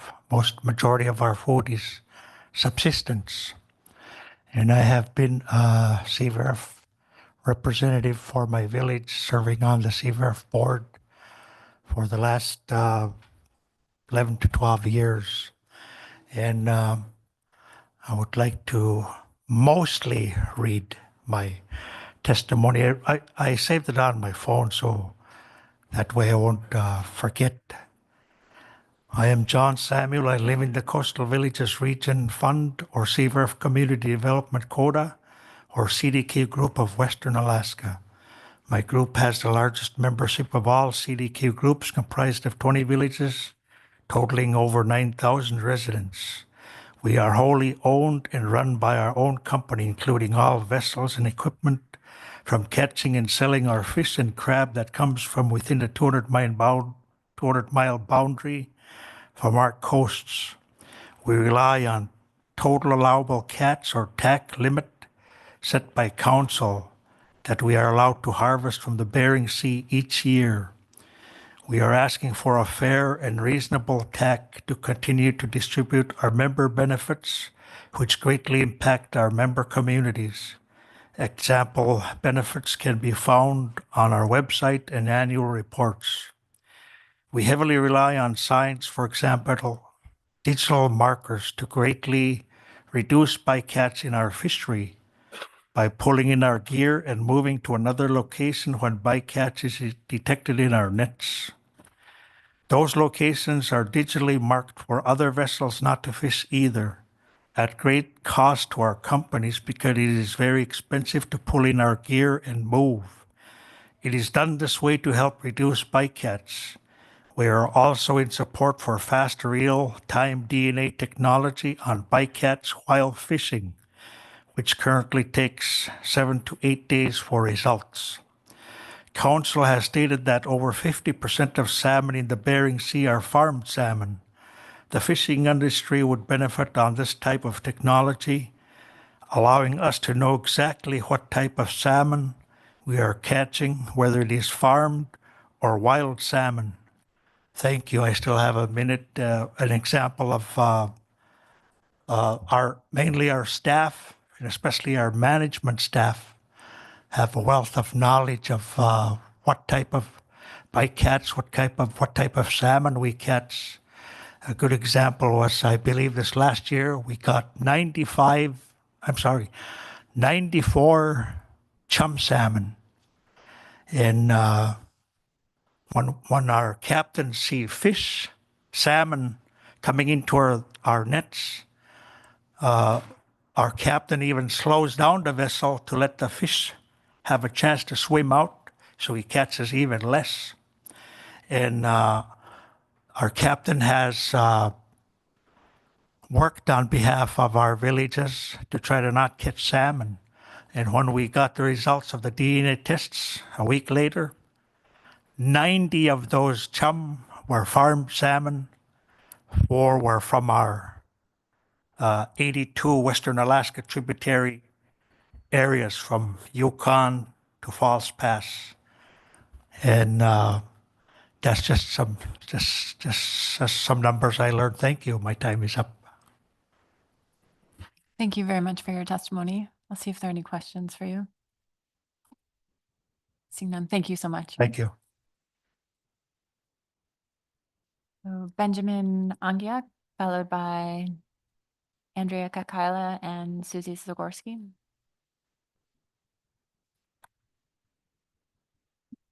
Thanks for having me, Madam Board, members of the board. Hi, my name is Benjamin Angiak, and I'm from the village of Tuxik Bay, located on Nelson Island. I have been working with CBRF for about 8 years as a mechanic welder. after retiring from the military. CBRF has a federal mandate to help its 20 communities through fishing for pollock, crab, and cod, and with the revenues provided through programs and projects. I know some mentioned all the programs they offered, like heating oil and all those other stuff we used to work for kids 14 on and up. During the summer months, funeral assistance People Propel, which is saving customers with thousands of dollars on equipment that they need, plus so on. As a mechanic welder, I help people by fixing their four-wheeler, snow machine, boats, and other products. Oftentimes in our village, we are the only shop in town. Our shop we work in is helping our people who don't know how to fix their machines. I love helping elders who aren't able to work on their equipment. CBRF is a great company that doesn't overcharge in labor costs like how the other cities outside of this region charge. I am very grateful to be part of this organization that is helping our people. Please consider selecting an alternative that won't harm the CDQ program. Thank you. Thank you for your testimony, and there will be no questions during this testimony. You checked that box, right? Is that correct? What's that? You checked the box for no questions. Yes. Okay, thank you. Appreciate it.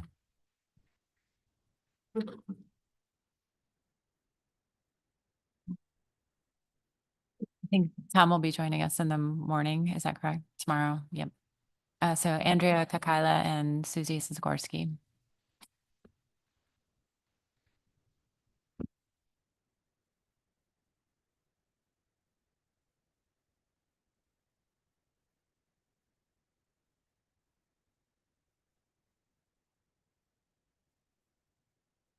For the record, my name is Andrea Kaikala. I'm the Executive Director of the United Catcher Boats, and with me today is Susie Zagorski, the Inter-Co-op Manager for UCB and the Inshore IPA Manager. Madam Chair and fellow council members, UCB appreciates the opportunity to participate in the council's effort to address Western Alaska chum salmon bycatch in the Bering Sea pollock fishery. We are here today to share our perspectives on the alternatives under consideration. First, we do not support alternatives 2 and 3. Our rationale for opposing these alternatives is outlined in the letter we have submitted. In general, overall caps constrain dynamic collaborative management, both of which are critical in the pollock fishery. I want to concentrate our testimony on alternatives we do support. First, we support alternative 4, which strengthens the current IPAs. The pollock industry has demonstrated success in reducing chum salmon encounters through prompt, responsive, real-time management.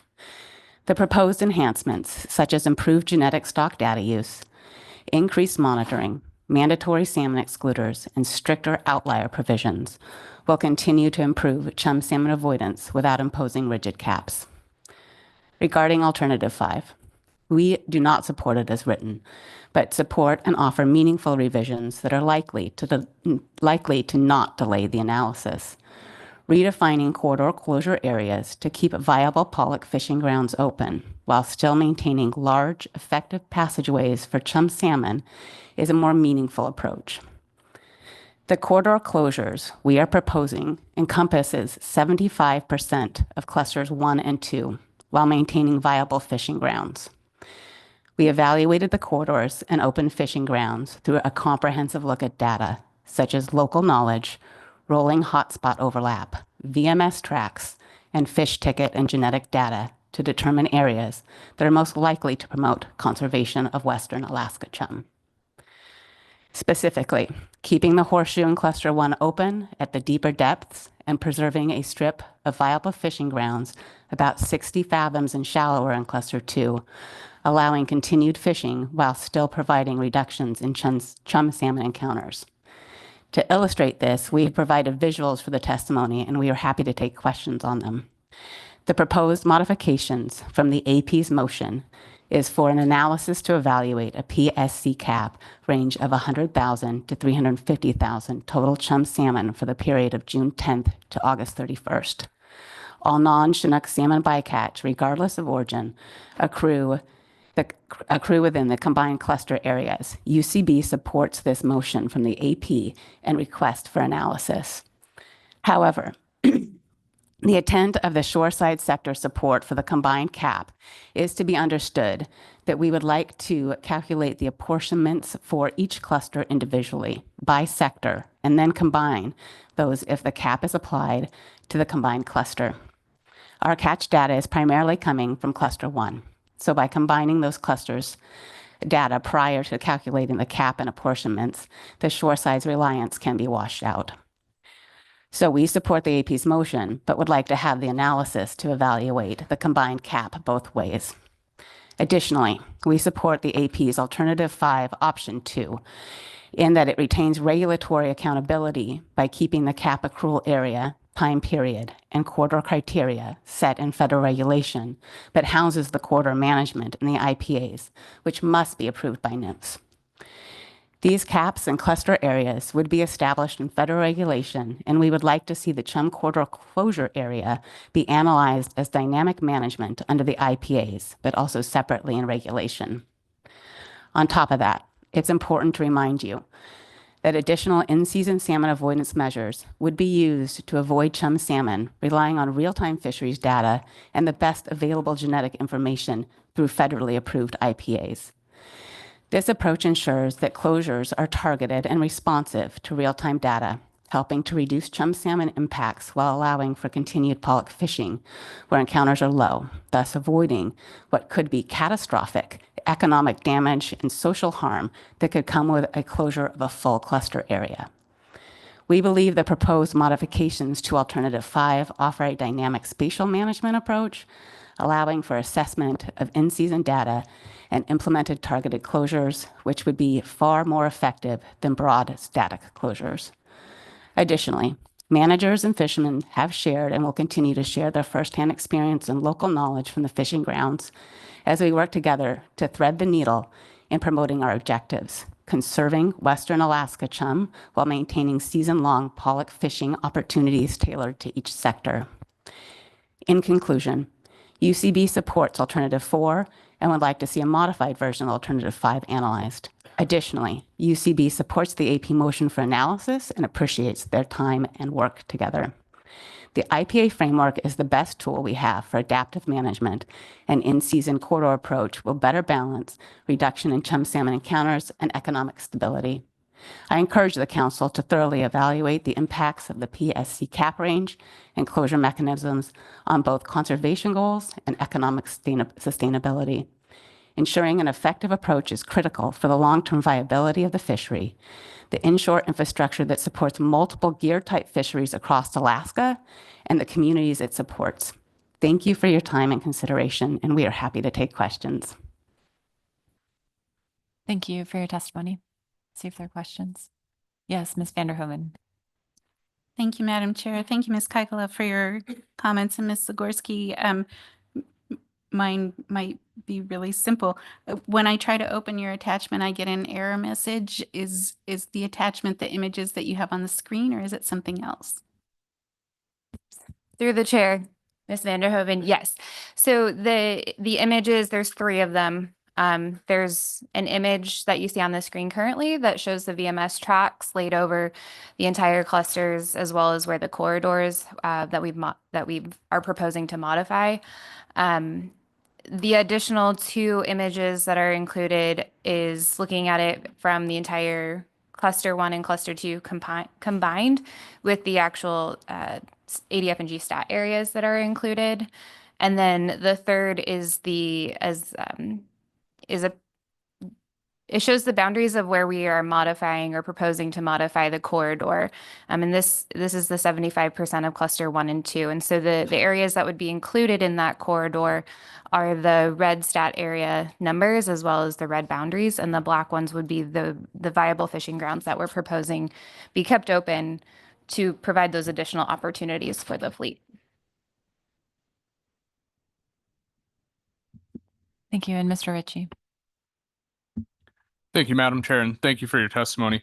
I think I have a fairly simple question. You mentioned in your testimony that specifically Alternative 5 Option 2 was something that you supported, and I'm just looking at the end of it. It says the stat areas chosen should be based on chum, catch, pollock, CPUE, and historic genetic data. And I'm just would like that to clarify. Is it accurate to interpret that as a Western Alaskan bycatch rate? Is that the intent there? Through the chair, Mr. Ritchie, at the moment, we are still trying to understand how to best utilize the in-season genetic data that we will be receiving. So there will be, if we're looking at the historic bycatch, and if these criteria are chosen and defined in more detail for the IPA regulations, that it wouldn't be using the in-season per se, but it would be using that in-season and historic genetic data from the prior year, if that makes sense. So the IPAs have to be updated and approved and submitted, or submitted and approved to NIMS before the year. And so that would be the prior to B season from within the alternative 5 option 2. And so those criteria is what we're requesting. Is we're not trying to be too definitive in exactly what the criteria are right now, but that should be based on pollock, CPUE, total chum bycatch, as well as using that genetic data to whatever degree we have that genetic data to help inform what that corridor would be selected as. Thank you. Yes, Ms. Kimball. Thank you. Just very briefly, the AP motion proposes, and you spoke to this, a larger closed area than we had in here previously. And you identified one component that you would like that differs from the AP motion, and I completely missed what that was. If you could very briefly talk about that. Through the chair, Ms. Kimball, thank you. I believe what you're referring to is the combined cluster cap and how it would be calculated to understand the impacts or the effects down to the sector level. And so when we were originally looking and evaluating the clusters and alternative 5 as it was, and how best to kind of modify to still retain a conservation benefit, but also allow for some pollock fishing, we were looking at it cluster by cluster. And when the idea came about as to combine the 2 clusters to have a combined cap so that the accrual area is much larger, so that the corridor is much larger than just one cluster or the other, is we were originally intending that and analyzing it as if cluster 1 had a cap and cluster 2 had a cap, and the apportionments were applied to each cluster separately, and then they were added together. So it was more of an additive rather than combining at first. And so I think the request that we outlined in our testimony is just so that the analysis still includes either the additive style that we described, where each individual cluster and then down to the sector level apportionment, analyze it that way, as well as analyzing what the difference in those apportionments to the sector would be if you combined that total cap first and then apportioned it out to the individual sector. So I think there seems to be that there's the data and how much is coming from each sector or each cluster is affecting how that then gets apportioned. And so we want to just ensure that the analysis is clear, the reliance that the individual sectors have from both cluster 1 and 2, but are receiving or would be receiving the correct kind of apportionment for that to kind of match up with that reliance on the sector, or sorry, on the cluster.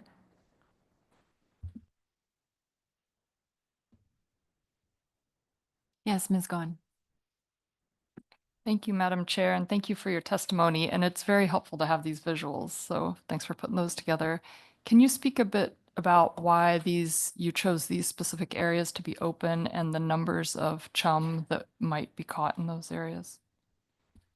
Through the chair, Ms. Goen, thank you. Yes, so if you scroll back to the first image with the green and yellow tracks, So this was a very iterative process for us trying to really take in as much data as we could to inform how we would choose a modified corridor area and how we would choose areas to keep open. And so if you're looking at the first image, there the VMS tracks that are in green, that's our pollock CPUE. So we can see the reliance within those clusters and within where the corridor is, how much pollock fishing we have had in there. And so then on top of that, we also we combined the VMS tracks with the fish ticket landing data, and then laid on top of that the bycatch rate with the VMS tracks. And so the bright yellow indicates 0 and it goes up. And so what we were doing here is trying to really draw out where chum has historically been caught as bycatch and overlay that with where this corridor would be. And so by combining the VMS tracks, the landing data, the genetic data, the local knowledge from our fishermen that have been on these grounds for 30 plus years fishing this area, it was clear that there's a kind of a line in which when that chum pulse shows up, because of the interannual variability, we never really know exactly when that chum pulse is going to hit. But when that does hit, there are areas in which the fleet can move to as a relief, where there's much less bycatch. And as long as there's pollock in the area, it can provide enough pollock fishing to at least keep, say, a shoreside plant open and the small catcher vessels still operating. And so then we looked at the numbers of catch from these different areas. And so the proposed corridors, let me find my number. Let's see. The proposed corridors would have saved so if we're looking at it retrospectively, and because all the years are very different in the catch, it would have saved from 100 to 22,000 Western Alaska and Yukon chum, depending on the year and cap. And so that 100 to 22,000, that's taking into all the cap apportionments, all the cap ranges, all the varying years in data. And so while it is a large range, we found that it is still very similar and not very different than if you were to close the entire cluster. So there is still a lot of chum in Western Alaska chum savings from these areas. And I hope that got to your question. Thank you. And Mr. Williams. Thank you, Madam Chair. The question that Ms. Goen asked got me the description of these plates as we see here. That's all I was trying to do. Thank you. Thank you. Ms. Baker? Through the chair, thank you for your testimony. My question is about alternative 5, option 2, which you expressed a preference for at this time. And I notice that the potential corridor closure area in option 1 versus option 2 is different in the AP's motion. And so while there would be a corridor closure of 75% of the cluster 1 and 2 ADF and GSTAT areas in option 1, potentially in sub-option 1, I'm sorry.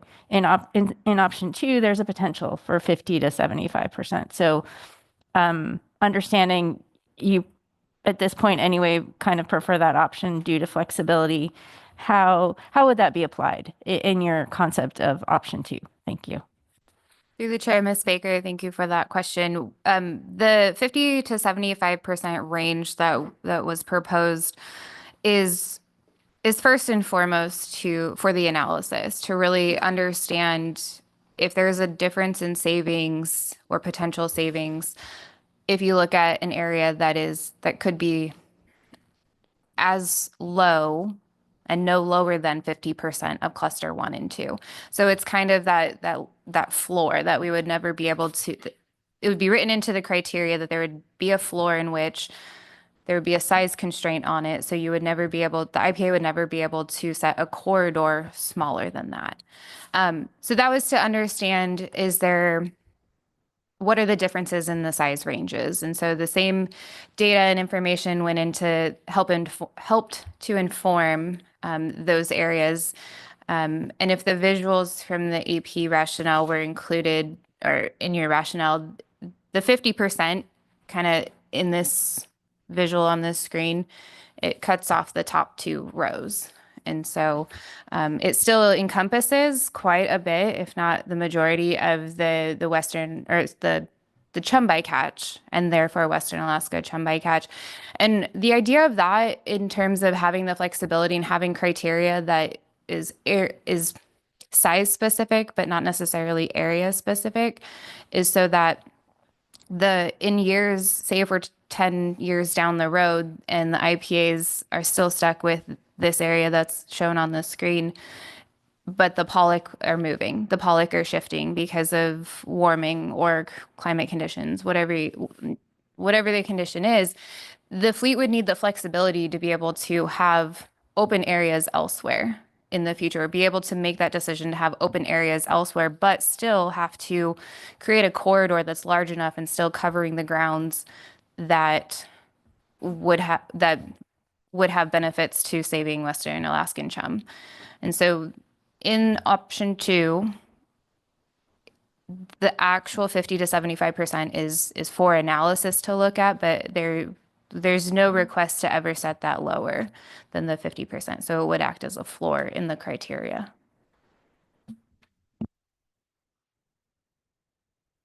Yes, Mr. Curlin. Thanks, Madam Chair. Thanks for your testimony. I apologize if I missed this, but I wonder if you could just be really direct on how the specific stat areas that are open or closed would be specified. Would that be in the IPAs and subject to revision there, or would it be something different from that? Through the chair, Mr. Kurland, I think the intent was to these stat areas that we identified as the open areas would maybe if an IPA criteria was written, I would envision it as the corridor must be a certain size or larger and exclude these stat areas so that those stat areas can be kept open. So the criteria would be defining the corridor for within an IPA regulation. There are multiple criteria already for IPAs and what has to be included in them. And so if this were to be managed through the IPA, there would be not only the regulatory requirement to have the boundaries of a corridor included and approved in the IPAs through via NIMS, but then under that regulatory requirement to have them described and the boundaries described, there would be criteria for what those boundaries must meet. And so then those, I guess you think of it as sub-criteria, those criteria for which the boundaries must be could exclude the open fishing ground stat areas if the data reflects that those areas, in fact, would have viable fishing opportunities and less Western Alaskan and generally chum bycatch. And yep, thank you.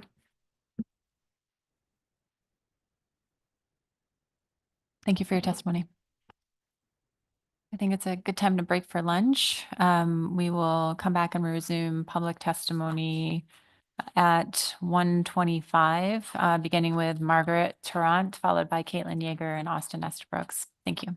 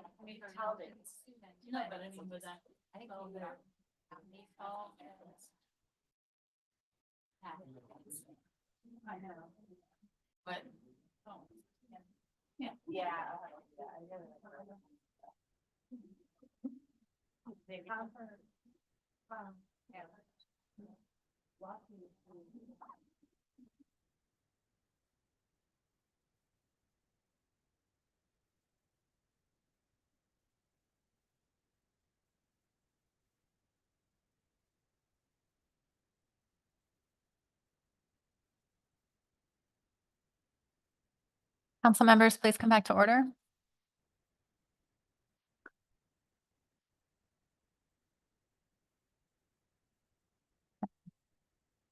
We'll be beginning this afternoon, resuming public testimony on C2. We'll start with Margaret Tarrant, followed by Caitlin Yeager and Austin Estabrooks. I will, after the afternoon break, I will circle back to folks that I called this morning who were missed, and we'll see how many people are around, and I'll do one last call in the morning for those people. Good afternoon. Thank you. Thank you for taking my testimony. I apologize for not being able to make it here yesterday, but I am here today.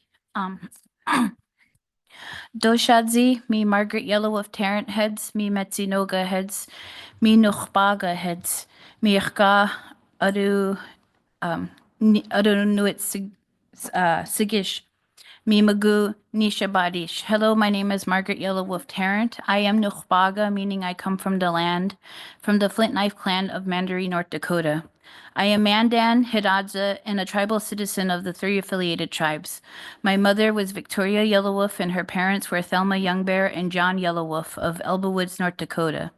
My father was Samuel Patrick Tarrant II from New York City, and his parents were Margaret Mary Brown of Dublin, Ireland, and Samuel Patrick Tarrant I of Kilshanning County Cork.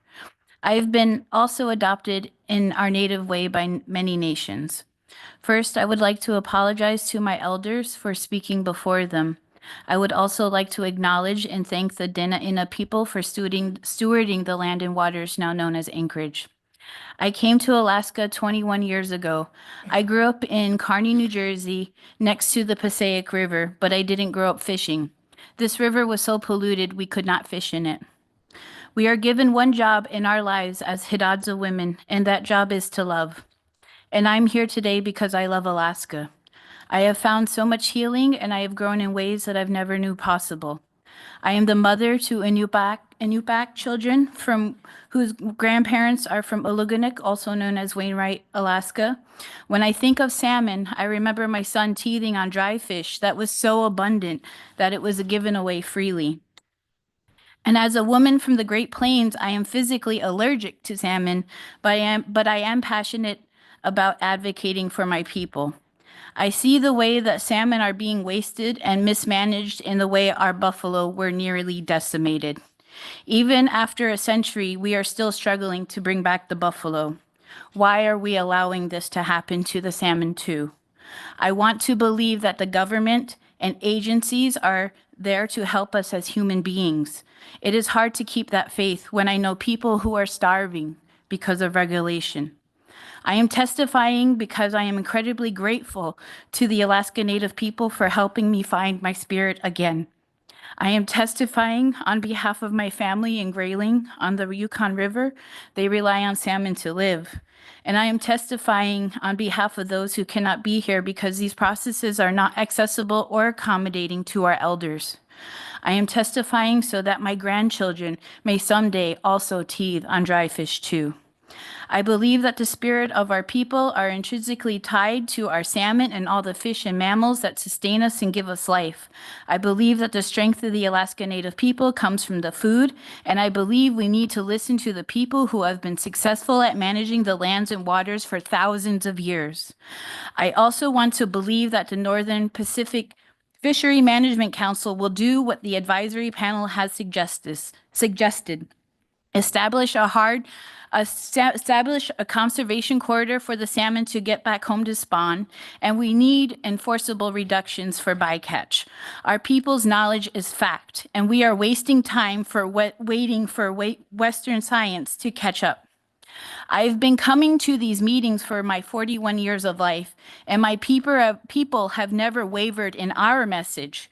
We need to live in good relation with our lands and waters. I was raised with the belief that we do not own the land or the waters, but we borrow it from our grandchildren. And I urge you to think about what legacy you're leaving your grandchildren. Everything I say is out of love, and I want to thank you for your time today. Madzigeras, thank you. Thank you for your testimony. Thank you. Our next testifiers are Caitlin Yeager and Austin Estabrooks.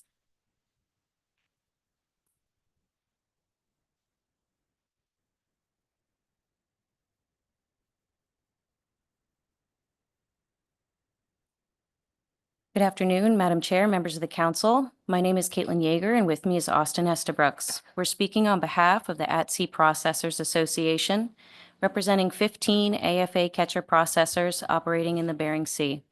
We previously submitted a comment letter I'll be speaking to, and I'd like to note that we support the purpose and need statement of minimizing bycatch of Western Alaska chum salmon. We believe alternatives 2 and 3 will not effectively address the council's purpose and need.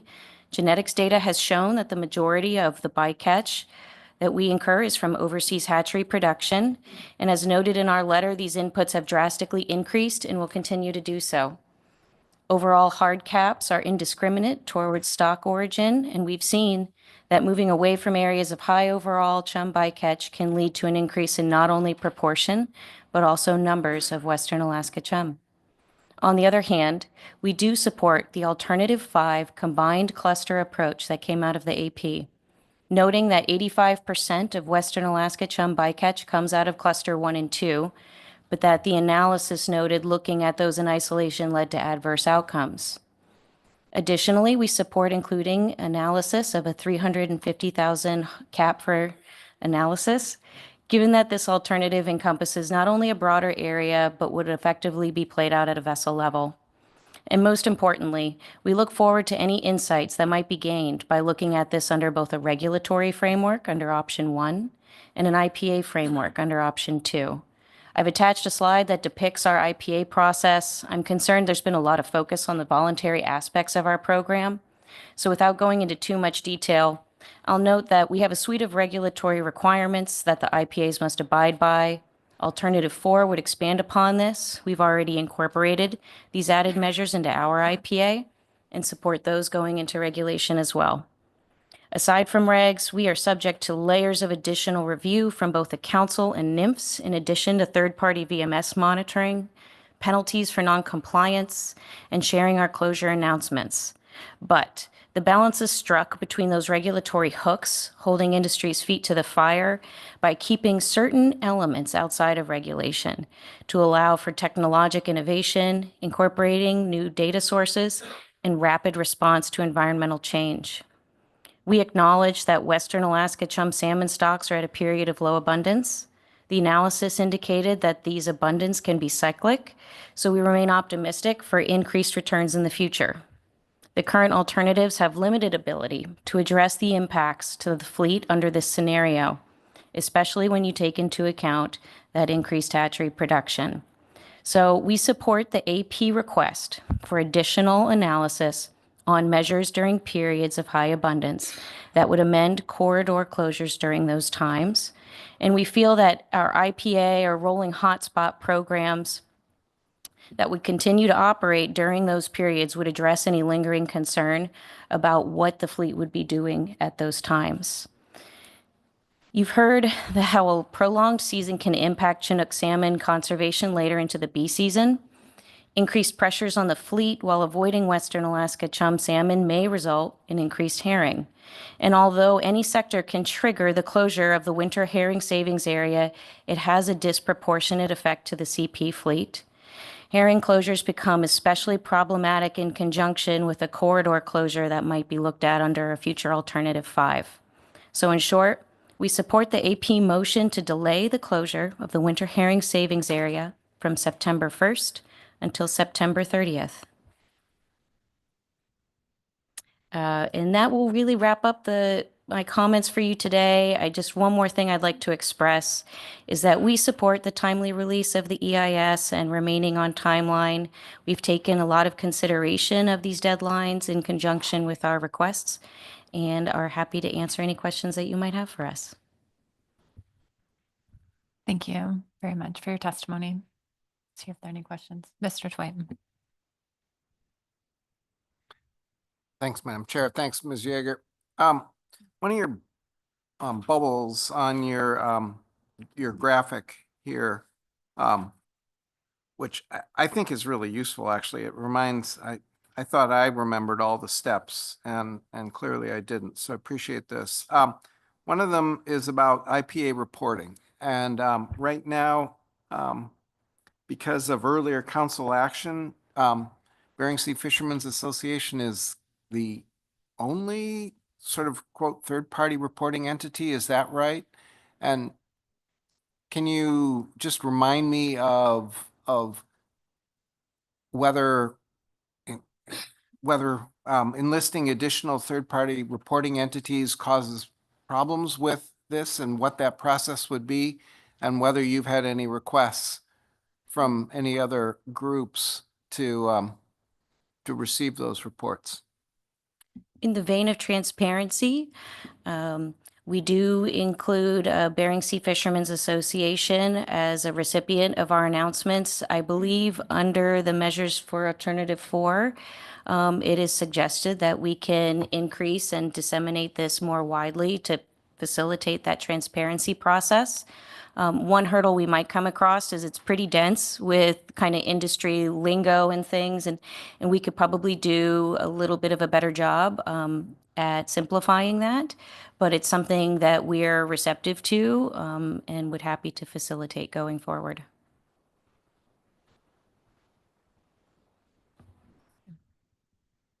Thank you. Any other questions? Yes, Ms. Baker. Thank you. Through the chair, thank you for your testimony. I might have missed it. I wanted to ask, I think your testimony was in support of the AP motion under Alternative 5 for option 3 to request the analysis to evaluate other data sources to serve as a reliable tool to potentially adjust the corridor cap. And if I have that correct, do you have any more specific either data sources or potential thresholds that the council might want to look at to give the staff a little more direction on what might be useful? Sure, through the chair, Ms. Baker. I think you've heard a variety of responses to that question. I think you've heard a little bit from BBSRI on their work and how it could be incorporated for the fleet in conjunction with abundance. We would note that we would like to see this analysis and this action stay on track, so we're hesitant about anything that might delay that. But that it's a great example of outside the box thinking with those sorts of suggestions. I believe a simpler solution under as an option under Alternative 5 could be looking at perhaps the fall and summer Yukon runs between the 50th and 75th percentile. Those were previously analyzed under Alternative 3, I believe, and were found to be somewhat appropriate given I think there was a synchronicity analysis showing that the Yukon was fairly representative of other runs in the region, but Austin should please clarify that for me.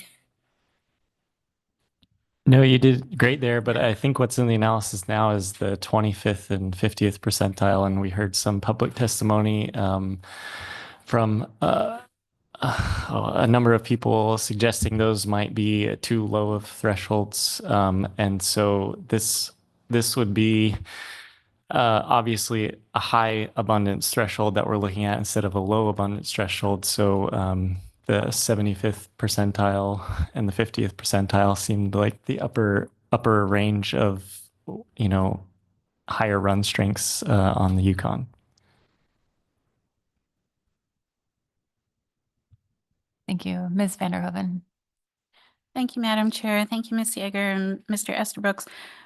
We haven't talked much about the herring date change request, and you just hit on that briefly, but if you could elaborate a little bit on your support for that change and how you see that working. Thanks. Sure. Through the chair, Ms. Vanderhoven, the herring date change, we're sort of keeping tucked in under Alternative 5, largely in my mind, because it's a spatial constraint. So if you think about, we have clusters 1, 2, 3, 4. The corridors would prevent access for the fleet under those scenarios to 1 and 2. So that would leave the CP fleet largely with 3 and 4. And that winter herring savings area would largely preclude the fleet's ability to operate in what remains of the clusters 3 and 4 during that time. So you could envision a scenario where they're doing a good job at avoiding Western Alaska chum salmon and would run up herring numbers potentially. And then those 3 and 4 are typically cleaner areas for fishing with regards to salmon. And so you wouldn't want to further prohibit that as a result of chum. We have very little history, and I believe this can be confirmed through EM and observer data on bycatch incurred by the pollock fleet in those times. And so rather than reopening an entire herring action, we're suggesting the date change.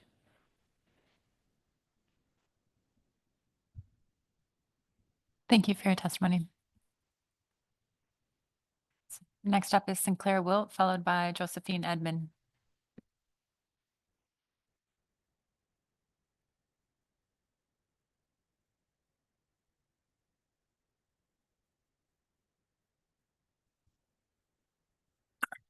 Good afternoon, Madam Chair and members of the council. For the record, my name is Sinclair Wilt. I represent Westward Seafoods. Westward Seafoods owns 3 processing plants in Unalaska Dutch Harbor. Pollock is by far the primary species we process, but we also process cod, crab, halibut, and black cod. The Alaska seafood industry is in an economic crisis. The final report from the Alaska Legislative Fisheries Task Force issued last week provides a clear description of the current situation. Processors, fishermen, and the coastal communities we operate in are all suffering. We face poor market conditions, fierce international competition, and a trading disadvantage due to a strong dollar. Some coastal communities in our region are left economically devastated due to closures of local processing plants. Our plants are primarily dependent on pollock. The once dynamic crab fisheries we once thrived on are now just a mere shadow of their former abundance. Pollock is a low-margin, high-volume fishery. Pollock products do not command high prices. They're a commodity. We need volume to meet the needs of our customers. We are concerned that a restrictive cap and or closure areas could have dire consequences for our operations during the bee season. This could have cascading impacts on our ability to be available to process other species. There's an often stated quote about those that do not know history are doomed to repeat it. I would like to offer you some history that may provide some similarity to the situation today. Unalaska Dutch Harbor, along with other coastal communities, were thriving in the 70s due to the tremendous king crab fisheries in the region. In the early 80s, the king crab fisheries collapsed. Bristol Bay, red king crab, Pribilof blue and red king crab, Dutch Harbor red king crab, Adak red king crab, and the Gulf of Alaska. While the collapse of those fisheries were due to a biological or environmental change, it had a severe economic impact on the communities. In the 70s, there were many processors in Unalaska Dutch Harbor. While there were other species to process, it was certainly not enough to sustain the existing processors. Some closed down immediately, some struggled to remain viable for a few years, but eventually failed. The community was in an economic crisis. Employment levels plummeted. It wasn't until the late 80s when pollock processing plants were built that the local economy recovered. While we process other species, it is pollock in volume that we are dependent on. I hope this illustrates how one species is the foundation that supports the processing of other species. When I say we are dependent on pollock,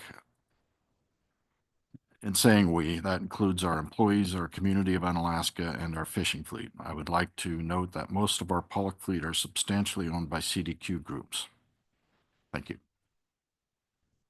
Thank you for your testimony, Mr. Wilt. And we'll see if there are any questions for you. Yes, Mr. Twait. Thank you, Mr. Wilt. What products do your customers turn to when they're not purchasing pollock?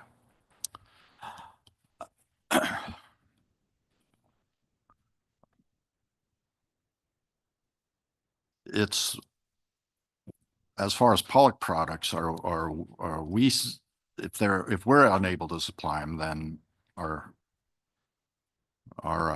adversary across the Bering Sea is probably supplying them, or actually depressing the market right now. So there are other avenues, but we would rather them purchase Alaska pollock, not just labeled Alaska pollock.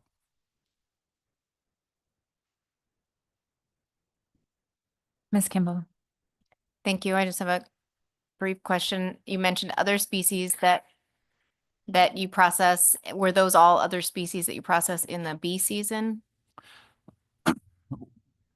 There are other species that we process throughout the year. Blackcod and halibut we process as the season goes, starting early in the year till November. Cod, depending on what catcher vessel group is fishing and open, we will do trawl cod and pot cod under 60 state water in the winter and spring. Try to do sometimes pot cod in the fall. Crab, brown king crab will start in the summer and go into the fall. King crab, when there is some in the fall. Fair-dyed pelio, usually in the winter, spring. So different species year round, but.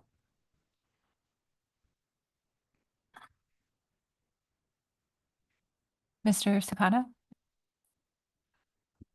Thank you for your testimony through the chair. Just a little follow-up. Do you have a guess, if not an exact number, on, for example, your taxes and other benefits that go into Dutch Harbor on Alaska, maybe even perhaps the entire state that is based on pollock versus the other species?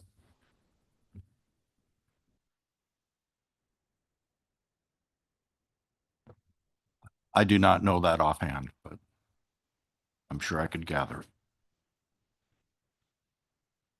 it. Thank you, Mr. Wilt. Josephine Edmond is next, followed by Tim Kusick.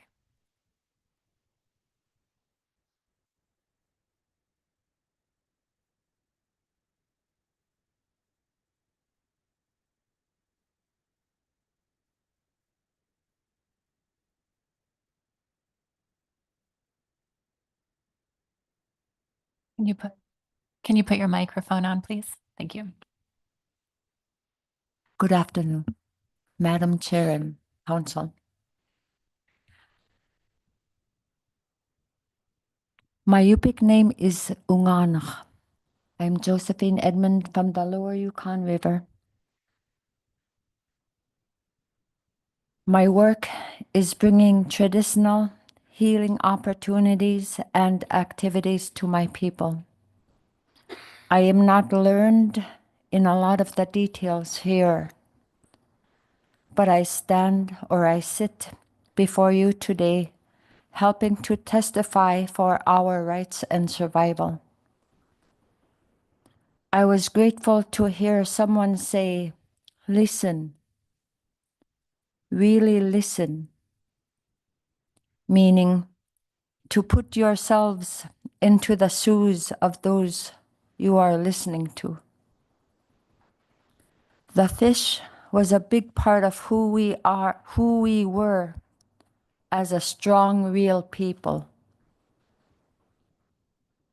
which is part of the reason we are here today. And today, due to much of the many hard, destructive impacts, including restrictions and declining government assistance, I ask you to give us favor and allow a balance.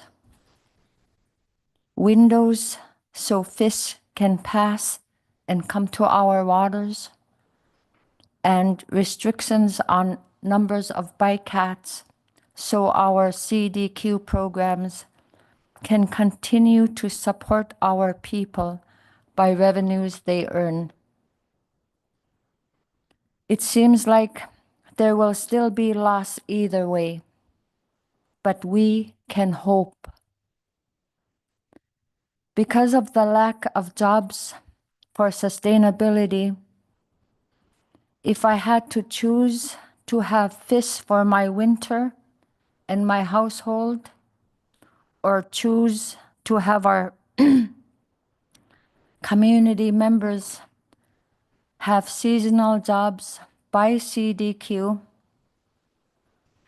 I would have to choose seasonal jobs for the people. That is how bad it is. It is sad to say, but the future for the people seem bleak. Your decisions will definitely affect us. Thank you for your time and your attention. Thank you very much for your testimony. I'll see if there are any questions. None. Thank you. Yeah. Tim Cusick is next, followed by Shelby Edmond. Good afternoon, Madam Chair, members of the council. My name is Tim Cusick. I'm the manager of Westward Fleet Cooperative. We support Alternative 4 and we support an analysis of a revised Alternative 5. Some of the things in Alternative 4 that will strengthen the IPA going forward are mandatory use of salmon excluders 100% of the time, more frequent closure adjustments going from once a week to twice a week.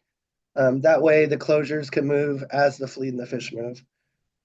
There's also provisions that everyone needs to stay out of closure, regardless of tier status, when rates are high. And outlier provisions also in development. And the rolling hotspot program has the ability to incorporate the evolving genetic information we receive year to year. In regards to Alternative 5, the maps that you've seen in testimony today, as opposed to the original Cluster 1 or Cluster 2 closures, allows for small windows in historical clean areas and prevents some of the things that came up in the draft EIS, one of which was moving people from Cluster 1 into higher rate areas of Cluster 2. We believe putting the elements of the closure, required geographical area or stat areas, all into regulation, but having some flexibility on the drawing of the actual lines year to year to keep up with changing bycatch conditions, changing genetic information would be useful. Other than that, the only thing that I saw in the AP's version that I think needs to be addressed is I think the apportionments need to take into account historical catch by sector from those cluster areas. And with that, I'll take any questions. Thank you very much for your testimony. See if there are any questions for you. Okay. Seeing none, thank you very much. So Shelby Edmond is next, followed by Brett Holly.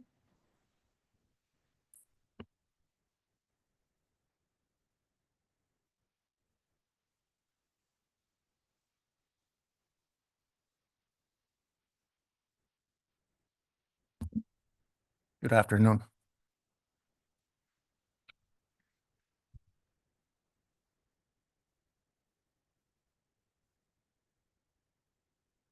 I was going to holler to break the ice, but I'll be quiet. Madam Chairman, members of the council, thank you for giving me the opportunity to sit before you. My name is Shelby Edmond. I'm from the village of Aluknuk on the Lower Yukon River. And for the record, I sit on the board of directors of the CDQ YDFDA. I am also employed by one of the subsidiaries, Yukon River Towing. And I am also a pastor for the communities of Aluknuk and Nunamekwa. My commentary this afternoon is, what does the revenue the CDQ program receives from the Bering Sea, what does it provide for our region of the Lower Yukon River? My first and foremost is that employment. It provides jobs on the vessels that operate in the Bering Sea. And secondly, the revenue that is generated from the Bering Sea CDQ, it provides employment in the 3 subsidiaries in the hub village of Imanik: Quick Pack Fisheries, Yukon River Towing, Yukon Marine Manufacturing. These subsidiaries generate jobs in our region that has no infrastructure. Why highlight employment? Because people need jobs, people need to work, people need to provide for their families. Our youth are the utmost importance. They are our future leaders in our communities. One of the goals of YDFDA for the youth is to provide them employment through the Youth Employment Program. This program helps prepare them to get into the workforce by allowing them to acquire the skills that they need. The youth program also helps them provide for themselves through their employment. Without employment that is created by the subsidiaries, our subsistence lifestyle activities become very limited. You need income to purchase fuel and the necessary supplies that are needed to go out and subsist. Our current fuel cost is at $8.42 per gallon. What I see is this: just like our lives, we need to have a balance. I believe that the fishing industry out in the Bering Sea can have a balance. Madam Chair, members of the council, I do not support caps that affect the revenue of the CDQ that goes to the member communities. I believe that this needs to be analyzed further to see what the impacts these caps will have on the region as a whole. My understanding is this as caps. When I think back, I see the grants, the donations, whether it is to the community, search and rescue, whatever the membership communities receive, they receive it from the CDQ. And I think back a few years, our Governor Murkowski, what he did to the PILT funds, it affected the communities all over the region. What I see is a domino effect. I support the protection of the migration of the Chinook and the chum salmon to ensure that they make it back to the rivers of the western region, whether it is by the corridors or by windows, or simply put, move the whole fleet off where chum salmon are being caught. Madam Chair, we all need to share that burden. On the Yukon River, we have this moratorium. Even though there is an influx of chum salmon that is running in the Yukon River, we may never be able to fish those chums because the moratorium is in place to protect the Chinook and chum fish with Chinook. I'm sorry. The chum salmon swim with the Chinook salmon. It is designed to protect the Chinook. I believe a consensus needs to be come to from all agencies, state, federal, CDQ, tribal, even the trawling industry, to come to a table and find a consensus where every person, organization wins. Mr. Admin, I apologize for interrupting. I gave you a little more time beyond your time limit. Do you have a concluding statement? Yes. Thank you. Come to that consensus where we all are at a balance. Thank you. Thank you very much. Questions, if there's any. I'll see if there are questions for you. Okay. Seeing none, thank you so much. Thank you very much. So Brett Hawley, followed by Janet Woods. There will be no questions after this testimony.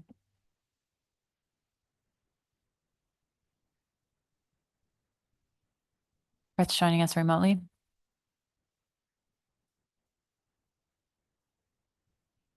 Thank you, Madam Chair. Can you hear me okay? Yes, we can. Welcome. Okay, thank you. The record, my name is Brett Hawley. I'm the captain of the Seawolf, a 143-foot pollock trawler based in Unalaska, Alaska. I'm originally from Cordova, Alaska. I'm a third-generation fisherman. I've been working in the pollock fishery out of Dutch Harbor for the last 33 years. And I can tell you that my connection to this fishery runs deep. The Seawolf is a member of the Unalaska Fleet Cooperative, making pollock deliveries to Alaska seafoods under the AFA fishery. To be clear, this boat is totally reliant on AFA pollock and has no other fishery to supplement its income. Makes the chum cap proposal drop, but is canceled deeply concerned. Mr. Hawley, I'm sorry to interrupt. The connection seems pretty poor. I'm wondering if there's anything on your end that you can do to improve it. Is this any better? Yes, it is. Thank you. Okay, I'll continue. To be clear, this boat is totally reliant on AFA pollock and has no other fishery to supplement income. This makes the chum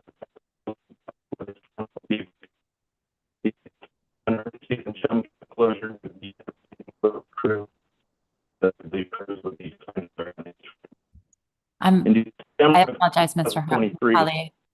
We're unable to hear what you're saying. I'm concerned we're not able to receive your testimony right now. Is there I don't know if there's a better weather window, or we can take you again later if you think the service is going to be better. Madam Chair, I can register with a different phone number that'll possibly work better. Maybe you can let me.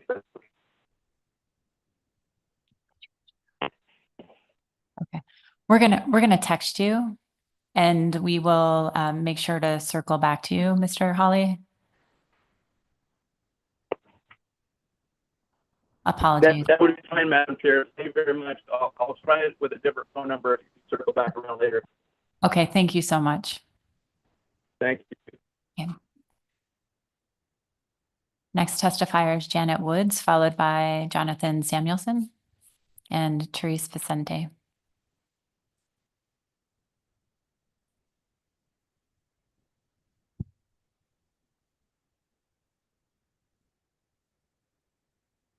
Good afternoon, Madam Chair and members. I have to remember what, not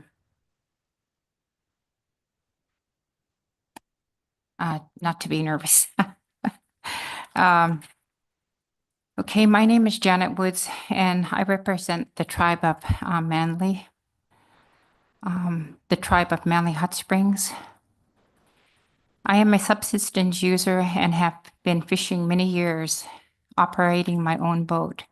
As you have heard from many, that our subsistence needs have not been met for many years, and also the impact that it has on our well-being and health. And I appreciate the young lady that talked the other day to yesterday that explained the DNA genetics and how it affects our body, and also the grandfather that had mentioned the effects it had on his stomach. So I really appreciate that, because sometimes it's hard to articulate exactly, but she hit it right on the nose by the studying that she was doing. As you know as well as I do, the bycatch remains to be an ongoing issue and has impacted our way of life along the Yukon River. I keep thinking of all the bycatch that has been wasted and how many families the waste could have fed on the whole river, yet metric tons wasted, ground up and thrown back into the waters. In 1996, Congress amended MSA through the Sustainable Act was to address bycatch increase, which directed NMS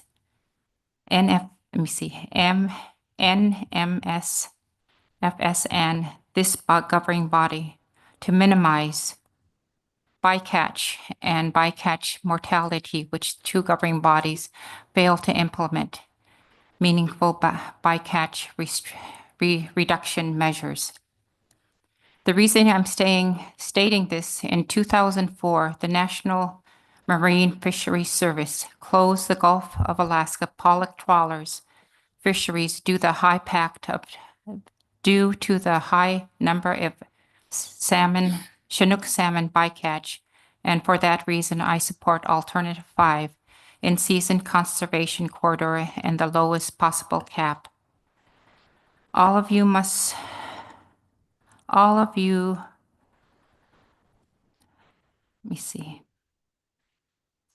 if not most of you, have fishing boats, and generations of family members are able to continue to fish and to teach your families the skill on how to operate your boats. And yet we cannot teach our kids and grandchildren the traditional way of setting a gill net and checking the net, cleaning, cutting, tending the smokehouse, monitoring the fish as it dries. We don't have the joy that you all have, because you don't have to stop yet. You don't have to stop fishing. I gave my time to my daughter, but just in closing, I wanted to let you know that I think it's important that as many of you can go to the Yukon River Bridge and just take the boat down and just see how this non-fishing impacts our lives. So that's an open invitation to all of you to do that. And with that, I thank you. Thank you very much for your testimony.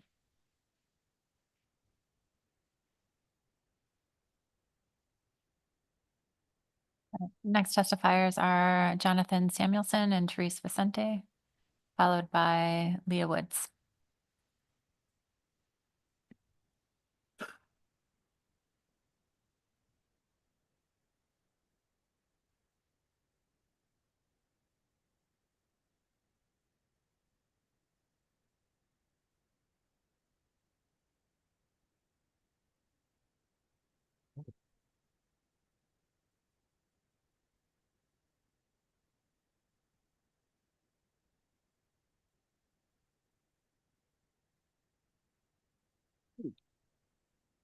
Good afternoon.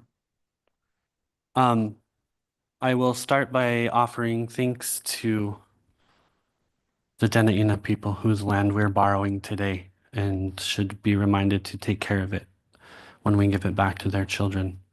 And I also need to start by calling for a moment of silence from everybody here and everybody online as tragedy has swept over our communities in the last few days and really has taken a toll on our people and on the hearts of many. So at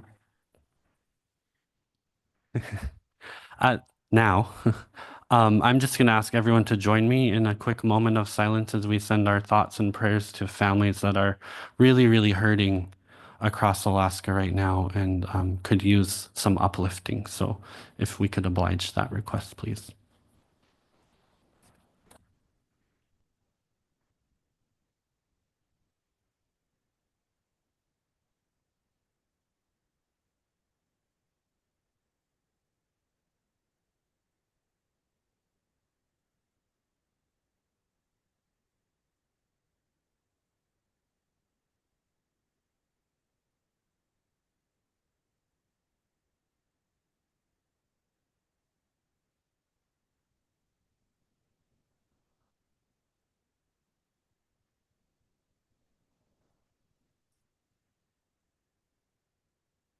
Thank you for that. You know,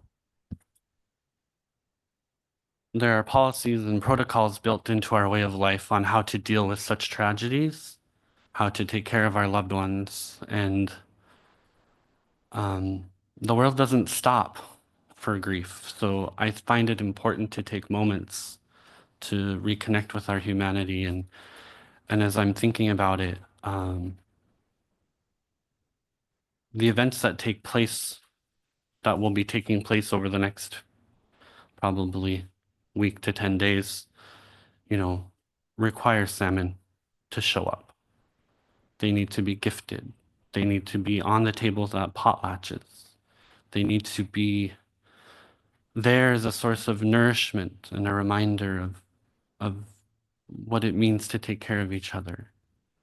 And from a lot of our hurting families, that's going to be missing in the next, call it, round of funerals and putting away our loved ones and returning them to the earth. And so, you know, I don't want to be here right now. There are 100 other places I could be. My way of life guides me to where I need to go. I should be with grieving families right now. I should be with my people. But built into the foundation of that very same way of life is our responsibility to care for our salmon and to make sure that all of our voices are being heard. So I find myself here today, trying to honor that duty that we all share. My name is Jonathan Samuelson. I am from the Kuskokwim River.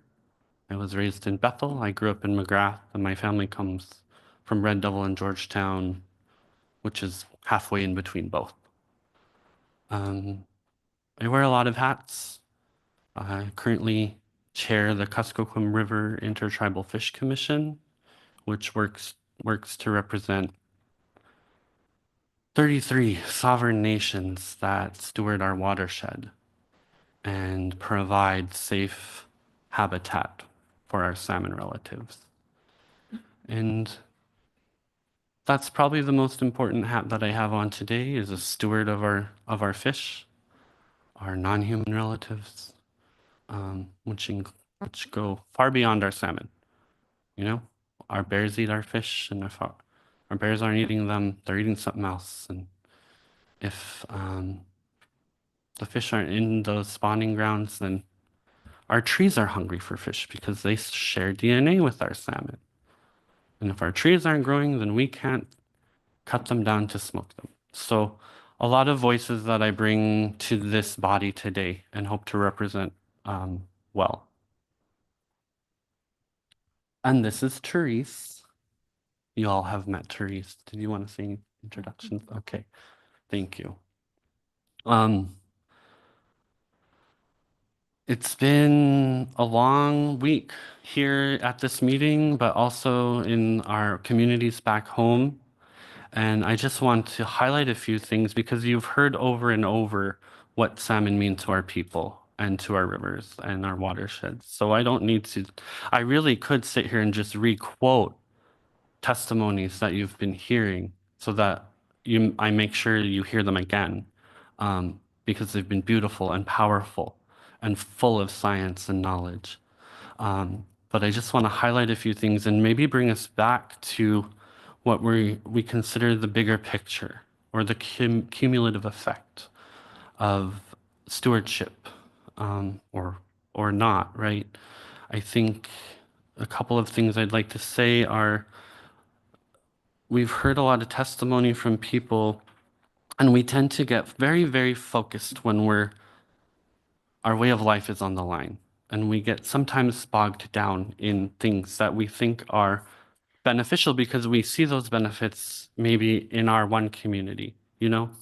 I grew up just a few miles upriver from this line that was drawn one day that encompassed benefits for communities that come through a CDQ program. I've never seen those benefits because I'm 7 miles that way. And it just really reminds me of the need we have for everybody to pitch in here, for everybody to work towards a solution. I'm reminded of the words of our late elder, Robert Lacander, who always said, we raise our salmon up, we take care of them, and then we send them out into the world like teenagers, and we hope that they do okay and they come home to us. And our salmon are going into the ocean as young teenagers, where they should be taken care of, where they should have, it's their nursery, right? It's where they spend most of their life. But what's happening is we're sending them out, and it's like we're sending them to residential school. They're dying out there. They're not coming back. They're not being taken care of. And that's really alarming to me. A couple of other things I'd like to bring up, and I'm going to borrow words, right? You heard from our regional leader, Vivian Corthias. Are you going to help us or not? She said that yesterday. She said that last year. It's a simple question. If we're wasting our time here, please let us know, because we can be 100 other places taking care of our people. You heard from Chief Ridley. The priorities of these boards have been clear to us in the watershed systems. There's an industry priority. You're putting a price on our way of life that we can't afford by the decisions that are being made here. I think when I stand on the banks of my river and I know the fish are there, because they've been there for the last 100 years where my family has fished in the same exact spot, I let them go by. Not because I'm lazy that day, not because the weather's bad, because I need to take action, because I don't want to let them go by just as much as I don't want to show up here today. But if I don't show up here, I'm failing my people. You know, you heard from a young man, Jackson, yesterday, whose family fishes about 20 miles up from where I do. And I've never met Jackson. I know his dad, I'm assuming, because of the name and the last name. But I do that for him, you know, so that he can have a chance to teach his grandchildren how to maintain this relationship with our salmon. I do it for my nieces and nephews, because it's our duty and our responsibility that we share. And the burden is not solely on this management body. I recognize that. There's a lot of hands that need to carry this load. And we have some ways we think you can help. And for the record, I'm Therese Vicente. I work for the Fish Commission, and some of these things, you know, we think this body could do, NIMS can help implement, the state of Alaska can help mirror on the Area M side to help create a safer nursery for our fish in the Bering Sea, is to implement a cap at the lowest level possible. We think this will protect our chum. We think it will help keep the fleet moving to use the tools that are at their disposals in the IPAs, through Alternative 4, through Alternative 5, both of which hold a lot of promise. We've seen in the last couple years, the fleet's been able to stay under, what could be a very low cap and keep their chum bycatch low and their Chinook bycatch low and meet their quota for pollock. So we do think this is possible, and we would really like to work with you all and with the federal government through a trust responsibility to find ways to be responsive to our tribes in this way. And I'll leave it there. Thank you both for your testimony. See if there are questions. I have one concluding thought. Sorry, if I Okay, may. concluding statement. Yeah. Again, I've not mastered the sign up for testimonies process. So, I mentioned standing on the river, right? And I consider all these things when I make a decision not to fish. And it's this decision-making process that I encourage you to adopt, right? You have to take the holistic view. There's a direct line from the decisions that are made here to the wellness of my nieces and my nephews. And if I don't show up for them, I have failed. Data shows that when we as Indigenous people are forced to deviate from our way of life, our wellness is jeopardized. When we are not well, when we are not able to maintain our spiritual relationship with our non-human relatives, when we are not able to provide for our families, the cumulative effects show up. In the worst cases, this shows up as suicide. I don't want to be here, but if I don't show up, then I'm failing. I said that, and I'm going to say it again. And if the action of this council doesn't work to provide sustainable chum salmon populations, then your work will also continue to fail. And if you're having trouble seeing the direct effects that these decisions have, I'm going to ask the one question of the people behind me. Please raise your hand if you've lost someone in your community to suicide.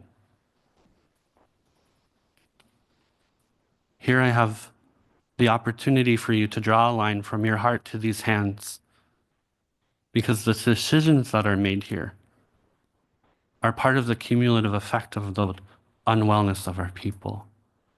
And we make decisions guided by that, by our hearts.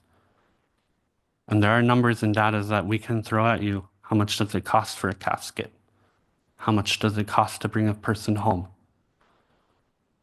What are the ongoing effects from burying our young people who are not providers, not able to provide because there aren't fish in the river? These are the things we consider. So it may not sound like the science you're used to. I acknowledge that. I will spend my entire life learning what it means to be an Indigenous knowledge holder. But we can work this together. It's not all on you. We're here to share this responsibility. It really does take all of us and all of our people. Thank you. Thank you, Mr. Samuelson.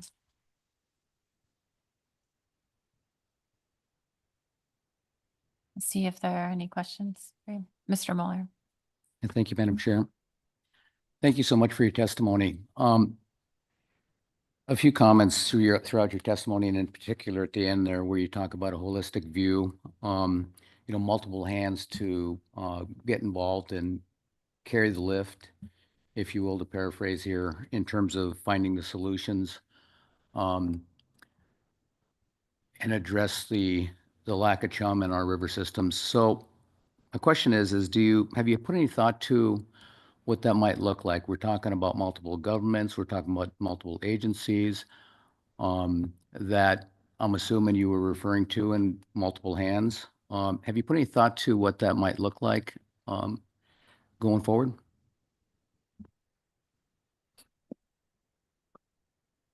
Like a path to solutions? Not a path to a forum, through the chair, a path to how do we put these groups together that you referenced, the multiple hands that are you believe are responsible for the lift to finding solutions to the chum issue we're facing here?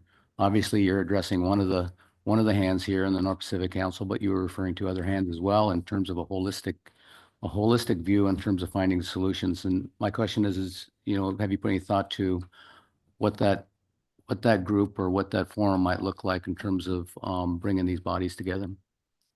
Yes, thank you for that question. And I'll have Therese help to answer this. We'll go back and forth, but at the end of the day, I think we need to remember what brings us together, because there will always be another issue and another battle to fight. So we need to take a step back and look at that whole picture and really identify who the players are in the decision-making process and who needs to be at the table. And remember that, like this week, we're here to talk about chum salmon. We're not here to talk about pollock. We're finding ways to get our chum salmon back into our rivers. That's what brought us here today. So I think if we have this focused approach and the right people, as you mentioned, there are a lot of people that need to come together, and maybe Therese can add to that.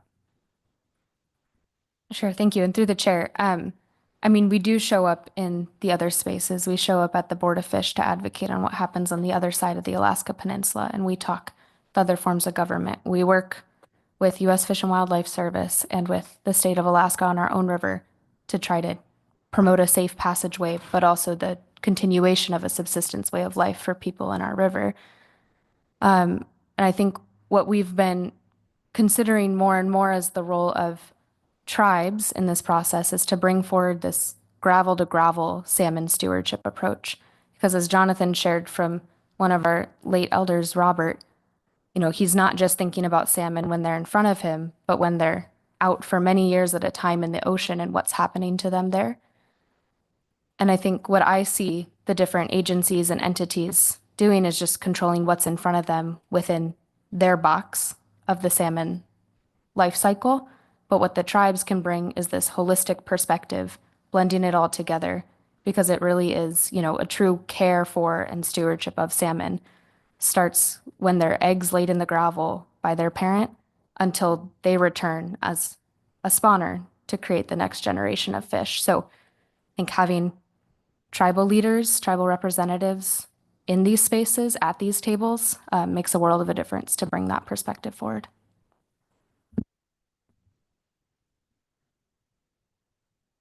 Mr. Ritchie. Thank you, Madam Chair. Thank you for your testimony. I think, Ms. Vicente, I think that you mentioned you supported an overall cap, but you also supported alternatives 4 and 5, and I just wonder if you were supporting an overall cap in reference to alternative 2 or just a low cap in reference to alternative 5, and if you could just clarify that. Through the chair, I just want to make sure a low cap in alternative 2, like alternative 2, how it's written. Yeah. I think where we are standing right now is we would like to see a cap on chum salmon taken in the Bering Sea at all levels of chum abundance and regardless of how it's calculated. And we have more in our written comment about how we appreciate linking such a cap to abundance of chum in our rivers, but there need to be some tweaks to alternative 3 to do that in the right way. So at this point, I mean, we would like to see a cap, and we'd like to see it coupled with, regulating new tools for the IPAs to use, as well as the possibility of a corridor to make a safe passageway for chum salmon coming home.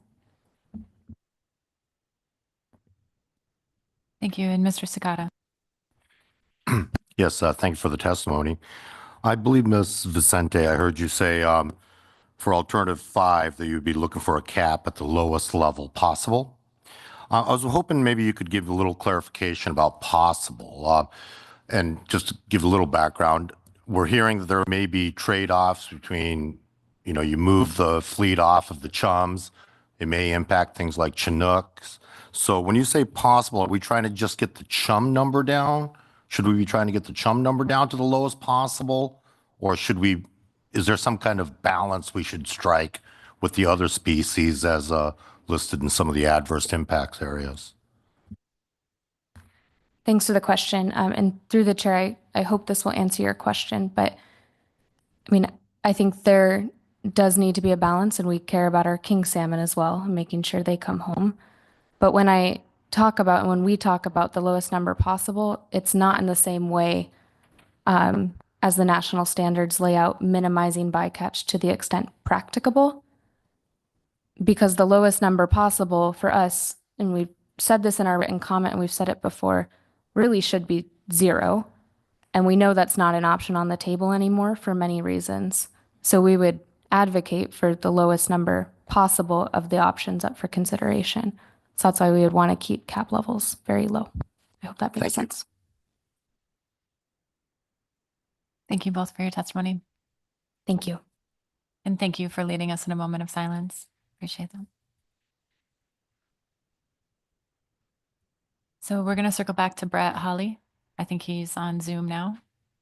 And then we'll go to Leah Woods.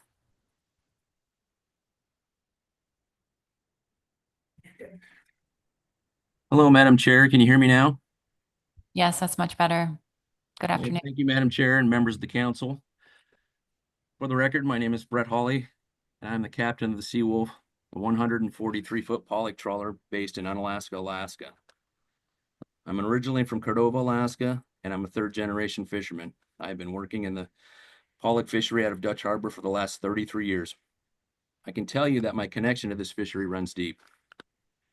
The Seawolf is a member of the Unalaska Fleet Cooperative, making pollock deliveries to Alaska Seafoods under the AFA fishery. To be clear, this boat is totally reliant on AFA pollock and has no other fishery to supplement its income. This makes the chum cap proposals brought before this council deeply concerning.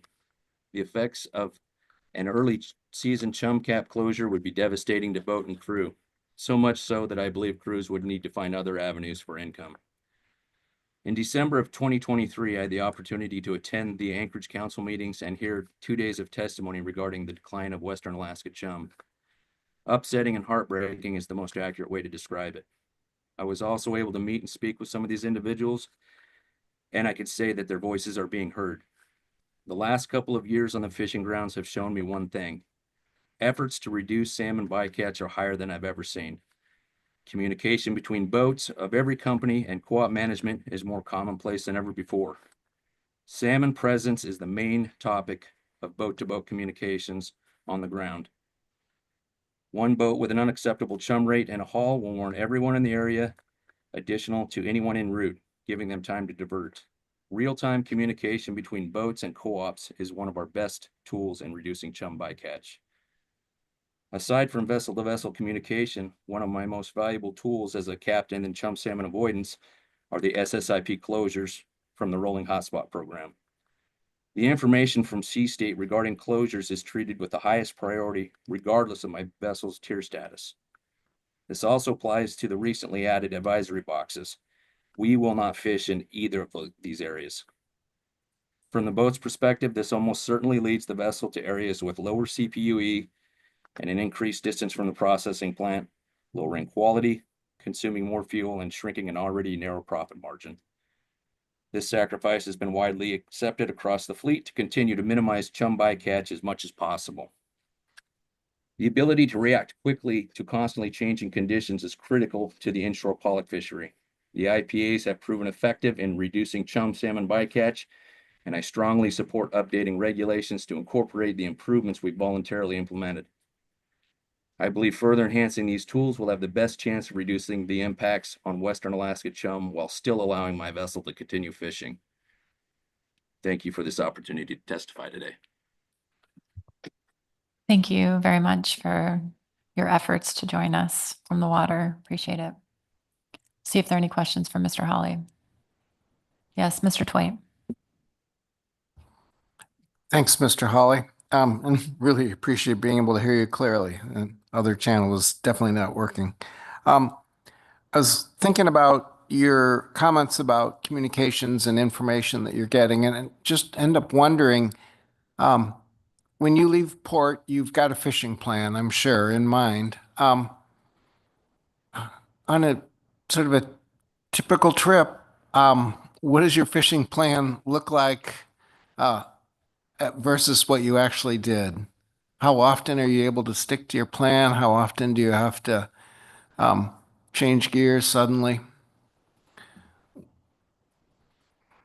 Through the chair, thank you for the question. Quite frequently, we do have to change our plans on the fly.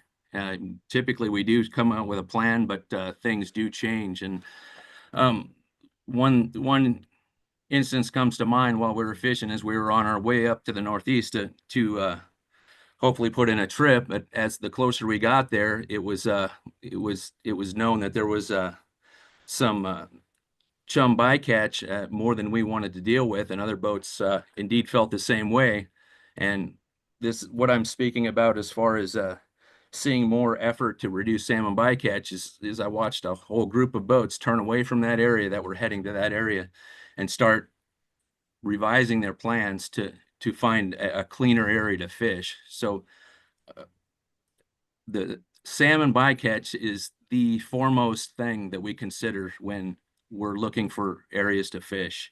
And as I said earlier, often it will push us into areas that does take longer to catch or pollock and is further from town. But if we can avoid the salmon, we will sure do it.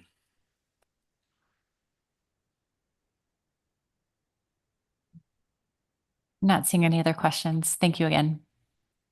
Thank you, Madam Chair. So our next testifier is Leah Woods, followed by Paul Cleveland.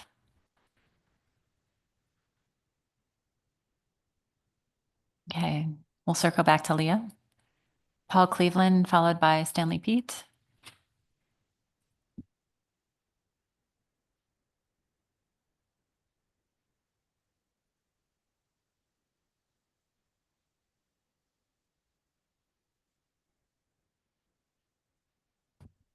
Hello, good afternoon, everyone. Give me a second while I pull this up.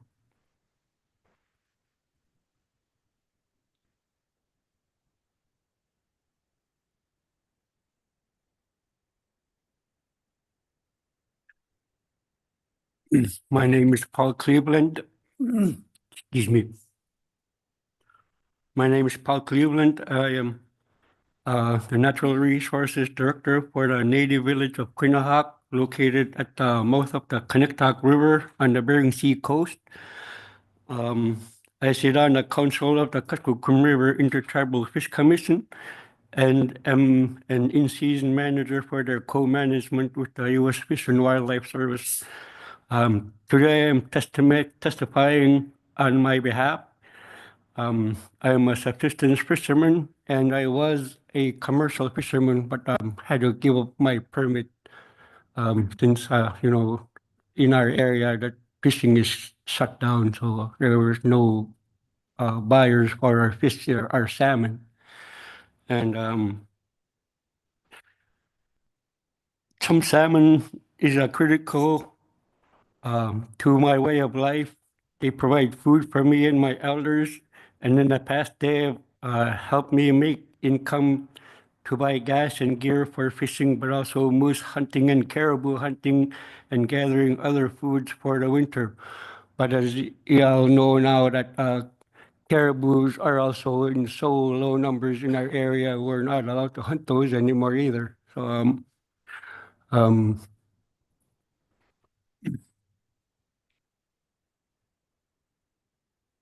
with so much pressure on our salmon from climate change and other factors, I am asking the council to do what it can to get our chum salmon back.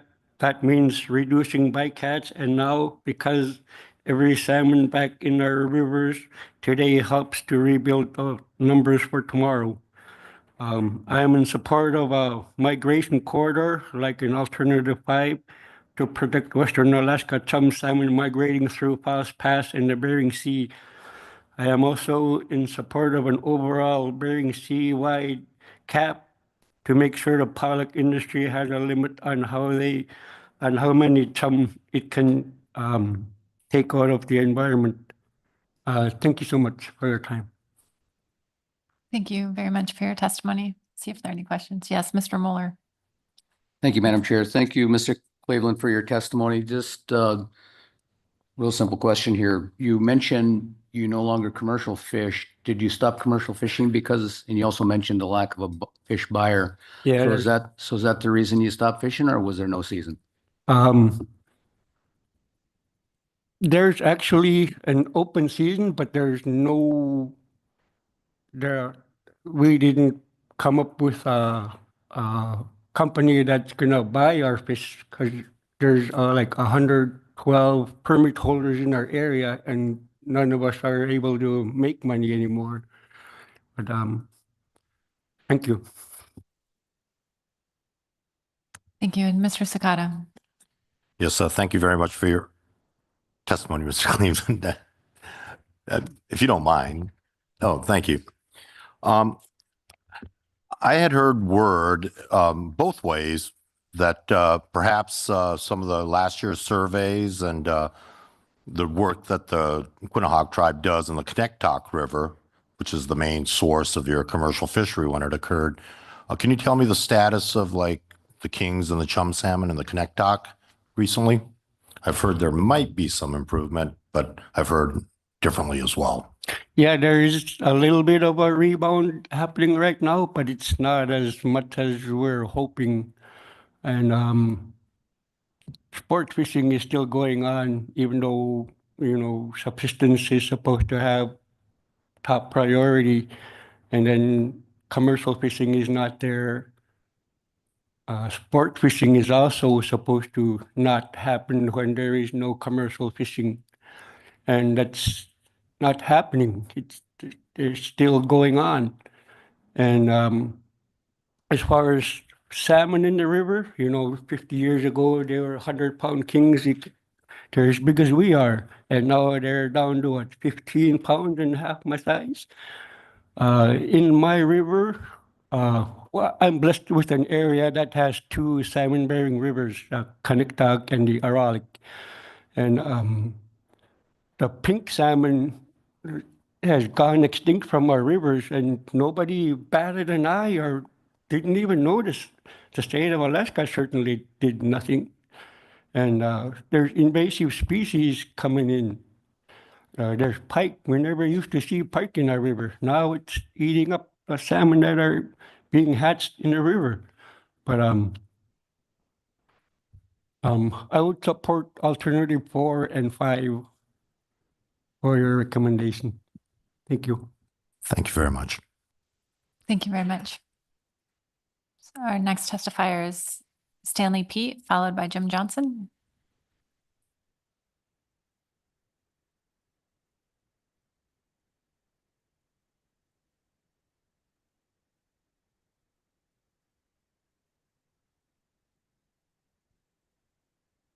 Thank you, Madam Chair. My name is Stanley Pete. I'm from Nunameko, from Southwest Alaska, the mouth of the Yukon. I come from a community that resides on the tundra. It's time to shed light on in-river conditions pertaining to Yukon salmon declines from a traditional knowledge perspective. The observations and experiences of Indigenous people who live on Yukon River should be considered when fisheries health or environmental impacts are of concern. You have heard a lot of testimonies concerning cultural values, beliefs, rituals, and their loss because of declines of in-river stock concerning salmon on Yukon. I am here to expand on traditional knowledge observations on environmental conditions and impacts of human activities in Yukon River that contribute to salmon decline on Yukon species composition. Traditional knowledge observations.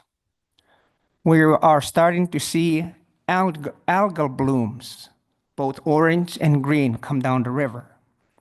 We are seeing changes in river species, Bering cisco, pike, sickleback needlefish, whitefish, burbot, rainbow smelt, and even now shrimp. We're seeing increases in predation offshore that we've never seen before. We're seeing cod, pollock, and lamprey that are non-native to off the coast of the Yukon. We're seeing less snow, thin ice, changes in water color in streams. We are seeing permafrost degradation that changes the chemistry of the river. changes in calcium, magnesium, sodium, dissolved organic matter, mercury, and lead on the increase. We're seeing changes in chemical composition and those contribute to changes in the chemical composition of the water. We're seeing habitat degradation by resource development and hydroelectric development. We're seeing mining tailings and catastrophic chemical spills. The most recent one was 300 million liters of cyanide in the headwaters of the Yukon in Canada.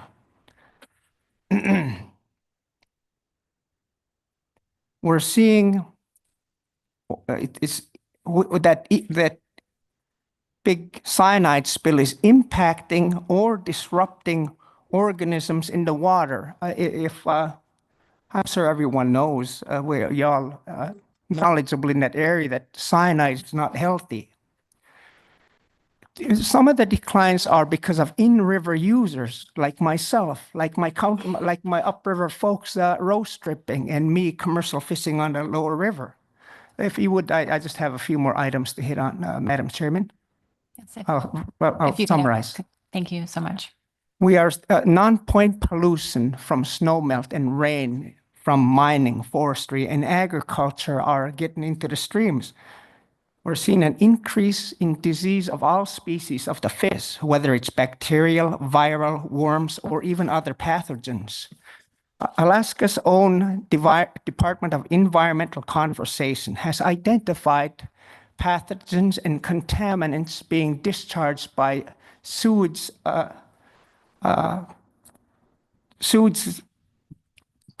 into major salmon spawning streams, specifically the Tanana River.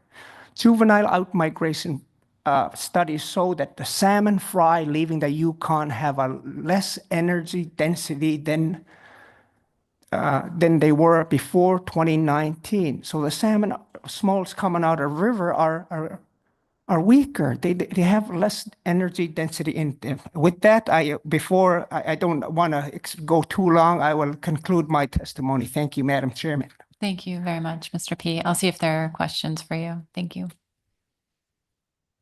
Yes, Mr. Twite. Thanks, Madam Chair. Thanks, Mr. Pete. Do the documents, the draft documents that we have, our draft environmental impact statement and our draft analysis, do those do a good job of capturing a lot of the knowledge that you're talking about? Thank you for that question. I don't believe it does. I know there are some studies, but there needs to be more studies on the in-river conditions.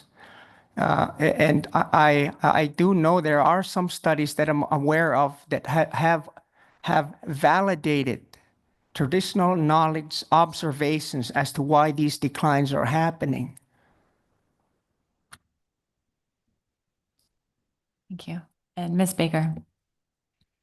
Through the chair, thank you. And following up on that question, how did you compile all of that information? Because that would be really helpful for us to know. How I came about all this information, I have a passion for the fish. I live on the very end of the river, and I live on permafrost, and seeing the permafrost thaw below my house and seeing the amount of chlorine that's necessary to make the water drinkable, where the water on the Yukon River is getting so bad that you can smell the chlorine in the water, because they're trying to get rid of the E. coli, the fecal bacteria, all the other organic matter that's coming down the river at astronomical levels that they've never seen before. And it's the equivalent of if the composition of the air changed in a week. I'm not biologically built to change the big atmospheric change. And that's what I'm kind of leaning towards the people. The awareness needs to be out there that maybe it's not, maybe it's even in our backyard. Thank you for the question. Thank you, Mr. Ritchie. Thank you, Madam Chair. Just keeping notes here, where are you coming from? What do you mean, where I'm from? Oh, what community? I'm from Nunamigo. I am on the south mouth. I'm from a tundra village, a windswept tundra, flat for miles and miles, and the tundra below my feet is thawing out. And that's how I started thinking about what's impacting the in-river stocks. If the data is showing that maybe it's not the pollock, maybe it's the intercept fishermen, maybe it's the in-river conditions. That's how I came up to that's how I started looking. Thank you. Thank you for your testimony. Thank you again.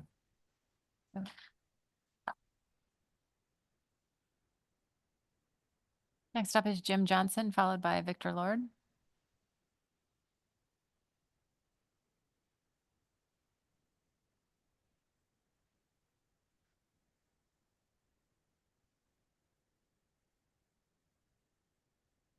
Madam Chair, members of the council, my name is Jim Johnson. Thank you for the opportunity to comment today.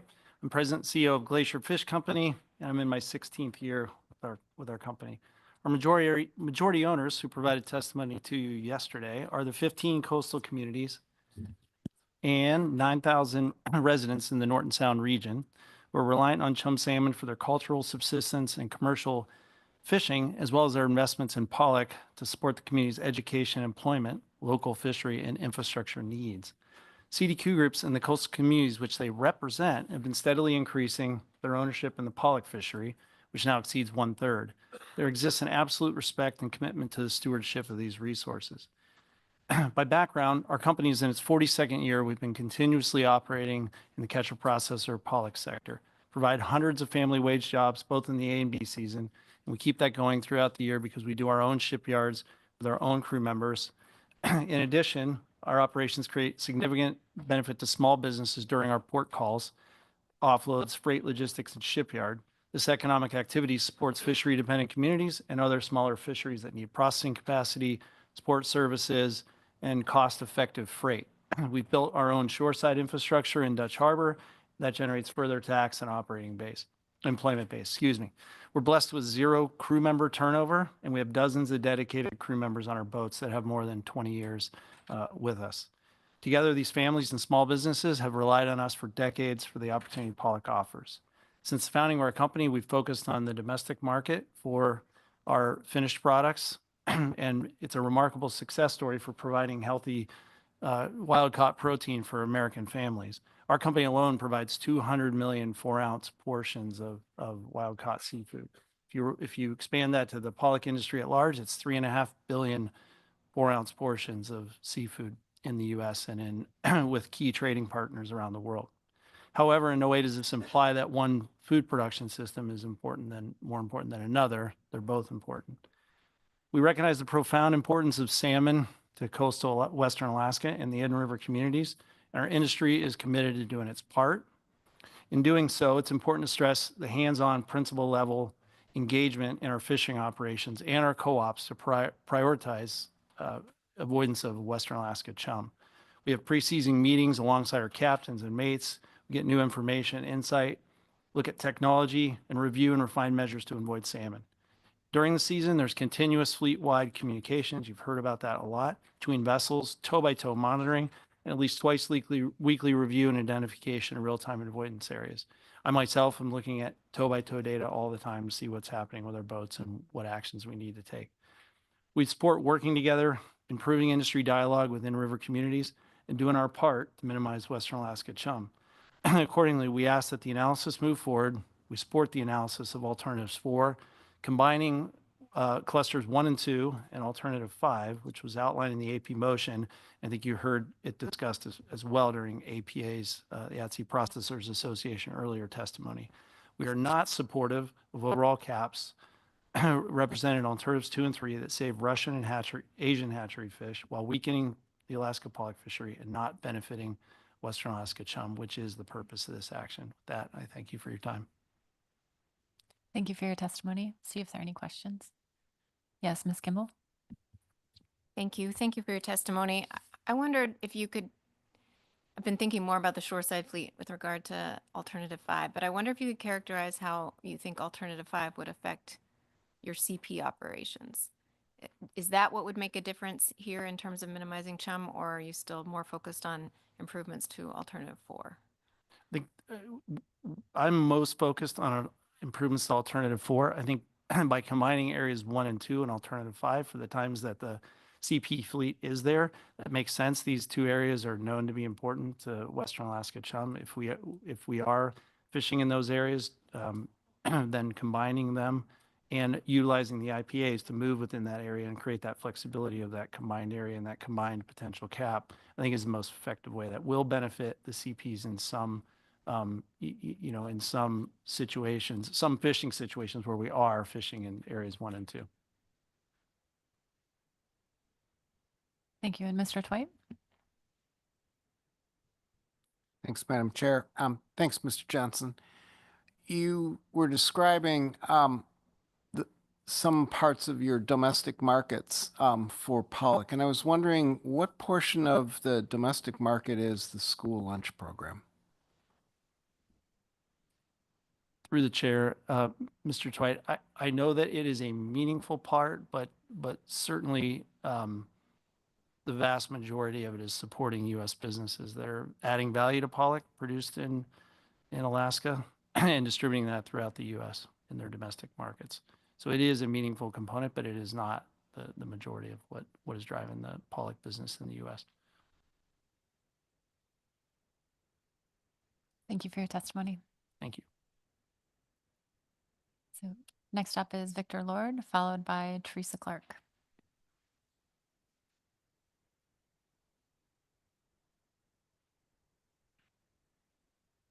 Victor was supposed to be joining us remotely and he's not online, so we will circle back to him. Teresa Clark.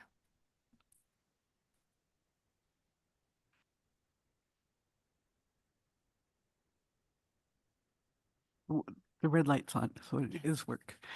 Hi, my name is Teresa Clark. I'm a Loudon tribal member from Galena, Alaska. I'm a executive director for the Yukon River Intertribal Watershed Council. Our council is composed of 57 tribes in the Yukon River watershed and 17 First Nations in Canada, from the headwaters to the mouth of the Yukon. We do a lot of water quality samples, and we have done some at Nunamikwa, where Stanley Pete. However, I can't rattle off the results of those results to you. We monitor permafrost. We do erosion control studies. We do we go and we sample and do studies on landfills. We do temperature monitoring.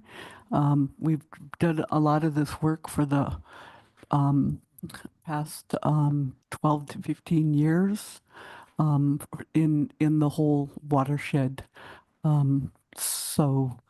Although, I don't have any data here with me, we do have that data available at our office.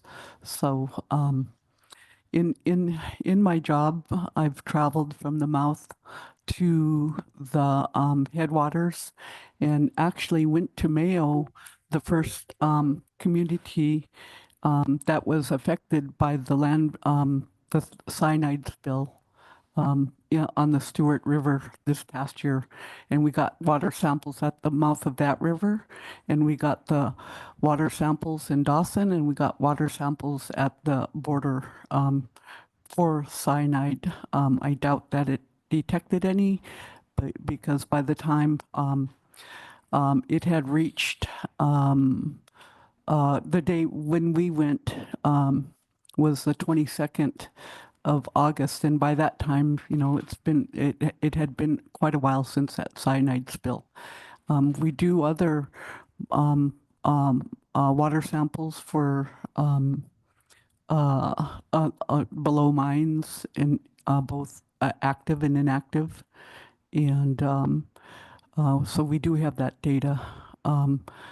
When I was in Whitehorse on August 22nd, I went to the the dam, and they have a fish ladder on the side of the dam. And although it wasn't chum salmon, it was king salmon. And it said 178 king salmon had made it past that ladder. 178, when there used to be thousands upon thousands, hundreds of thousands that used to reach that ladder. The Canadians up there have not. We've been on a moratorium for 7 years. They've been. They haven't had eaten fish in 40 to 50 years. So, I know, there's a lot of factors contributing to this, and I know that there's a limit on bycatch. That there isn't a limit, but there should be. Not only chum salmon, but all other species that are commercially fished especially out in the ocean. So, our all of our fishes in king crab and everything that is fished for commercially, it's sustainable. When Alaska runs out of oil, there will no longer be any oil, and we need fish as a in anything that is fished for to be maintained, sustained. So, it's your job to make sure that chum salmon, king crab, everything is sustainable and remain sustainable for generations to come. And I'm asking you to do that. Therefore, I support alternative 5 in with maybe some caps or anything and everything you can do to protect not only chum salmon but other species and whatever is fished for commercially. Thank you. Thank you very much for your testimony. Appreciate it. No, would you like to see if there are questions? If Okay. anybody has one. Yes, Mr. Twite. Thanks, Madam Chair. Thanks, Ms. Clark. I really appreciated sort of the walkthrough on where some of the water quality data are, and certainly appreciate the Watershed Council's work in collecting that and the ongoing monitoring. I was wondering then about invasive species was raised as another potential negative environmental impact that's really changing in the Yukon in recent years. And can you tell me who might be monitoring whether invasive species are spreading and what their impacts might be? We haven't started that work, but we're starting to get reports of it, especially around like Elodia, around Manly, which is on the Tanana River. We've gotten reports of that. So that is it. It's it is, and I believe the state. It's either DEC or Fish and Game that are helping us on monitoring and actually trying to eradicate it, because there is for Elodia there is an environmentally friendly I guess product that could help eradicate Elodia.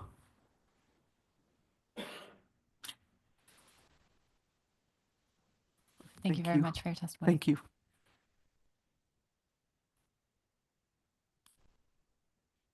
I think this is a good spot to take our afternoon break.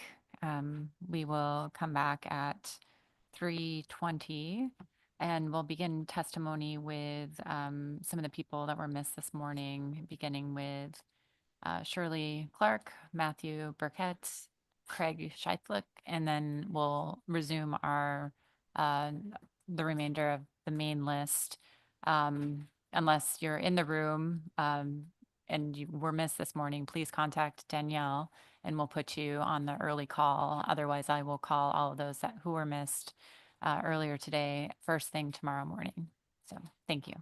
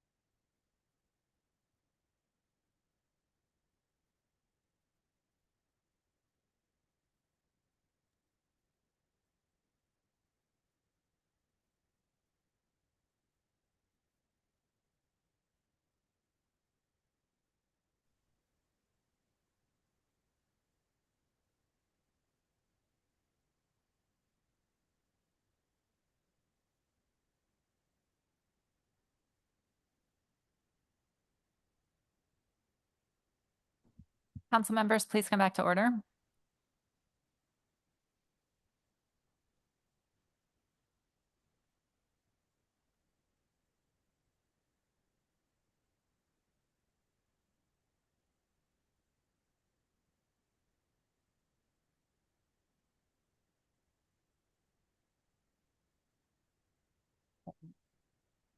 We'll be resuming public testimony on C2, beginning with Shirley Clark, followed by Matthew Burkett, followed by Craig Scheithlook.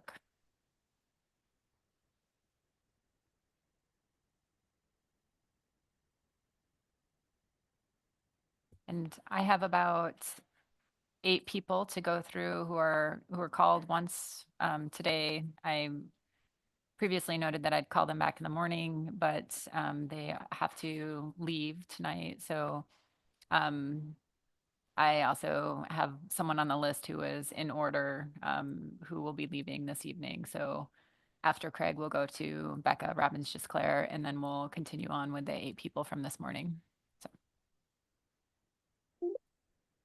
So Shirley Clark.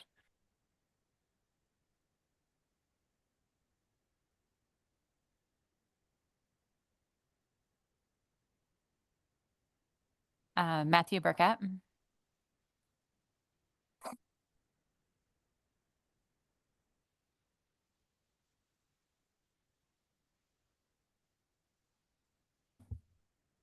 Good afternoon. Thank you for allowing me to come in and speak with you guys today. My name is Matthew Burkett. I'm second chief of Holy Cross, also the mayor of Holy Cross. And I just want to start off by showing a picture. You know, that's me. You know, as a small little guy fishing, being taught by my grandma, my mom, the community. And I was taught how to go out and catch the fish, cut fish. Like I could fillet, cut strips. I head and gut, brine, hang, know which wood to get the right smoke on the fish. So I do it all. And it's kind of heartbreaking thinking about, am I ever going to be able to teach my grandkids how to do this? It hurts. I'm very passionate about this. You know, this taking our subsistence away from us, it's not only affecting our lifestyle, it's affecting our education system, our healthcare, our crime rate.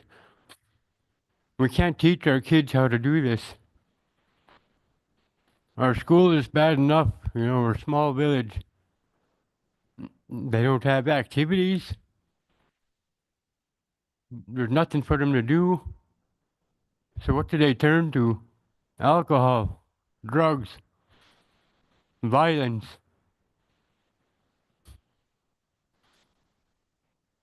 I'm kind of torn, trying to figure out what I can do to help change it. And, you know, we're strong people. We normally don't ask for help, but we're here asking for your help today. You know, not too many years ago, there used to be 20, 30 boats in our village, all lined up along the beach. People going out fishing, going out camping. Families are out and about. Now it's like living in a ghost town. You don't see nobody anymore. Our elders don't go out. They sit at home. They don't have that fish there where we used to go and sit with them. Eating the fish crackers, drinking tea, listening to their stories. Now all they talk about is the high cost of everything, the prices. A can of coffee, $30 at home, and where I'm from. For me to get out here, $500 one way. It's outrageous the way we're living now. And we're doing our best trying to adapt.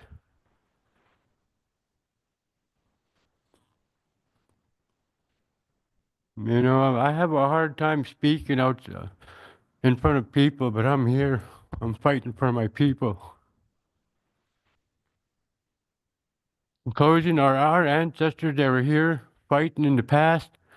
We're here fighting in the present, and we're going to be here fighting in the future. Thank you. Thank you very much for your testimony. Craig Scheithlick.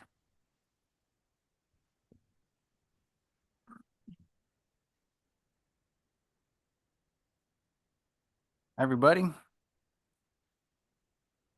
Good afternoon, Madam Chair, members of the council. My name is Craig Scheithlick. My Yupik name is Gaviak, and I serve as the Fisheries Policy Director for Native Peoples Action. And I am speaking on our behalf. I am Yupik from the Bristol Bay region. My folks are Joel and Molly Scheithlick, and we've been from that area for a very long time. I'm also University of Alaska Fairbanks College of Fisheries and Ocean Science graduate student in the Tamamta program and a lifelong subsistence and commercial fisherman. We want to thank the AP, council staff, and everyone for their fantastic efforts regarding the presentations and the analysis and all the hard work in developing the AP motion. Everything has been very informative and helpful. NPA is a statewide nonpartisan organization dedicated to protecting and restoring our people's inherent right to hunt, fish, harvest, trap, and have ceremony, as well as manage and steward our homeland for abundance.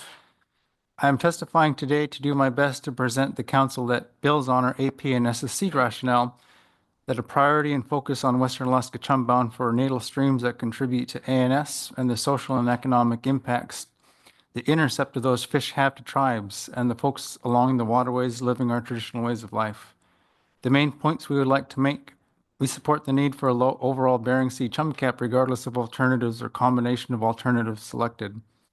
And we support most of the AP's revisions to Alternative 5. However, to keep the nature of the analysis meeting the purpose and need, we recommend that the council look past most of the AP motion as it came with contention and was not a unanimous vote. We support low hard caps on chum salmon bycatch, either alone or in combination with other alternatives. A low regulatory cap is needed at all levels of chum abundance. Regarding Alternative 2, we ask the council to support the rationale for keeping in a BSAI cap at the lower end of Alternative 2. This will be responsive to tribal requests. This supports our tribal and traditional knowledge about not wasting, not taking too much, and in times of such low abundance will ensure a regulatory backstop to meet the purpose and need, be responsive to NEPA EIS requirements to take into consideration social, economic, environmental, and traditional ecological knowledge as best available science recognized for its special expertise to be considered equally alongside Western science. We also support the council's adoption of most of Alternative 5 motion passed in the AP for analysis, with the main exceptions that we would like to keep in analysis a lower end cap of 50,000 for all options being analyzed. We also recommend keeping the original Alternative 5 option 1 and 2 in consideration for the analysis while removing the mutually exclusivity from all options. We support the council taking a precautionary approach when considering what to analyze. The original options 1 and 2 seem essential to reference in the final draft analysis. We are disappointed in the final AP motion. It appears that the AP was working with some agreed upon language leading up to yesterday's deliberations. However, that language seemed to have changed without notification in the 11th hour, leaving little to no time for collaboration, consideration, or development of a collective rationale. Also, unlike what was reported yesterday during the AP report, there was contention. The vote was not unanimous and a clear rationale was explained and on record. I am disappointed that we continue to examine only a part of the salmon issue. Based on public comments during this meeting, we recommend that the council consider the impacts of the state-managed area M fishery in the final draft, or some short section of. The state of Alaska is a cooperating agency with such a prominent leadership roles in both state and federal governing bodies. I hope that they would be willing to share information and insight about the overall impacts on our state, our tribes, and our directed salmon fisheries due to chum and Chinook intercept take that affects Alaska, Alaskan fisheries, and Alaskan communities and tribes. Based on the sustainable salmon policy, I find it unacceptable that our tribes bear the burden of advocacy for the conservation of our collective Alaskan ANS and personal use needs. The loss of revenue to our communities, limited entry permits, small boats, and aging infrastructure. Tribes continue to advocate for conservation while the state continues to take revenue from both state and federal managed commercial fisheries. It is also very unsettling that all council decision-making is conducted without fair and equitable representation appointed by tribes. Confusion seems prevalent in all the council bodies regarding the impacts on tribes because of ANCSA, ANILCA, and the Magnuson-Stevenson Act. Many studies indicate that these laws intended to divide and conquer our tribal peoples and worsen conflict among us. In such a short time, this has divided our sole focus away from unity, tribal governance, and tribal stewardship, as it has intentionally removed our sovereign inherent rights in exchange for Western incorporation, which has muddied the waters surrounding our traditional ways of life. In closing, we advocate for low overall hard caps as a regulatory measure. We are encouraged by our ongoing innovations in genetics and urge the council to remain open to innovative methods that provide the information necessary to incentivize the pollock fleet off Western Alaska chum and Chinook. Regarding Alternative 5, the caps must be significantly low to fulfill their purpose and reduce Western Alaska chum mortality. We support the continuations of options 1 and 2 for the final draft analysis and expanding Alternative 5 to include the AP motions for analysis. And that's all I got. Thank you very much for your testimony. The questions, Mr. Mueller, then Mr. Curlin. Thank you, Madam Chair. Mr. Treithluck, thank you for your testimony.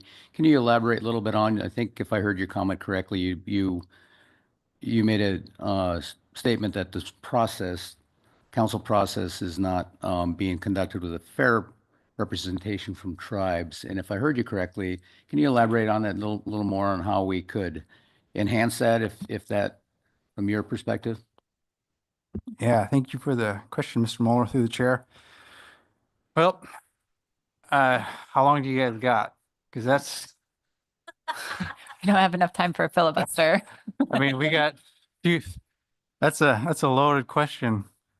We could tie it directly to this particular EIS. We have 2 cooperating agencies that had a lot of the answers that the SSC were asking our analysts, and our analysts do a great job, but they're asking very specific questions about methods, about costs, about benefits, just the fundamental economic methodology to understand what's going on. Nobody could give that answer when the people who provided to the EIS and a significant amount in the appendices were right there. We don't have the representation required in the SSC, basically through the council, to make any sort of judgment on costs, on benefits, on socioeconomic impacts from everybody's perspective.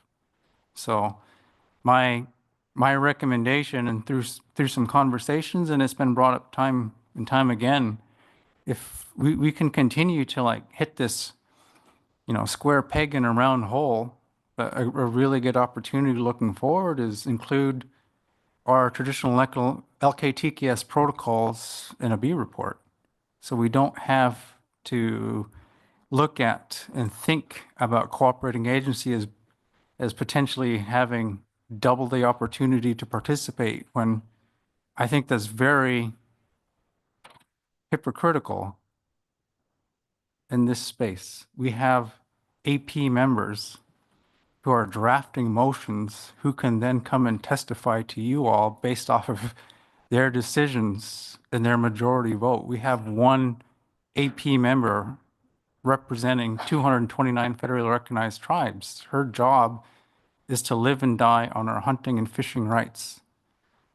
And not to say that you all can't do what you're going to do anyways, but to the point, we don't have the required capacity in this space to follow the policies that we're so passionate about.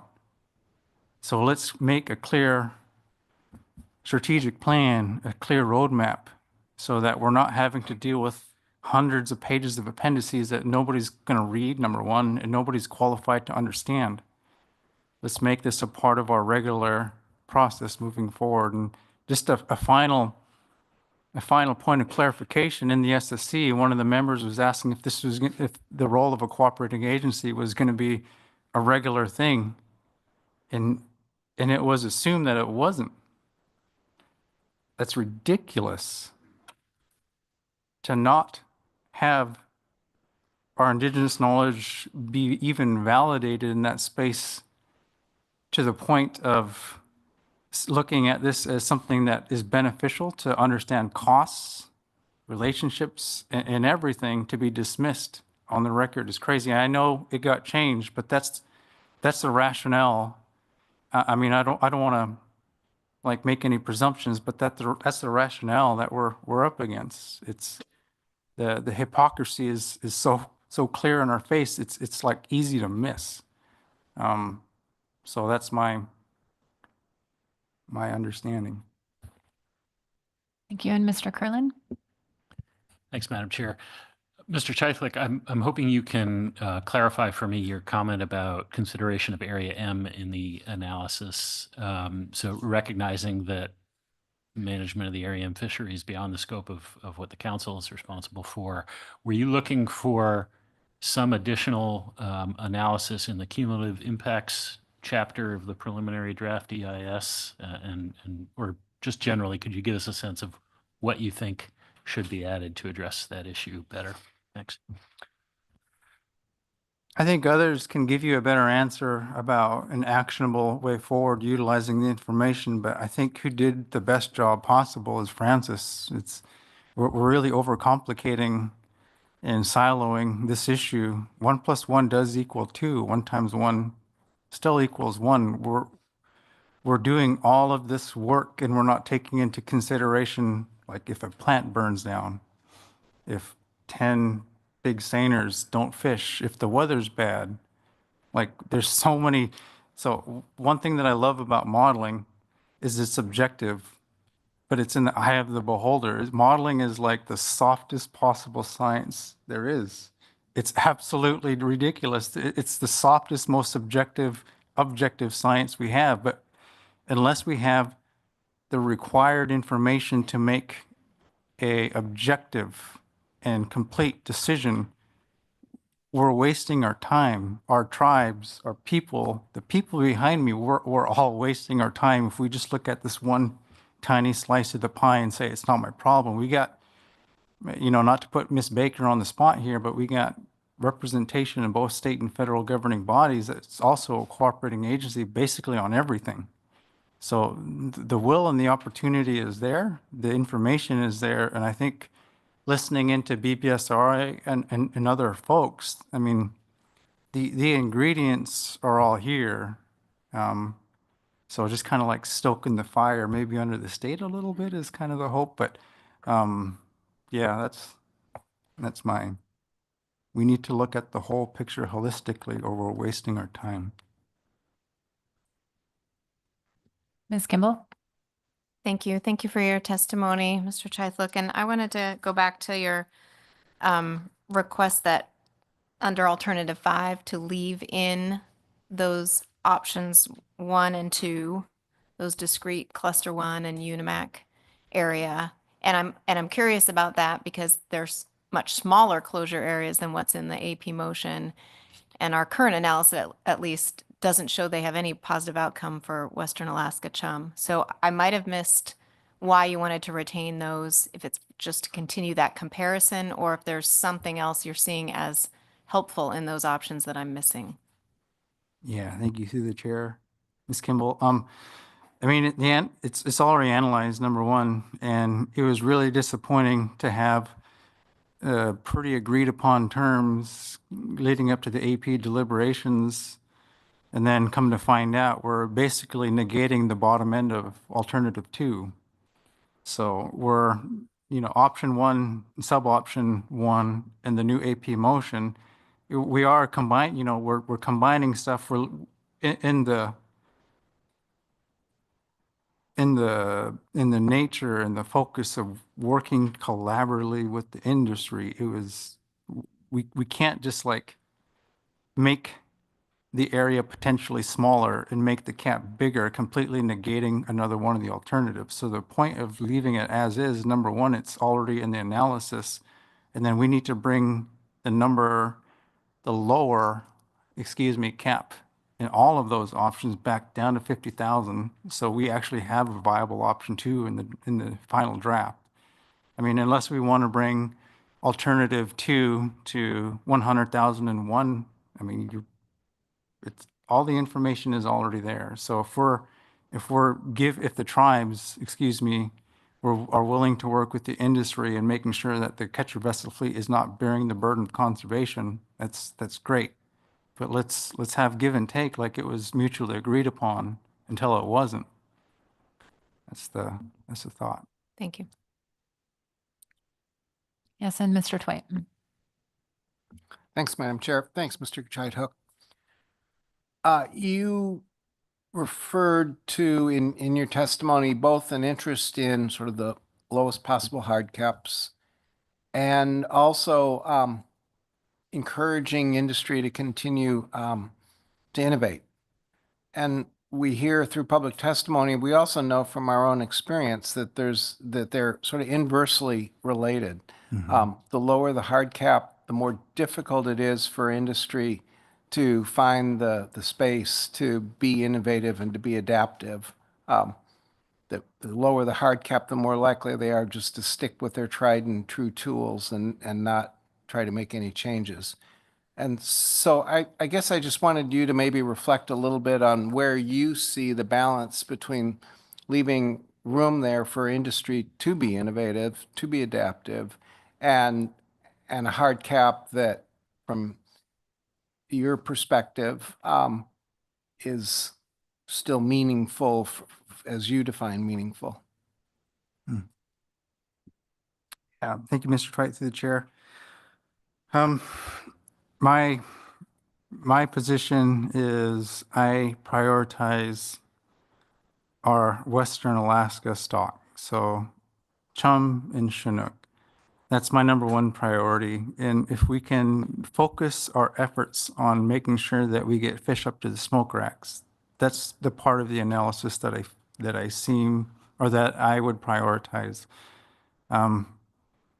Given the nature of just of whatever this is, we got to keep a pretty wide range of options available just so we're not left behind. I definitely see and understand the rationale about a ton of hatchery fish and the different rates. My main focus is Western Alaska chum. I honestly don't know and don't necessarily trust or believe that even though it is deemed practicable that we're going to hit 100,000. So we're having the conversation and it's likely not going to happen anyways. So I have it in there. We're standing in solidarity with a lot of our tribes, being responsive to the people that are unfortunately having to beg in this space. So, but my number one priority is making sure that we support anything that will allow our subsistence needs being met and contributes back to our tribes or Alaskan folks living our traditional ways of life and participating in our culture. So it's not a super direct answer, but I am very encouraged with some of the genetic discussions that are going on in the halls and, in the table, yeah.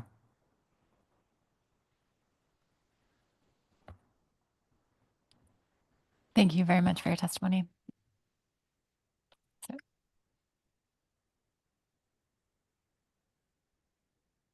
So we'll go to Becca Robbins, Just Claire, and Walal Giran, and then we'll circle back to Michelle Adams and Fred Daniels.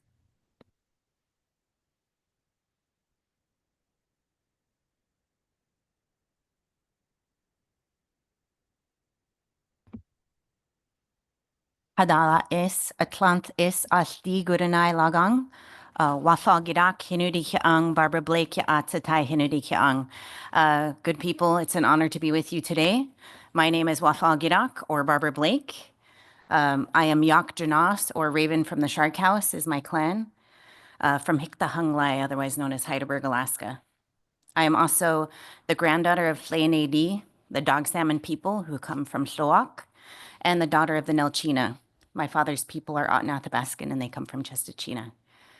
I'm sitting before you as the Vice President of Ocean Conservancy, and where Becca and I both are a part of the Arctic and Northern Waters program.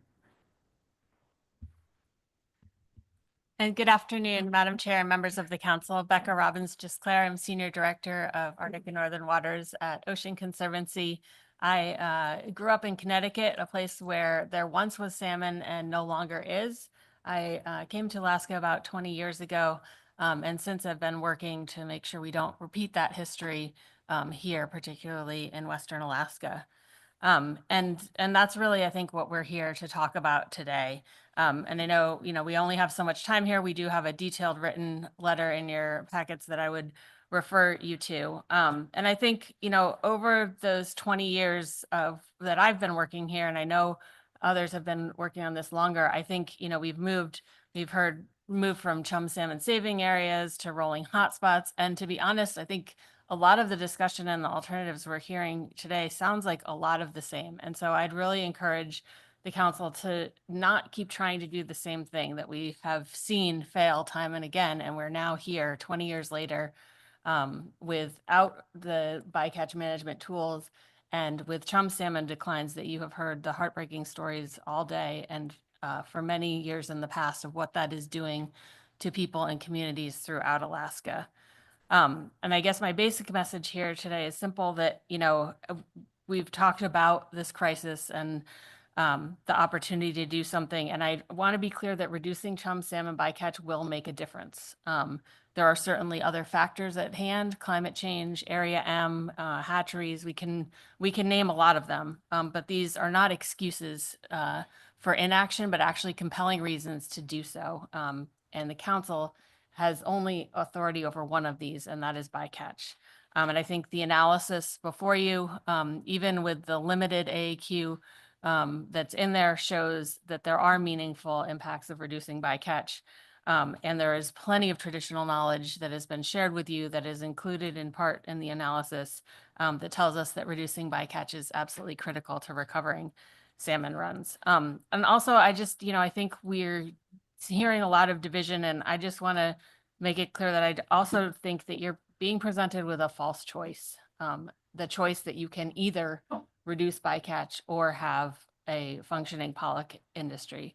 And I think we have seen data, particularly in recent years when there was even just the threat of a cap and attention from the council, that bycatch has remained below many of the levels that are even under consideration for a cap. And so I really encourage us to look at that. And I think that at this point, overall, that the priority should really be on moving forward a set of alternatives that will address this problem statement and keep this action moving forward. We continue to think that having an overall cap and limitation on bycatch is critically important and necessary to meet the council's obligations under National Standard 9.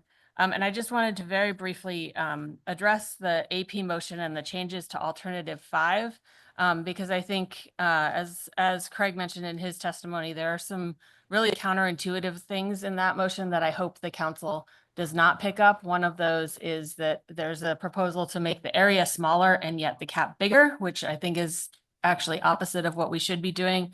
The other is looking at the areas that are proposed to be open in one of the sub options. And I've included an illustration of how this works, that some of those areas that would be proposed to be open actually have some of the highest number of salmon bycatch when you look at numbers instead of rates. And so it's important. I hope that the council will not pick those things up and consider that as you make move this forward. And I just, before I hand it over, just want to, close by saying I know that we've all heard heartbreaking stories for days, and I think all of our hearts ache feeling the pain that our human and non-human relatives are feeling from the chum salmon declines. And this council has the rare opportunity to actually make a difference, and I'd encourage you to have the courage to do so. And as we're considering, most of you recognize me in my role at First Alaskans Institute, where I got to host you in Alaska Native Governance and Protocols. And in that, one of the stories I shared with all of you, I was encouraged to share it on the record today. And that is the story of my son and my son's coming of age ceremony. And as you're considering this really important decision, I hope you keep this in the back of your mind. As I was raising him, you know, I was a single mom, and I don't mean a single mom as in I had somebody else to help take half the load. I was a single mom as in it was only me. And so raising a boy and teaching him how to be a man wasn't something that was very familiar to me. And as he was growing, many of the community members from Heidelberg, from Tlowak, pulled him out and said, it's time to go fishing.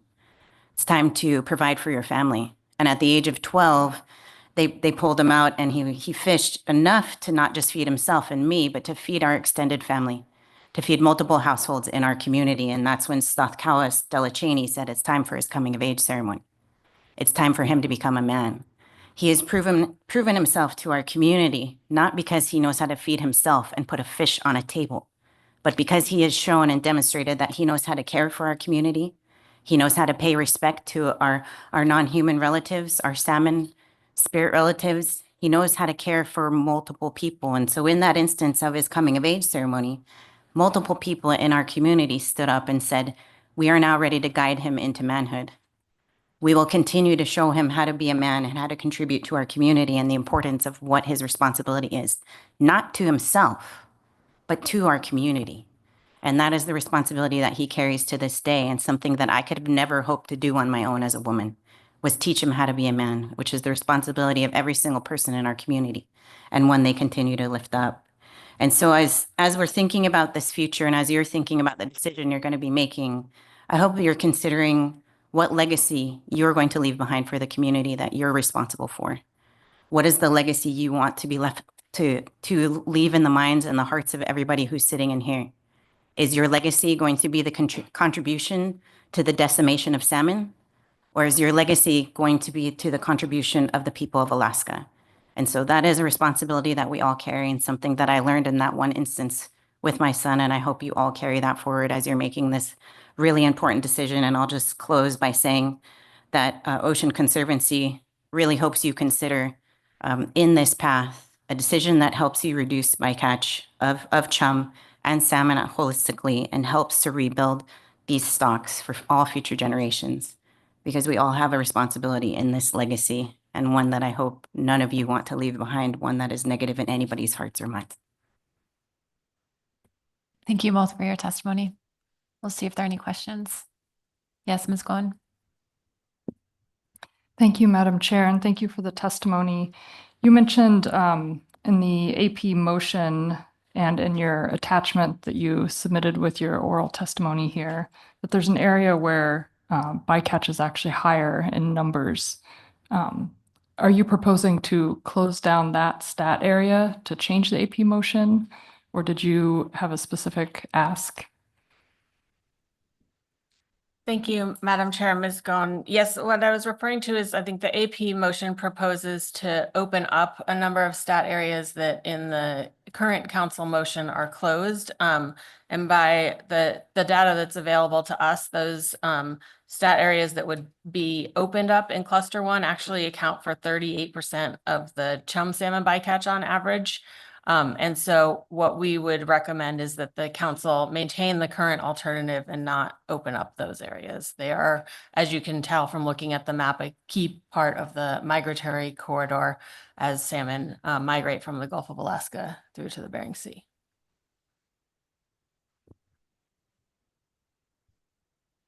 Thank you, Ms. Kimball. Thank you. Just thank you both for your testimony, and just a follow-up after that, as I read the AP motion, there's still an opportunity not to open any of those stat areas, but to close all of cluster 1 and 2, that large area. And so I'm wondering if your response is any different if the council provides that option as opposed to it being the only option.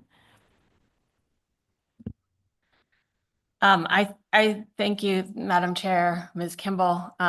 I guess I think at this point, since the time this action began, I think there's been a focus on doing this quickly and doing it in a manner that prioritizes the reduction of bycatch, particularly of Western Alaska chum salmon.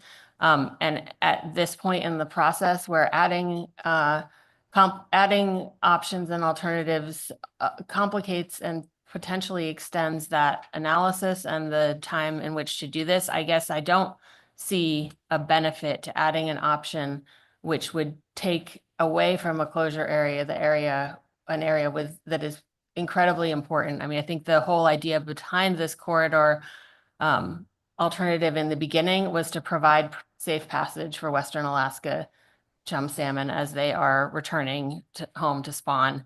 And so taking this area out, I think, is actually antithetical to the purposes and the stated problem statement of the council.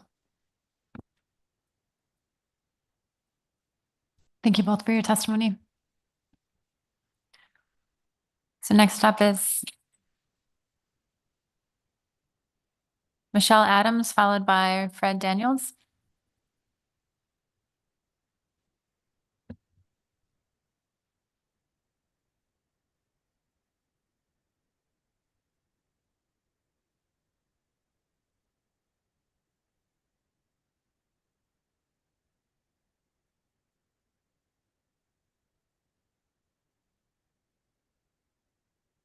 It's a button right in front, the long one. Yeah, Okay. there you go. Good afternoon, Madam Chair and members of the council. My name is Michelle Adams. I'm the daughter of Henry Olana Jr. and Clara Adam, the granddaughter of Rita and Henry Olana, the late Henry Olana Jr., Sr., and David and Lily Adams from Berwick Mission. I'm here to testify on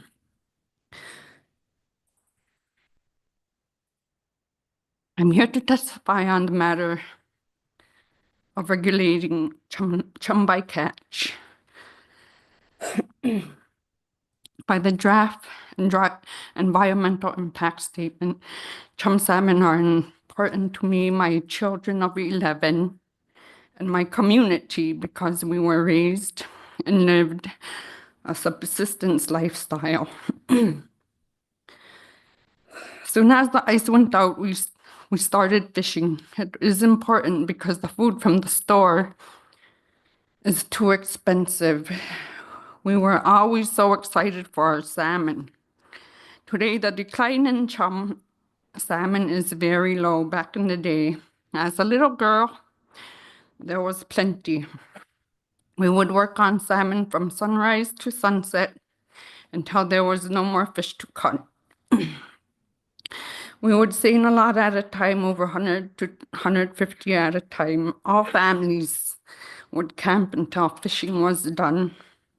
Last year, the fishing game closed our district, Port Clarence District, until July 1st.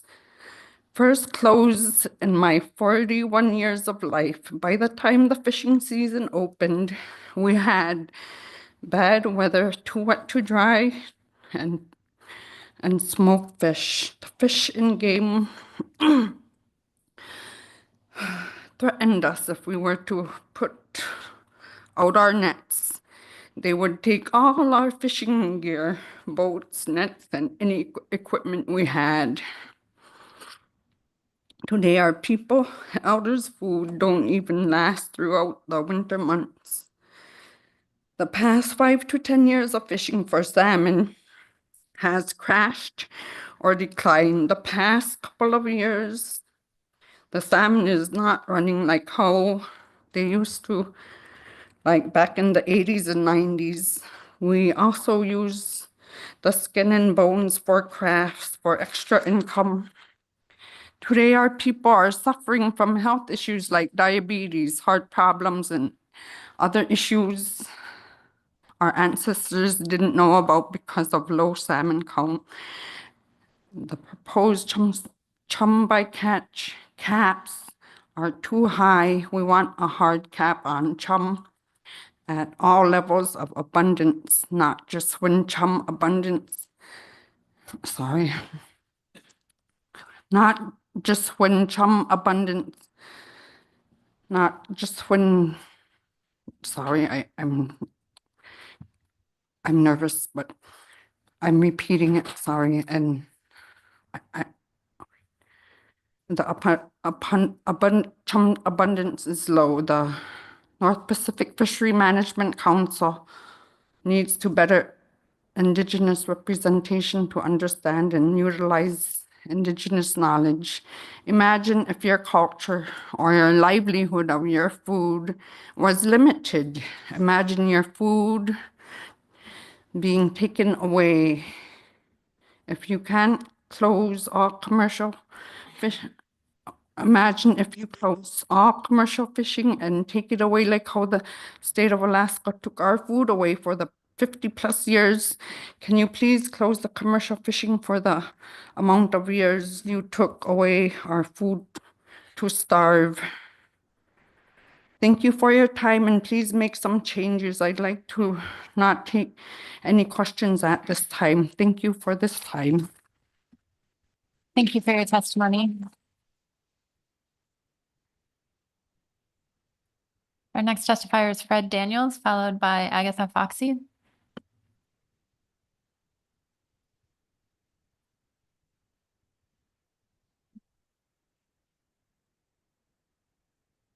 Good afternoon, Madam and members of the council. Thank you for taking my testimony.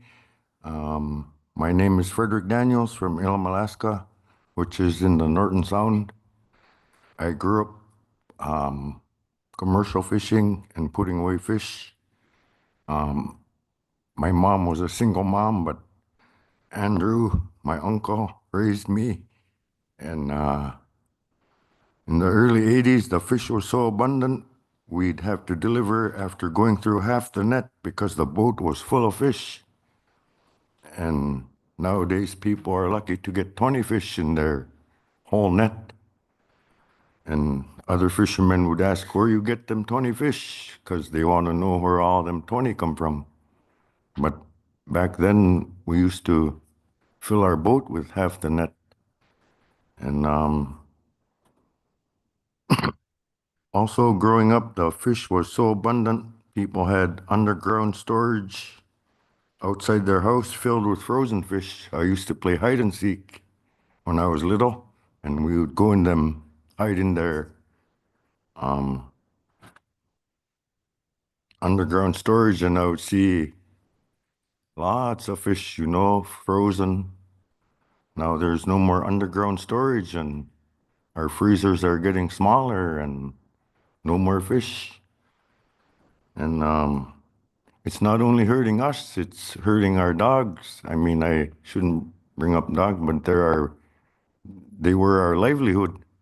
Even a musher, Charles Secuse Jr., he was a musher. And I asked why he quit mushing, and he said, cost of dog food, because there's no fish to feed them. And back then, we didn't hear about dogs digging in trash because they were well fed. We would hang our fish and use the backbones of the fish.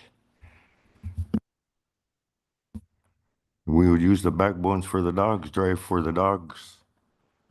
And there's so few fish, and dog food is expensive. Don't mean to bring up dogs, but it's affecting them too. I also noticed a decline in fish racks in Ilam, our village. Every household had a fish rack. Every fish rack was full every summer.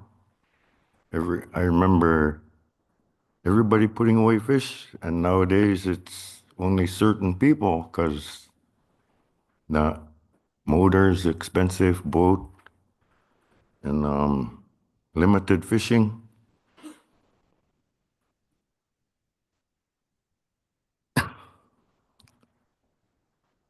Now, nowadays, instead of drying 200 fish, like in the early 80s, we are lucky to dry 20 fish. And I remember my uncle saying, someday you'll have to fight for your fish. And now it's happening. And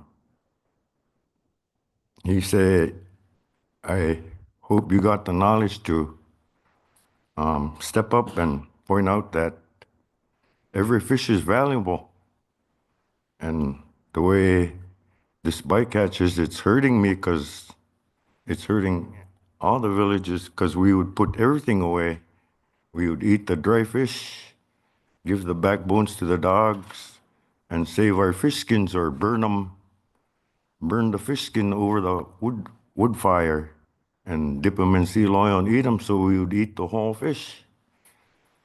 And it hurts to see even one fish get thrown away. And the options we got is, it hurts me because bycatch is fish for people, and it really hurts because we got no choice but to accept or choose one of these options. And I wish there was an option there was no bycatch, but I'll choose the lowest option. I mean, the lowest bycatch fish. Thank you. Thank you, Mr. Daniels. Our next testifier is Agatha Pete, followed by Louisa Pinipchik.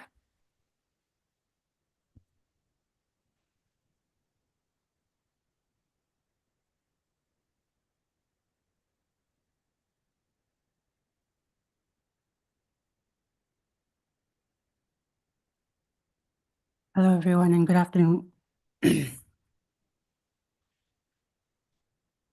My name is Agatha Pete, and I'm from the native village of Stebbins.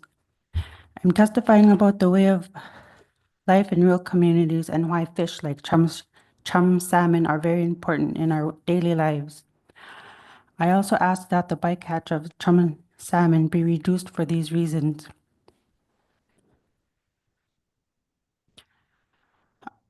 A majority of the time, our one and only store that we have is empty. Sorry. When I say empty, I'm talking about your main food course meals. Once those run out, we're left with stuff like noodles and rice, and even those run out too. Not only that, but the increase of grocery prices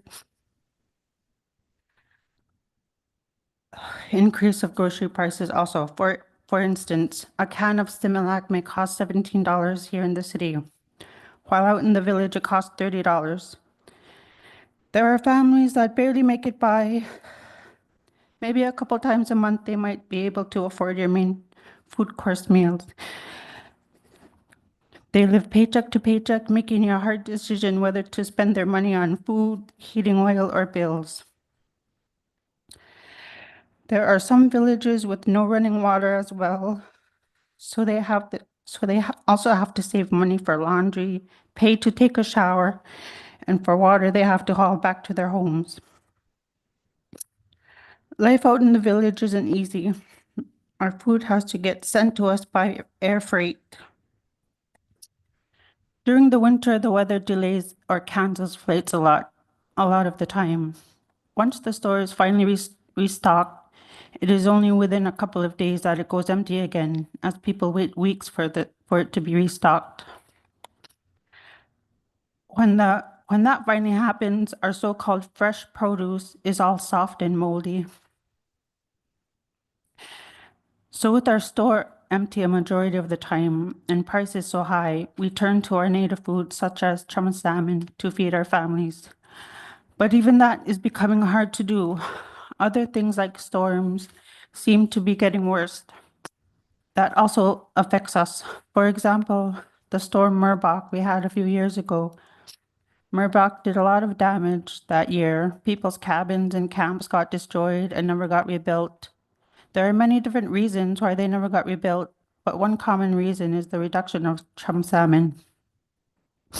When I was younger, there used to be kids taken to these camps to be taught how to work on fish. Fish racks would be filled. You would be able to walk through town and smell the drying of fish. Nowadays, it isn't like that. There are only 4 or 5 families who are lucky to still do this, and even those families still don't catch enough. There is surely a decline in chum salmon, so I kindly ask to please have something be done about the bycatch of chum salmon for the sake of our Native people living in rural communities. And with that, that concludes my testimony. Thank you, Madam Chair and council members. I'm not taking any questions. Thank you very much for your testimony.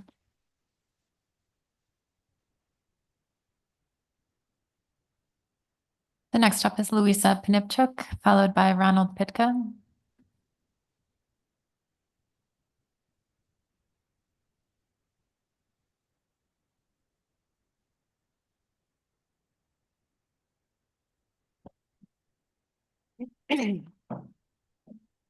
Good afternoon, Madam Chair and distinguished members. I'd like to say before we start that the gentleman that had asked for the moment of like a minute of time, I'd like to thank him very much. There's a lot of us here from Norton Sound, Unalakleet, Elam, Goulburn, Peller, Brebeck. So it really means a lot to us how he did that. My name is Louisa Panipchuk, born and raised in Unalakleet and raised 100% on subsistence off the land, and I continue to raise my children and grandchildren off the land, air, and sea. In my half a century of life, I have also lived in Caltech, a small village along the Yukon, 90 miles east of Unalakleet, where in our earlier years, we had no kinds of problems with our harvesting and processing of fish that had ever arose. We were taught to harvest enough to sustain our family for the whole year and not to over-harvest what is not needed. We were also taught to share our harvest to those less fortunate, which we did with every catch. This is my second time sitting here before you all, the board, to try to quote, plea and so to speak for our subsistence way of life in our villages. It is our livelihood. It is how we sustain our families. It's our communities, our well-being as a community member. The last hearing was mainly for king salmon, and now today we are gathered here for our chum salmon, which is in a declining state.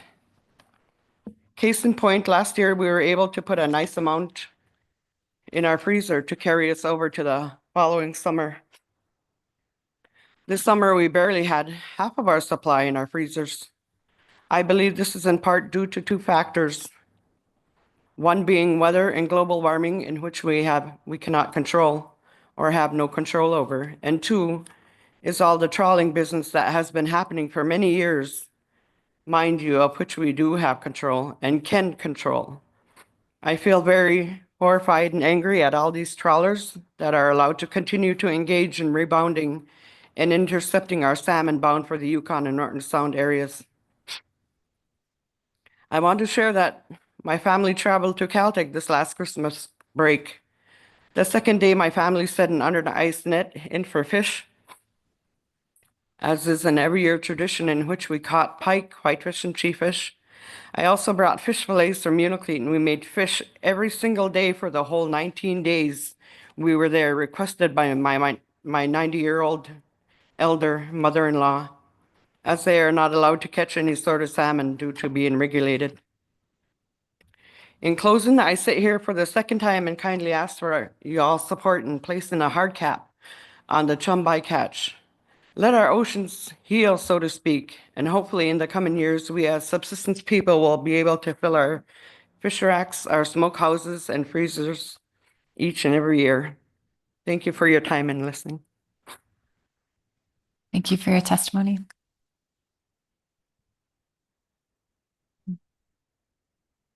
Ronald Pitka is next, followed by Nathan Topkuk.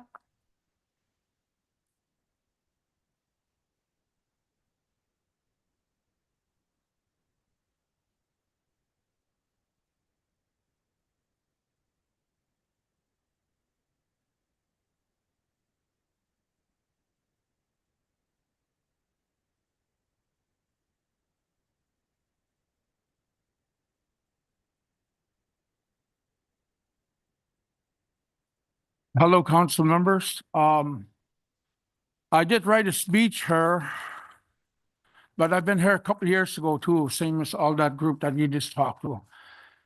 And I'm not going to repeat everything I told you before. What I'm going to tell you is a story about me growing up as a young boy back in the 60s.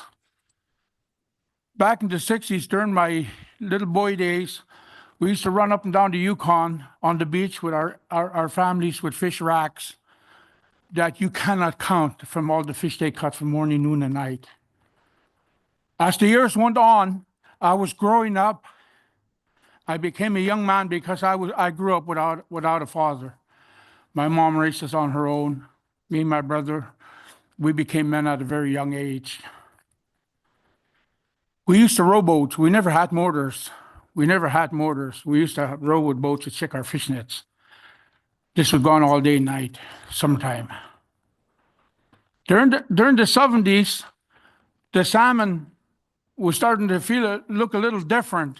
During our growing up years, that commercial fishing had started. All of a sudden, we got regulations, nonstop of regulations. I was getting unlimited amount of fish. I was happy. We caught fish all morning, noon, and night. You know, there was no jobs when I was growing up. I was a small village. And as time went on, it became in the 80s and it got even worse. I was putting away a smokehouse full of king salmon. I was putting away a smokehouse full of chum. Now today, I can't even tell my mom I got salmon for you, Mom. I can't. I moved to Unacleat with my significant other over there. She just talked to you just a moment ago. I moved to Unacleat and they can go ahead and fish for salmon. I have to wait for winter time. Get this, I have to wait for winter time to go see my family because it's too expensive nowadays to fly anywhere in the state of Alaska. It costs me $1,300 to go 90 miles, 24-minute ride on a plane. It costs me $900 if I make a mistake to fly here to Anchorage one way on Ravens. It's not easy to change my life to something I never grew up with in store food. I was raised up subsistence way of life all my life. Everything I lived for was subsistence. It's either beaver, muskrat, rabbits, ptarmigans, moose. And when I moved over to the coast, I had to learn to live their native lifestyle. And they have everything over there, beautiful food I can enjoy. This speech here I wrote, I ain't even going to bother with it. But I just wanted to share that with you all, that the salmon now in Unacleat, over the years, we were doing really good with chum. And then last summer, all of a sudden, I put only 11 pieces of salmon away. 11 pieces of salmon. That's it for my speech. Thank you very much. Thank you very much for your testimony. Nathan Topkuk is next, followed by Marvin Tukuk.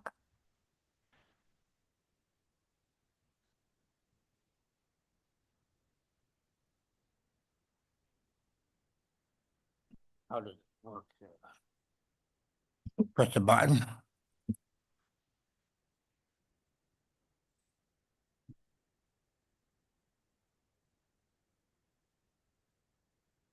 Very powerful testimonies here. Thank you for hearing them. Good morning, Madam Chair and council members. My name is Nathan Topkuk, and I am from the village of Tiller, Alaska. I am a member of the Marys Igloo Tribal Council. My community has a population of 250 to 300 people. I am the local barrier agent for my community. Our hearts go out for the families and all the pastors and the pilot. And we're very grateful for the excellent search and rescue teams in our region. I am the father of 5, and I have 17 grandchildren. We depend on the dry salmon we harvest throughout the summer as needed, and it's very crucial for our survival. Salmon is important for our food security and teller. It is our way of life. When we have enough, we share and barter to other villages for different kind of native foods. We have been fishing in our waters for thousands of years. For the last 10 to 15, I have witnessed all species of salmon are declining. For the first time in a long time, we have closures to our rights to go fishing. Excuse me.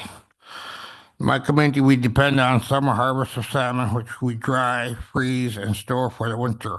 Harvesting this fish is crucial for survival during the long winter months.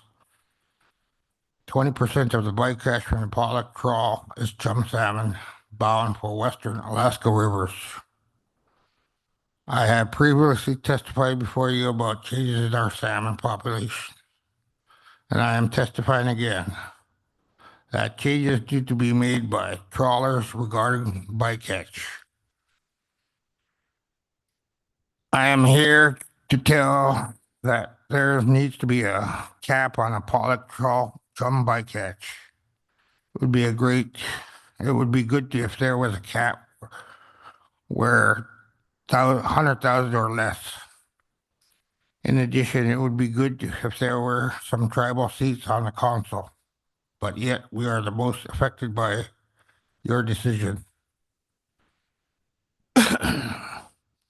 My sympathy goes out for the Yukon tributaries.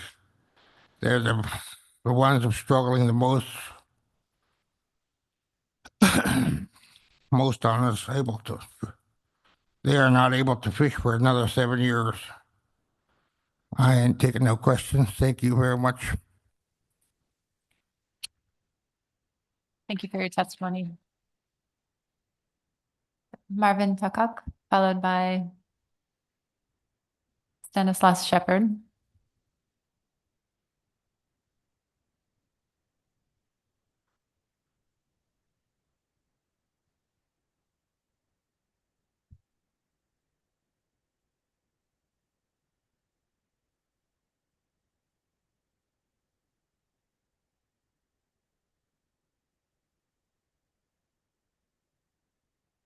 Good afternoon. My name is Marvin Tukuk, and I have my wife here, Kimberly. Thank you, Madam Chair and council members, for having us here today. Good afternoon, esteemed colleagues, conservationists, and concerned citizens. Today, I stand before you to discuss a critical issue that often goes unseen, yet significantly impacts our marine ecosystems: bycatch and fishing practices. These practices have greatly affected the subsistence and commercial use in the state of Alaska. I commercial fish and have lived a subsistence lifestyle since I was a young boy. In the past few years, I have seen the tragic decline of the salmon. It not only impacts me and my family of 3 boys and 2 girls, it affects everyone who relies on it, even the generations to come. We need to stop the unnecessary waste of bycatch to ensure our next generation has this God-given opportunity to have these salmon we so heavily rely on. Not only do we rely on the salmon for food, but other marine mammals rely on them for their survival. So it affects the other marine mammals we so heavily rely on for the food we have been eating for a millennia also. This bycatch is unnecessarily wasteful. Without this massive amount of bycatch, the salmon would continue to thrive because they have always returned to make more salmon. In the early 80s, there was a great abundance of chum salmon in the commercial fishing nets. Then early to mid 80s, they crashed because of bycatch. If there was no bycatch, there would be that much more salmon returning to our rivers. It adds up over the years. I want my children and children's children to be able to fish our waters. If the general public can get fined and in trouble for wasting fish, these companies should have more punishment for wasting millions each year. And I'll let my wife speak. The pictures that I shared are of our 8-year-old son, and he's been helping my husband ever since he was 2. There's pictures of him bailing the boat and pulling the anchor in, and he loved to fish. He couldn't wait to go fishing last summer, but when we went, he didn't catch anything because as we went through the river, we used to be able to see lots of fish in the river all the time, always moving. The water was black. But now when we go upriver, there's less, and you can hardly see any. In each bend you go through, there's less. There's hardly any now. And I'm just wanting to say, for my children, I want them to be able to grow up as I have, eating our natural food, and the prices are high at store, so we rely on a lot of subsistence foods. And I thank you guys for hearing us. Thank you for the testimony and for sharing your pictures. Ask for no questions. Okay, thank you. Yeah.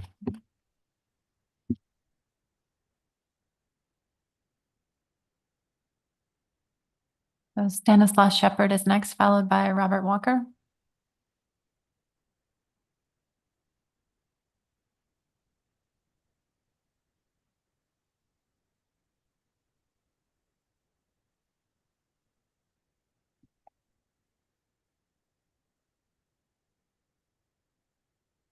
Good afternoon, Madam Chair, members of the board.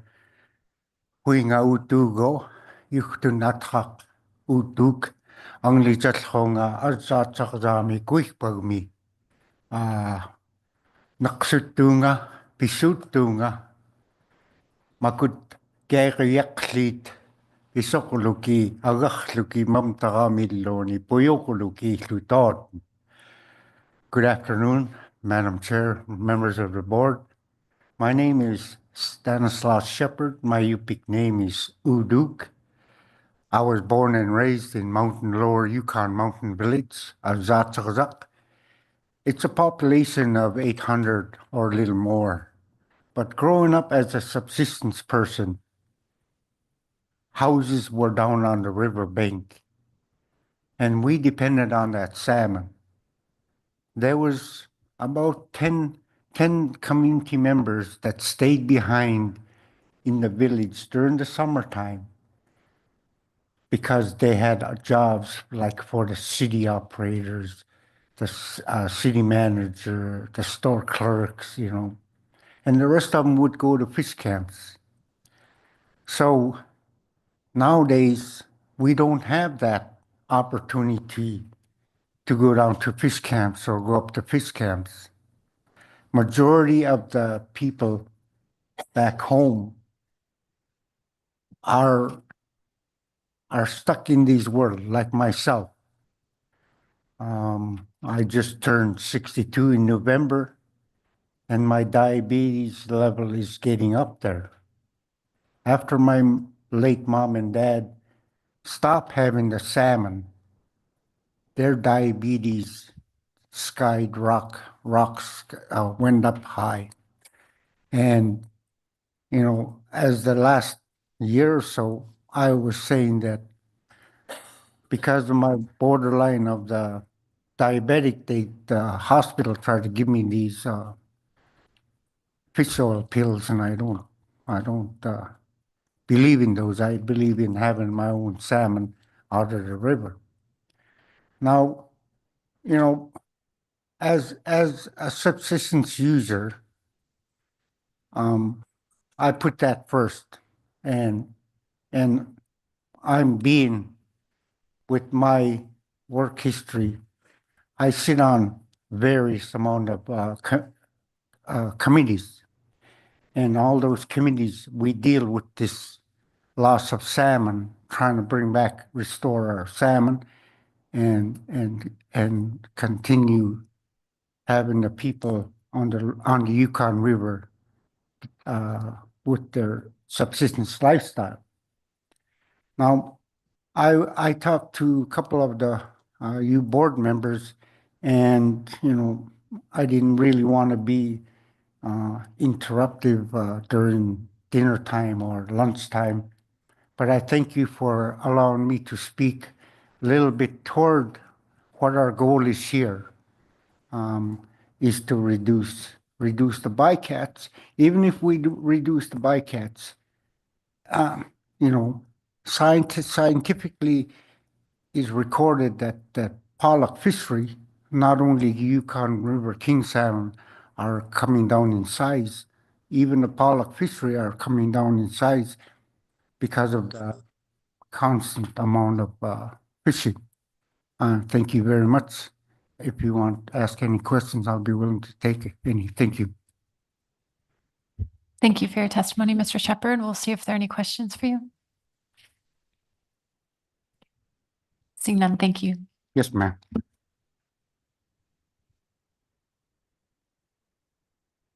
Next up is Robert Walker, followed by Brooke Woods.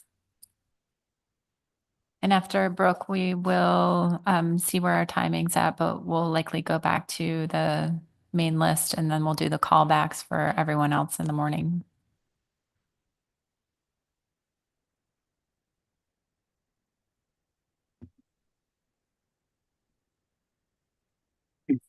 Madam Chair, members of the board, thank you for giving me 6 minutes. I am the first chief of ANVIC, and the tribe asked if I wanted to come and testify on how our lifestyle will be from now on. And I told them I would ask the board here how we could do this. However, there are 200 other tribal councils that are asking for the same thing too. We're all in the same boat, food. And that's the basic line. I don't do nothing else but food. Other people do money for the tribes. Other people do testifying for the bycatch. I fight for food. I fight for the animal rights too, because they're the one that's in the cycle with the tribal people. They eat the salmon. It's a life cycle that we have here. It's us, not only us that live here. You know, I talked, and I'm also on the federal Western Interior Rack. I'm going to tell you a little story a couple of years ago what happened down in Antioch. We had a young wildlife trooper come to our meeting, and he asked that about the time we had the census. He said, I read all these census, and it all comes to a conclusion here that the tribal people on Anvik, Shag, Holy Cross, Russian Mission, Calskag, Antioch, Chwakbalik hunt moose every month. But I want to ask you a question. He said, why do you hunt moose August, September, October, November, December, January, February, March, April, May? And how come you don't hunt moose in June and July? And an elder got up that was sitting in the crowd. He said, I wouldn't say his name, but officer, we don't hunt moose in June and July because that's when the fish return. The young officer stood up, you know, he's kind of embarrassed. And he gathered his paper up, put it on, turned to the board and he said, thank you. And then he went to the elder and shook his hand and left. I think that was a lesson learned for somehow how we live. But the officer never ever did bother us after that because he learned something that day. How do people live? Food. How important it is. We don't go out and do anything other than use paper and pencil and attorneys, biologists to work with us. We don't have big monies. We don't have fish plants. We don't have big boats. We are basically people who live in the AYK region. We do. And that's how we live. You know, and one of the things that were brought to my attention was when we had a meeting at home is that one of the people said, the Bering Sea was not here to feed the whole world. And that struck at me really hard because everything that comes from the ocean is food. It's nothing else. You know, and to sit down to listen to, you know, the fish manager, what's his name here, Doug Lang, the state fish commissioner, and he sat down and told us that we're going to do a 7 moratorium on the Yukon River. A few of the people got up and answered, said, why only the Yukon River? He says, well, this is where our main concern is because it's the spawning part of that run that comes up. Then somebody mentioned, well, why don't you do a 7-year moratorium on the Bering Sea? He didn't answer that. Why? That's a real good question. Now, this is where you come in, North Pacific Fisheries Management Council. This is where you decide on how this moratorium is going to work. Not the Yukon River. We have to have fish to return to go to spawning grounds. If there's no fish returning to the Yukon River, there's going to be no more. What's the use of having a moratorium? You'd have to start out at the ocean. So, Madam Chair, when you sit down with this crew here, I think you should have a hard look at this. Really hard look. Because this is where it is. You see all these people, they're not here. We're not watching Super Bowl. This is more important. I don't even hit the table with. This is how we live. So, you know, and there was a question too, and I talked to some of the members here about Elon Musk. Is he going to come here and kind of like reduce your force here of employees? I don't know. You know, and that's something that they didn't know either. So, you know, and then another question with this USAID, is there any fisheries boats that anybody knows of that's in the Bering Sea or the North Pacific that is operating by USAID? Anybody? So, I mean, this is something too. You see on TV that how much money is being wasted on stuff other than spent under Alaska and rural and also United States of America, all these other tribes that are having a hard time too. So, Madam Chair, you know, I still have 47 cents yet, but I want to thank you for your time that you gave us for these days because I only been here 3 days and I'm already tired. So I know you guys would like to come to a conclusion. And officer here, Lieutenant or Captain? Lieutenant, I'd like to thank you for your service. Okay, thank you. Madam Chair, any questions before I step down? I'll see if there are any questions for you, Mr. Walker. Seeing none, thank you for your testimony. You're welcome. Thank you very much.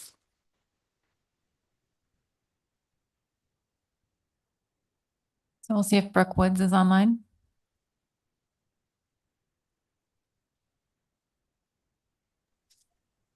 Hi, good evening. How is my audio? We can hear you. Okay. Good afternoon. First I want to start by apologizing to my mother. 3 extra minutes is so critical to this process. I'm ready to begin.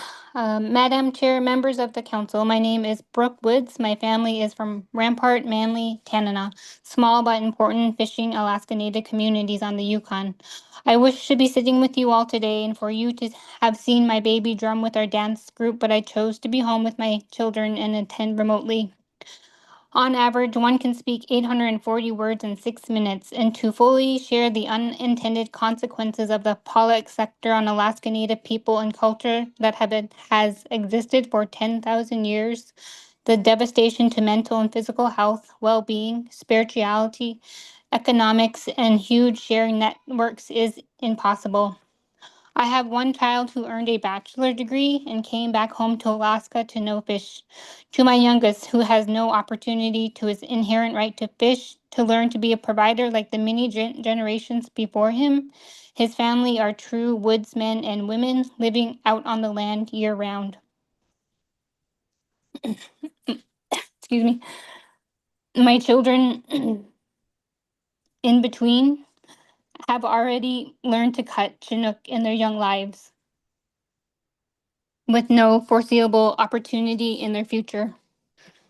My children's grandmother is one of the last elders living year-round in our village. She is a knowledge holder, knows every element of a once thriving salmon population, waiting for the salmon, and this really is on the council to make the salmon returns come back with a meaningful hard cap on chum bycatch and a migratory corridor through several clusters. Dr. Berry's presentation showed consistent trend of greater proportion of Western Alaskan fish in easternmost fishing grounds and shoreside fleets. Western Alaskan salmon, which are our last remaining wild salmon, and some of these fish were old enough to return to their natal streams. I'm not sure if the council understands each chum and Chinook come from distinct river systems and the cultural significance. I've traveled across the nation and internationally and have never seen a pollock product on a menu, and there's no guarantee the market will exist for Alaska pollock with competition from other countries, but our tribes need salmon for another 10,000 years. Not long ago, the AP chair and I were both part of the Alaska Marine Conservation, pursuing viable policy solutions as a core approach, advancing policy management solutions for healthy fisheries and marine ecosystems. Foundational goals included reducing bycatch. My fellowship at AMCC helped lead me to fisheries policy, advocacy, and ensuring that tribal governance is at the forefront in all spaces. Our families haven't fished for 5 years and now have a 7-year moratorium for Chinook, which was signed last year. I am mandated to completely transform the way I fish and feed my children traditional foods by 100%. How, what, and when, because of the multi-species salmon collapse. Completely closed subsistence fishing. I must fish by rod and reel for non-salmon species. Use a 4-inch mesh net. No bycatch of salmon permitted. This is how important every salmon is to summer and fall managers and the state. We have no CDQ, no sea-share donations, no pollock donations because of the costs associated to get it into interior villages. I can barely get basic necessities for my children at the grocery store, and there is a restriction on amount I can purchase for a large family.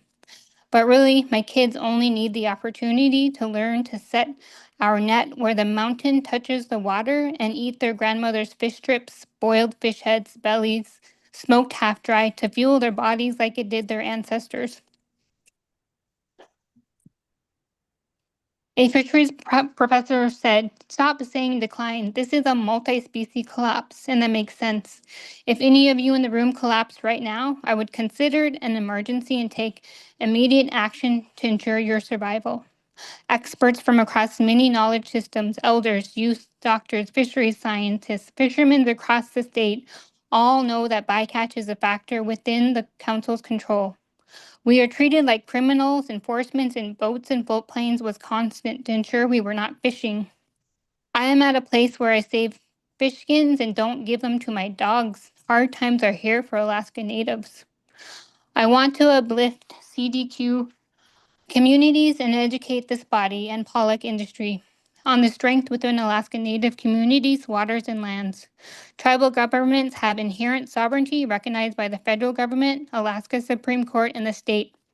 The power to self-determination and self-sufficiency, Village Corps, nonprofit Alaska Native corporations like TCC working towards meeting the health and social services of tribes, the for-profit Alaska Native Corporation with the absolute directive to enhance our position to be financially strong Native people, promoting economic and social well-being, strengthening Native ways of life, and protecting the land and resources.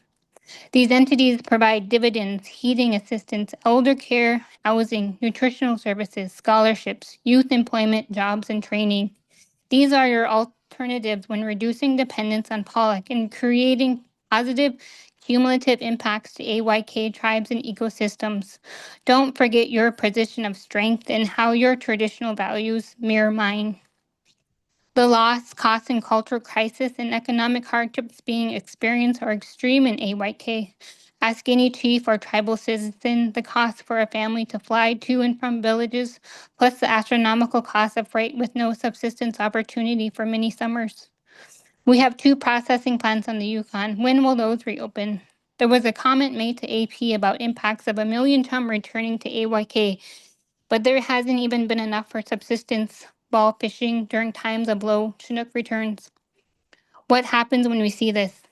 Although very unlikely until decisions are made here, coupled with the many factors both chum and Chinook must overcome, but with 1 million chum and hundreds of thousands Chinook returning to AYK means amount necessary for subsistence being met, full unrestricted subsistence salmon fishing, summer and fall, busy fish camps and smokehouses, busy hands and hearts during a time when the sun does not set, economic inputs into our villages, restoration of physical and mental health, traditions in a commercial fishery, and much needed income to tribal fishers. The many goals of tribes being accomplished, like older fish, bigger fish, and more females returning. Restoration of historical run sizes, multiple escapements within the large Yukon River drainage being met or exceeded, replenishment to the ecosystem, and most importantly, allowing for First Nations in Canada to lift their 30-year self-imposed moratorium. The asks throughout the week are extremely opposing. So as a fair and equitable council, you must make a balanced decision and take a meaningful approach to sound management to ensure the survival of salmon and fishing communities guided by national standards 4, 8, and 9. I would like to end by asking everyone in the room, including the council, to stand if you care about wild salmon, healthy people, and communities. Thank you.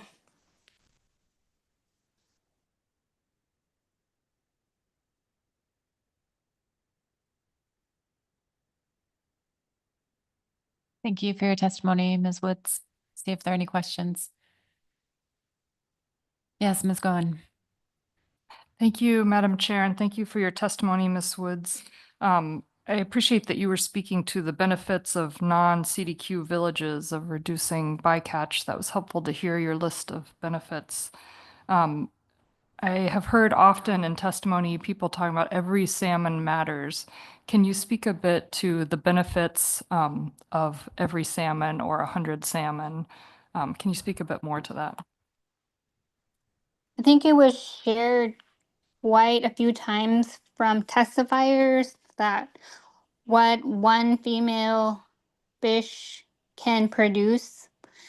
And on the Yukon River, like I said, we are not allowed to harvest any type of salmon species, especially because several of them run at the same time, like the summer chum and the Chinook. So it really complicates fishing opportunity.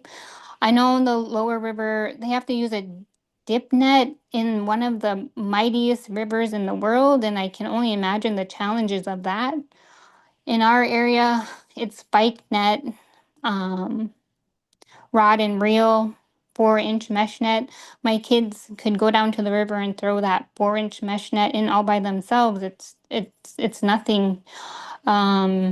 just enough to catch, little whitefish, which is a delicacy, but I'm a mother of 6 and I cannot feed my children on whitefish alone. And then, like I said, every chum and Chinook are going to different river systems. They're returning home to their people and their natal streams. And we have so many tributaries that have not seen chum and Chinook returning to their tributaries, be it Andrieski, Anvik, Tanana, Porcupine. I mean, as you're going up that 1900-mile Yukon River, each tributary has a very distinct salmon returning, and each of those tributaries matter. And we want to see escapement goals being met for each of those tributaries. And I didn't even mention Tina and Salcha. I don't have any technical reports in front of me or my computer.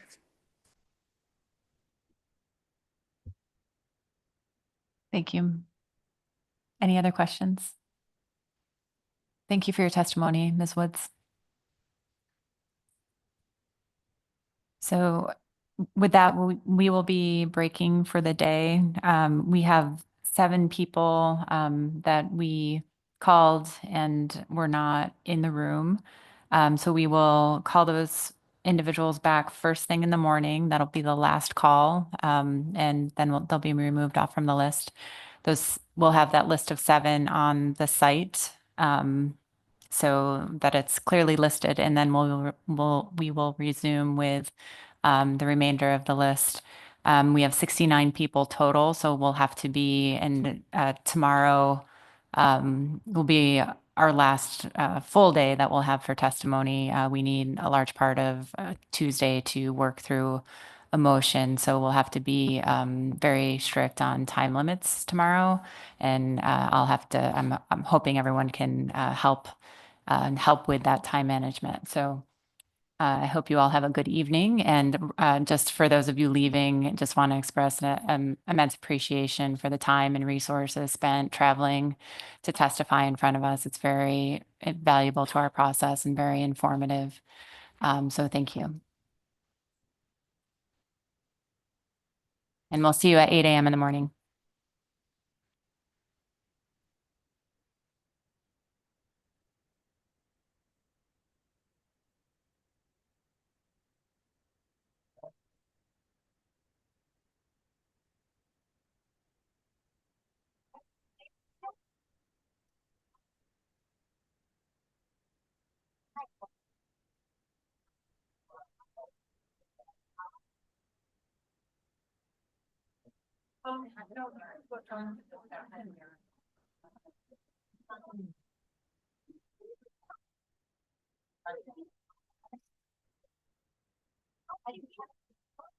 You have to run.